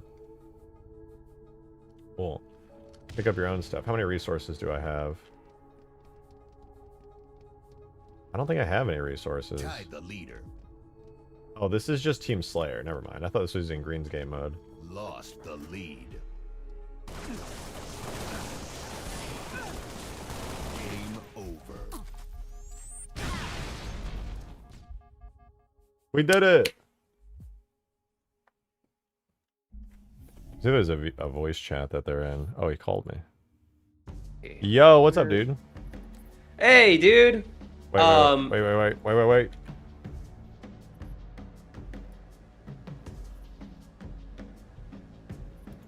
Okay, sorry, my audio balancing was atrocious. What's up? No worries. Okay, so let's try out the new game mode. Oh, you haven't even played it yet? No, we have. Oh, it's just we were playing Slayer when you got on. Got it. Let's do Halo Wars Slayer. Halo Wars Slayer. All right, dude. It genuinely feels amazing to like have to capture resources and stuff. It adds a lot to the game flow. Halo Reach modded. Okay. Generator defense. Slayer. Okay. Damn, what were you working on today? I saw you were like really sucked into fixing Scarabs and stuff. Yeah, I was working on getting the Spire Dome fixed, which is so that you can't sabotage your own dome and take it down, so I added a verification script to ensure the closest player to the dome is of the enemy team. And for the Scarab, I had to do some hacky fixes to get the top turret to work, because the way that I guess giant AIs sync in multiplayer does not correctly do the top turret, so I had to make a new AI group for like make the vehicle top turret, you know, have a driver's seat, spawn an AI that gets into it, teleport and attach it to the main Scarab, and then when the Scarab dies, manually like delete that. Plus I like rebuilt its beam from scratch to be more balanced, tweaked its AI, made sure everything was working, and it was a whole thing. It was a whole thing. Yeah, that sounds like a whole thing. Oh shit. Oh no, oh, there we go. Oh, I have jetpacks now. Hell yeah. Yeah. What the hell? Why are they No, killing we me? gotta. Why we are they got team weapons killing and me? vehicles. What are they doing? know. Is I can't somebody even play the game. What? Is somebody griefing? Everyone griefed me. They all got together and said kill rejected. What a bunch of wieners. I'm getting my bad boy out. I'm That going is out definitely today. wiener behavior. Yo, Devon Toast! My MC Thank you for the down a little 40 bit so I months! can- Holy shit! Thank you! Holy crap, 40 Ugh. months is forever. Oh But yeah, my goodness me, no pretty kidding. Thank self-explanatory. you Go for forth 40 and capture months. supplies. God damn. Oh, I see some supplies being captured. Am I gonna get there in time? Oh, I love that it doesn't have the marker around it anymore. You just go near it. Yeah. No, I think that's absolutely huge. I think it just like it adds to the what's it? It just feels more organic that way. Yeah, and It's a you weird get to way like describe fight it, people but- for them too, which is so cool. Yeah. Oh, I got stanchioned. It's all over. This is sick. Let's see. Well, actually. Well, actually. Alright, is there anything worth buying? Oh, I can't. Oh, if I get close, I can see the price of some of them. Gotta tell Green to make a specific zone for each of the spawners so that they only render when you're near them, because right now they're both fighting for their life to try and render correctly. Oh, I love the weapon spawners on the wall. This is sick. Yeah. Are there any weapons there? There should be. Yeah, yeah, they are. It's so cool. Okay, good. Betrayed. Bro, I just got betrayed. What the fuck, man? Why are people betraying? I don't know. It's fucking annoying, though. Just trying to play the mod. Yeah. You can join my team next time.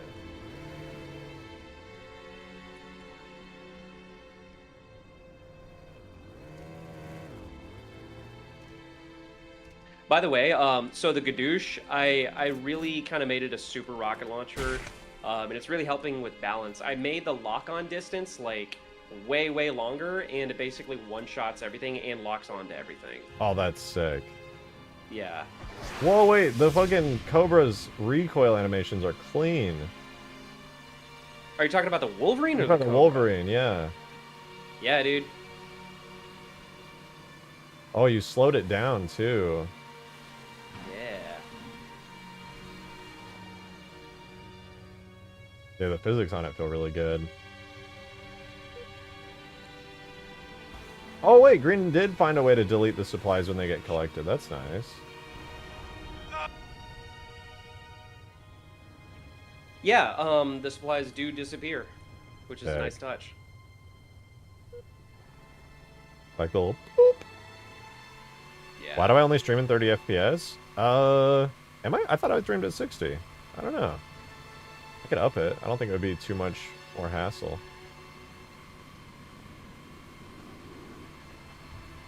I'm gonna have so many supplies. What the fuck?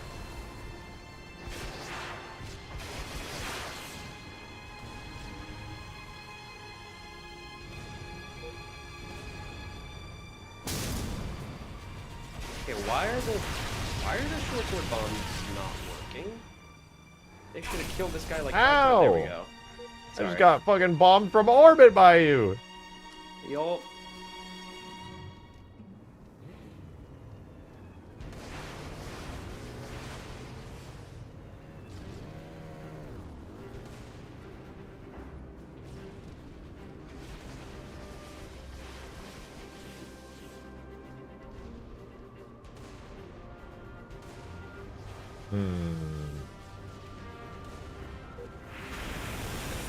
Oh, the Hornet. Getting doesn't good have with the something. short sword. Actually, it was a Hornet. I thought it was mislabeled. It was the model that was different.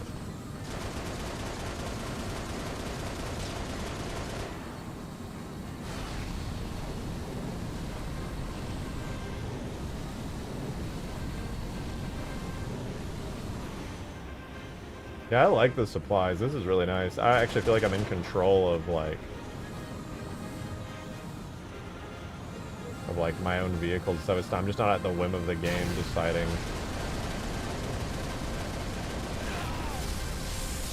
No, I got nuked. Was that a stanchion?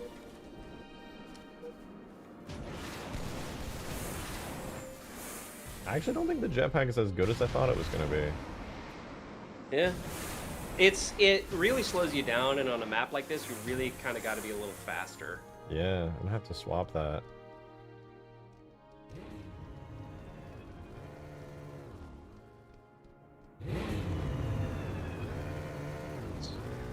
By the way, I put the flamethrower in this map too, and the flamethrower is really fucking effective against vehicles. Ooh, that's sick. It has a 20-meter range, just like a real flamethrower. Sick. I've always bothered me that Yeah. like default flamethrowers in the Halo games don't have a lot of reach. I'm like, they are fucking spewing like gasoline basically, or kerosene out and just going crazy. And that shit comes out quick. It goes far.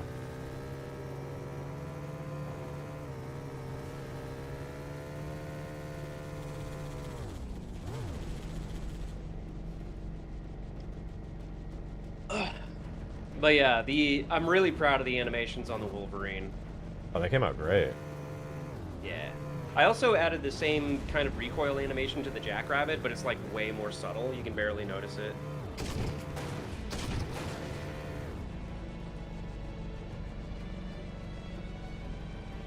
Almost fell into a death pit. I didn't know the map had giant pits like that. Yeah, dude. I think I fixed most of the main bugs from the last playtest.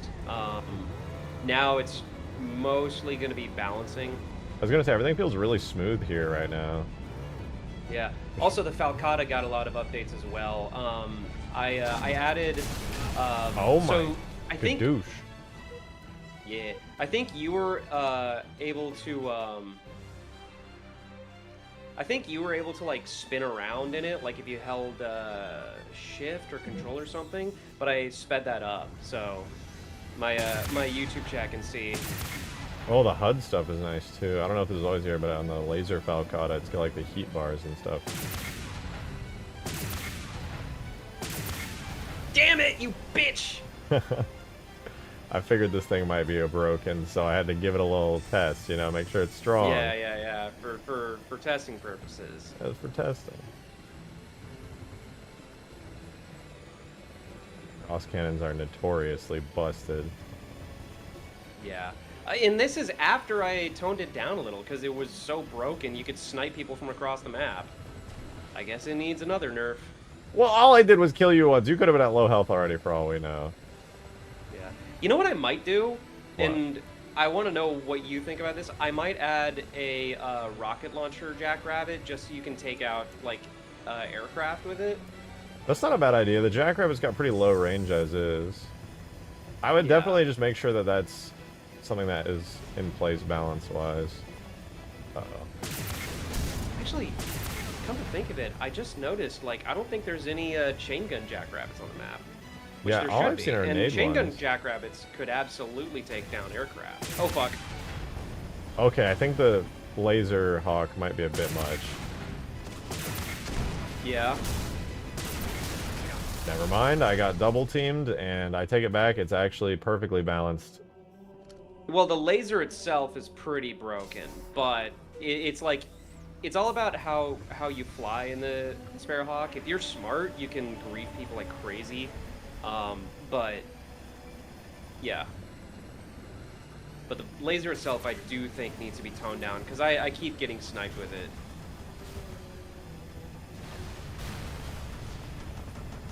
Where the fuck is this player? It says they're right here.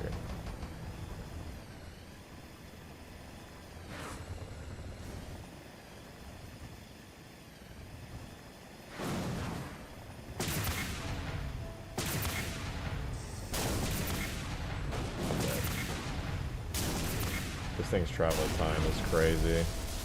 I gotta be more skillful. Travel time on what? The laser Sparrowhawk. I don't know if I'm just lagging or if it felt like there was an output delay on it, but it was like I click and then it goes pause, fire. That's weird.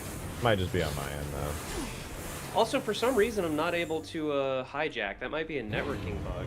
Like, I'm not able to hijack, well, probably any vehicles. And I added the hijack functionality. Do you know what that could be? I would just test it in Sapien to make sure with like an enemy biped that it actually works. Oh, that's a one shot.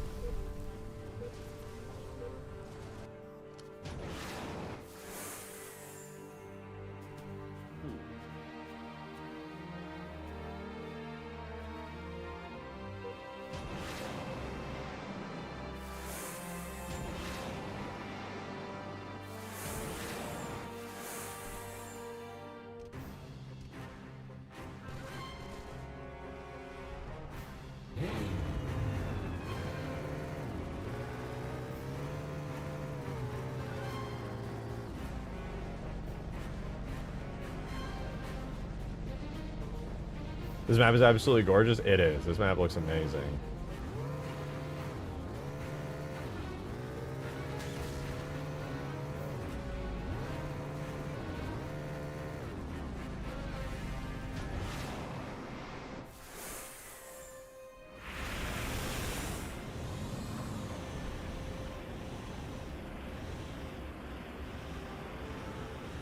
What I get? Gimme, gimme. I want this big supply.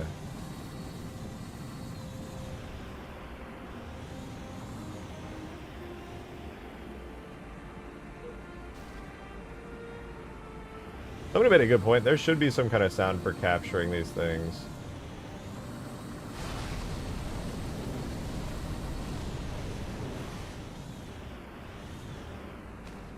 Oh, you also have regular vehicle spawns around the map. That's nice.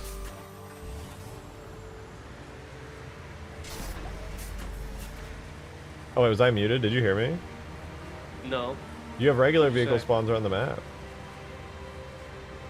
For the jackrabbits, yes. Oh, then somebody must have just left this vehicle here. There was a Tag the leader. Cobra just chilling.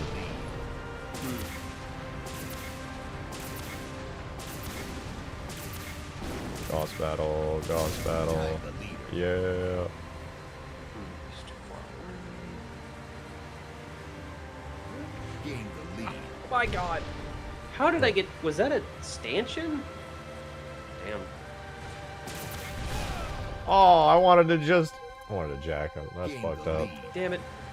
Or not jack him, run him over. Gain the lead. I gotta switch back to sprint.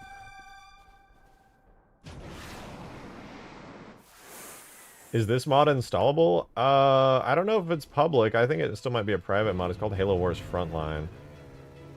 But it's Skaboodle's mod. If you go to his server, you can absolutely grab it. The Falcata, the short sword.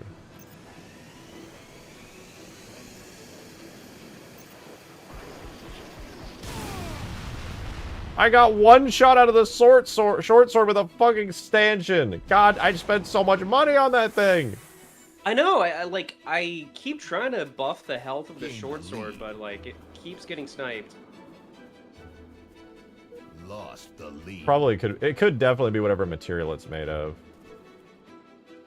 Probably. Although I gave it the scorpion material, so... Oh, I like the enhanced Gadoosh HUD. I know you're still working on it, but going third person and then having like the one missile show up is pretty slick.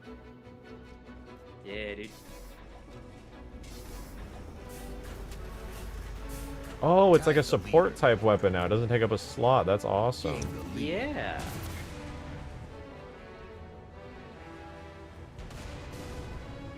Gain the lead. How does the tracking work on it now? Do I have to like hold it down or anything, or like hold right click, or is it Nope. just? You just aim and it locks on automatically. Oh, I try this out. On the Gadoosh, yeah. It just works like a normal...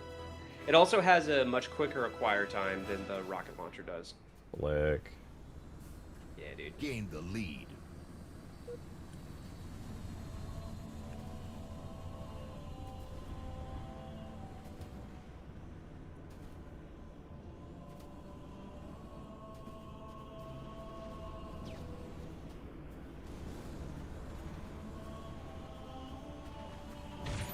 Oh, I fat fingered my mouse. Nothing is going right for this game. I'm sucking ass. I'm so mad. Damn it.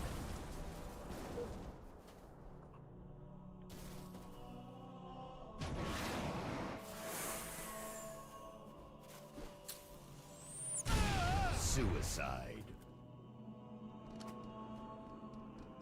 30 minutes remaining. You still haven't Oh my played? How's the God! game type? Fucking It's working Cobra! amazingly well.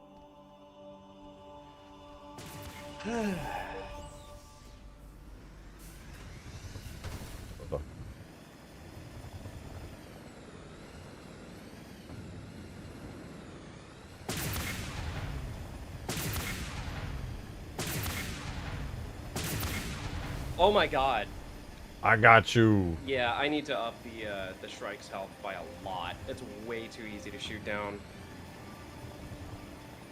What is the Shrike's health?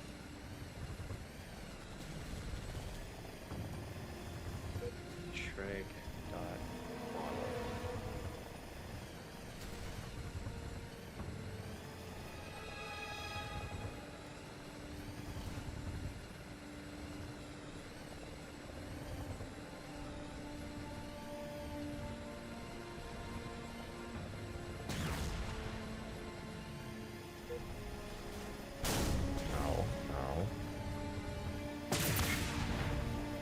It only has 450? No. Yeah, that seems a bit low.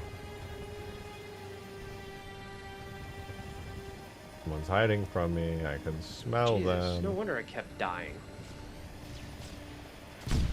Where are they? Hello?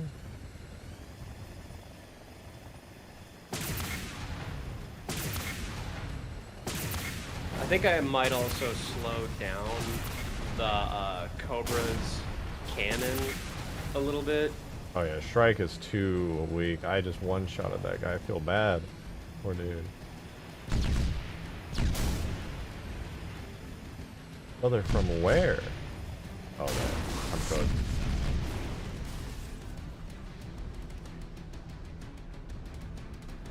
So much gauze? Yeah, it's cool though.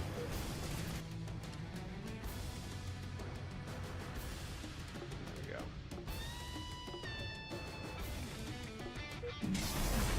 Oh! Oh, I spawned a vehicle at the same time as someone else. I'm in space. I'm flying. I blew up. Oh, fuck. Oh, no.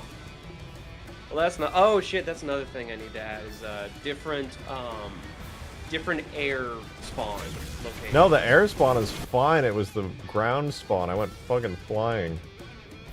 Oh. Well, I guess we need more ground spawns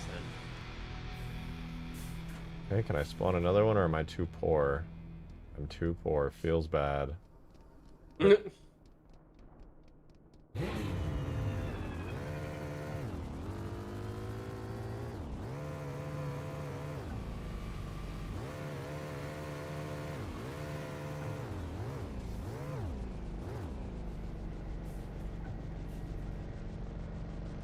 Does the stanchion use CEA sniper? So the CEA sniper is the same as the Reach sniper, which is what that version of the stanchion is based on. But it is a unique model. It's not just copy-pasted Reach sniper. Damn it.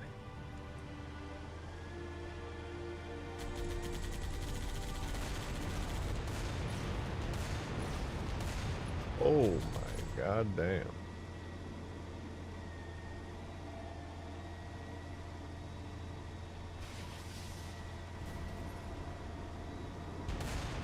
Oh my god. Fucking Cobra snipers, man. You know what I might do? I might add an effect to the Cobra's cannon, kind of like the sniper glint in most modern games, to where you can see the Cobra from a distance. That's honestly a good idea. It's really hard for me to see enemy vehicles a lot of the time. Just because the map is like so complex and has so much detail that they really, like, they actually blend into the terrain, which I guess is what they should be doing. They are military vehicles and all. Yeah, they're camouflaged, don't you know? How did you live, you bitch? Get back here.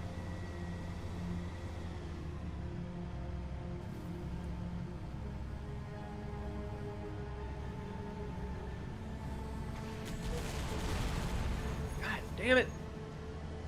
That's where that grizzly was. God That's damn. me. Hiding. You know what I might do? I might just add a subtle light glow to the vehicles, because goddamn, they are pretty hard to see.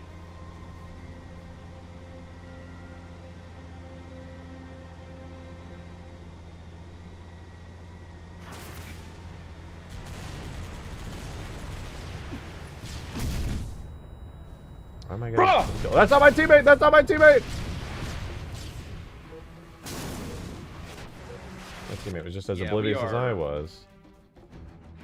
Not winning, it seems.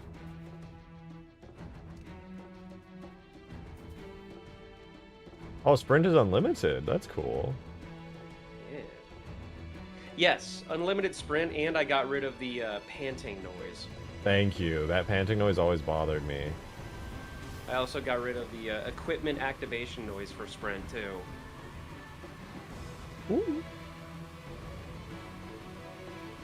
Yeah, that's a lot nicer. It makes sense that, like, it's an ability and everything, but, I was never a fan of that. Yeah.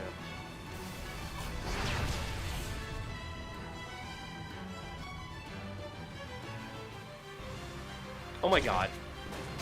Somebody meleeed me through the fucking window. I need to fix that.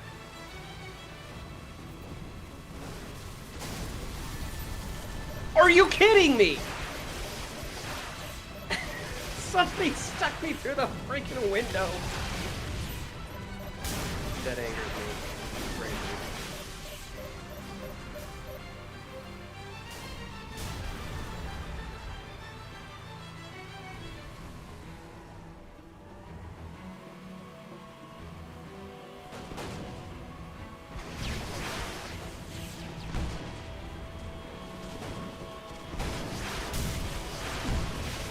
Oh my god, he's still in the base with a sword.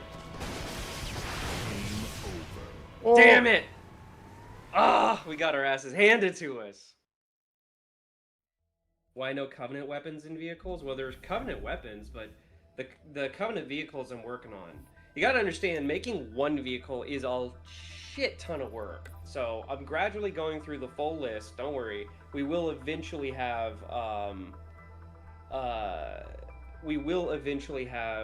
Covenant vehicles. I'm gonna be honest, man. This mod feels really good right now. The only thing that stuck out to me, besides the base being technically unfinished, is just vehicle and weapon balancing, which you can only get through more playtesting. That was actually great. I think the resources added a lot to it. It made me want to go out and collect them and feel nervous collecting them, because I was like not feeling like comfortable. Like I was like, oh, somebody could shoot me right now because I'm sitting here collecting this resource, which was good. I liked that. Like everything feels excellent. Workshop Broken Link on Discord, I think?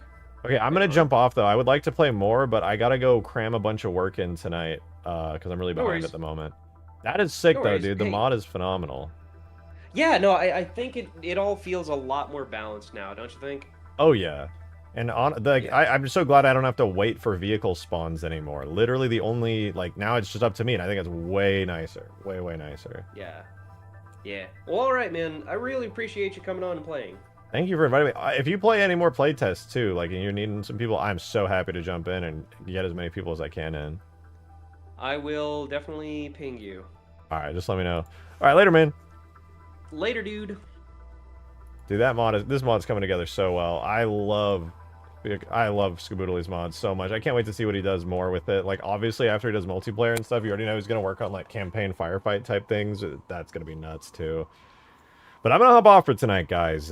We got the Scarab probably fully working. Look out on the Steam Workshop for this update. It's got the much-needed fixes. I'm going to do a little bit more work on it as well. I'm going to get the new plasma launcher in, and couple other things as well, and then I'm going to push the update to the Steam Workshop, and then we should be working on the final update after that with just, you know, upgrading the teleporter system, you know, buffing this, tweaking that, blah, blah, blah. It's great. It's great. All right, but I'm all about for tonight. Thank you guys so much for tuning in. I hope you enjoyed. I'm going to make myself some food because I haven't eaten anything today. I'm starving to death, and I'll see you guys tomorrow, 6 p.m. Central Time. I should be up a little bit earlier, but yeah, I'm out of here, guys. Hope you enjoyed. I'll see you tomorrow for some more Permafrost. We'll get this mod done. All right. Later. Bye-bye.